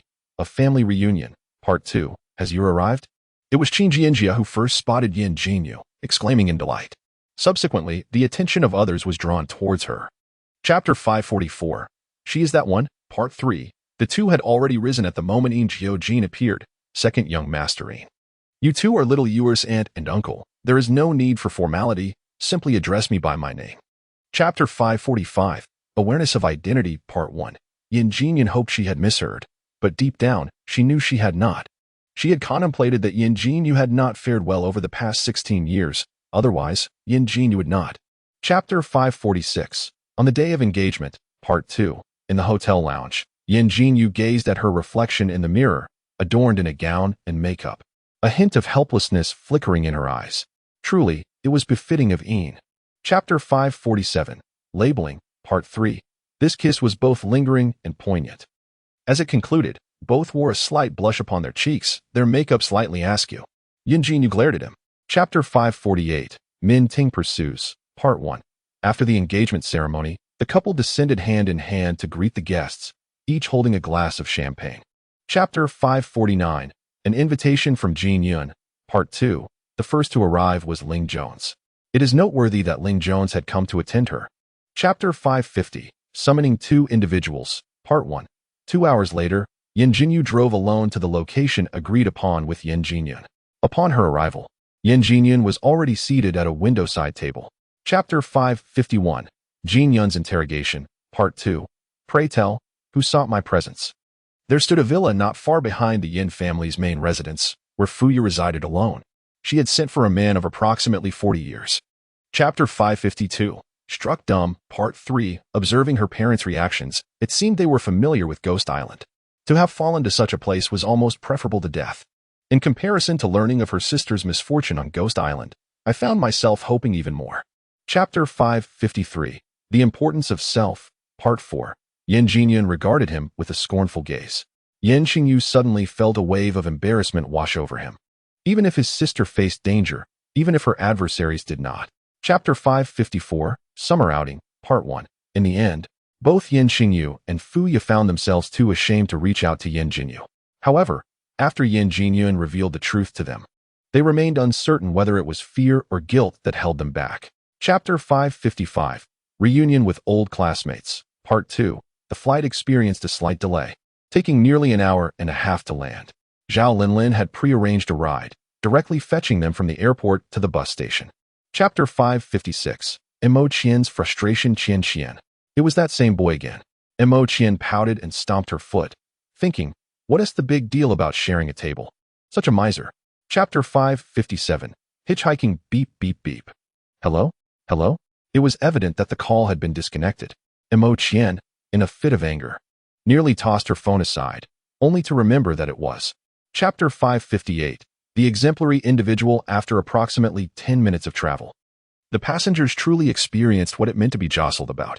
They had thought that the previous bus ride was bumpy enough, yet this. Chapter 559, Jealousy. It was said that as a classmate of Linlin, there was no need to address her as Miss Yin, simply calling her. Chapter 560, Arrival at the Zhao family. The village where Zhao Linlin resided was home to around 40 to 50 families, nestled at the foot of a grand mountain and surrounded by peaks. As the tricycle entered the village, the sky. Chapter 561, Avoiding trouble. While Zhao Linlin and Zhao Qian were busy transporting their luggage to the room, Zhao's father took the time to explain the sudden presence of 2 additional boys to both the elder, Zhao, and Zhao's mother. Chapter 562, The Jealous One. The Zhao household boasted only a single bathroom, making the task of washing up quite a challenge for so many, necessitating a queue. Yin Jinyu received the medical book from Zhao Qian, expressed her gratitude, and then. Chapter 563, Affected Pretense, Part 1. Jiang Xianyu found himself somewhat restless in his new surroundings. He struggled to sleep that night, eventually succumbing to slumber quite late. He set his alarm for 6 o'clock, yet still managed to force himself out of bed a full 10 minutes after it rang. Chapter 564, Shamelessness, Part 2. Yang Jun. Jiang Xianyu, I am not well acquainted with her. Yang Jun fell silent once more. Dear brother, there is truly no need to be so blunt. Chapter 565, A Fatal Strike, Part 3. Yet it was not the most fearful of snakes that prompted the cry from Chu Xiaowan, but rather the nearby Mo Qian. Chu Xiaowan had indeed spotted the serpent and initially intended to scream, yet. Chapter 566, Mo Qian's Mischief, Part 1. Sister Jinyu, your earlier action was quite impressive. After walking for a while, Zhao Qian could not help but exclaim. Chu Xiaowan nodded in agreement. I too felt. Chapter 567, Swiftly Seeking Help, Part 2. Yang Jun moved to the site where the two had tumbled down, observing that it was a steep embankment, with lush trees and underbrush below. Aside from a slight mark at the top, there was little else to indicate. Chapter 568, A Few Slaps, Part 3, Contact? How to make contact? Zhao Linlin pondered, wondering if Yin Jinyu intended to use her silver watch for communication. Ultimately, she refrained from voicing her question. Jiang Xian. Chapter 569, Startling Everyone, Part 1. You young lady, what manner of striking is this? Mo Qian is a resident of this village, and the individuals summoned by Zhao's father are all familiar with her. Upon seeing Yin Jinyu. Chapter 570, Discovering Thoughts, Second Update. Chapter 571, No Return to the Imperial Capital, Third Update. Little Ewer, have you descended from the mountain? Yes. Yin Jinyu lay on the bed, engaging in a video call with Yin Jiujin. This was still her arrival. Chapter 572, Someone Seeking Death, First Update. In the bustling city, as night fell, it was the perfect time for leisure. When Yin Jinyu arrived at the club, it was already lively. She did not bring any luggage. Her belongings were. Chapter 573, Daring Beyond Measure, Second Update. Yin Jiujin remained seated. Lin Zimu stepped forward, directly aiming a gun at Ching's forehead. The other 2 girls were so frightened they nearly screamed. Chapter 574, Unaffected, Third Update. Yin Jiujin's eyes brimmed with amusement. Nowadays, it is quite rare to witness the young girl feeling jealous. Few possess the audacity to approach him or provoke. Chapter 575, Her Concerns, First Update. After a long while, the lingering kiss came to an end. Yin Jiujin held Yin Jinyu tightly, his dark, captivating eyes reflecting her image, still believing. Chapter 576. A visit to the Jiang family. Second update. Upon hearing this, the girl cast a disapproving glance at Imochian. Jiujia, I did not intend to trouble a mere doorman. You are the eldest daughter of the Li family, yet. Chapter 577. Mistaken identity. 3 updates. Jiang Zhao remarked. It would be rather inappropriate to turn away a visit from the young lady of the Li family. After all, they are your classmates and of similar age to your friends. So, Chapter 578. Those thoughts. 1 update. Yin Jinyu held a cup of water. Her fingers absently tapping the glass, casting a glance at Li Jiujia. Just a single glance revealed Li Jiujia's. Chapter 579. Disdain for timidity. 2 updates. The others were quite entertained, particularly Qin Xian and Chu Xiaowan, who savored snacks and sip juice, thoroughly enjoying both the food and the spectacle. Chapter 580. Who lacks support? 3 updates. It was Zhao Qian who made the remarks. Mind your words. Criticizing my sister's appearance. Have you taken a good look at yourself? Brother Jiang is undoubtedly exceptional, otherwise. After calling out to Jiu Yi, several others greeted Jiang Zhao. Brother Jiang. Jiang Zhao knew Li Jiujia, but the other individual. Jiu Yi? Chapter 582. At 20, 2 updates. Is it false? Yin Jinyu smiled lightly. If it's real or not, wouldn't you know after trying? To be honest, if you dare to show up after my lesson. Chapter 583. A grand wedding finale. The couple arose, freshened up, and donned the couple's attire that Yin Jiujin had prepared. Arriving at the Civil Affairs Bureau before 7 o'clock. It is not the peak season for weddings, they truly are.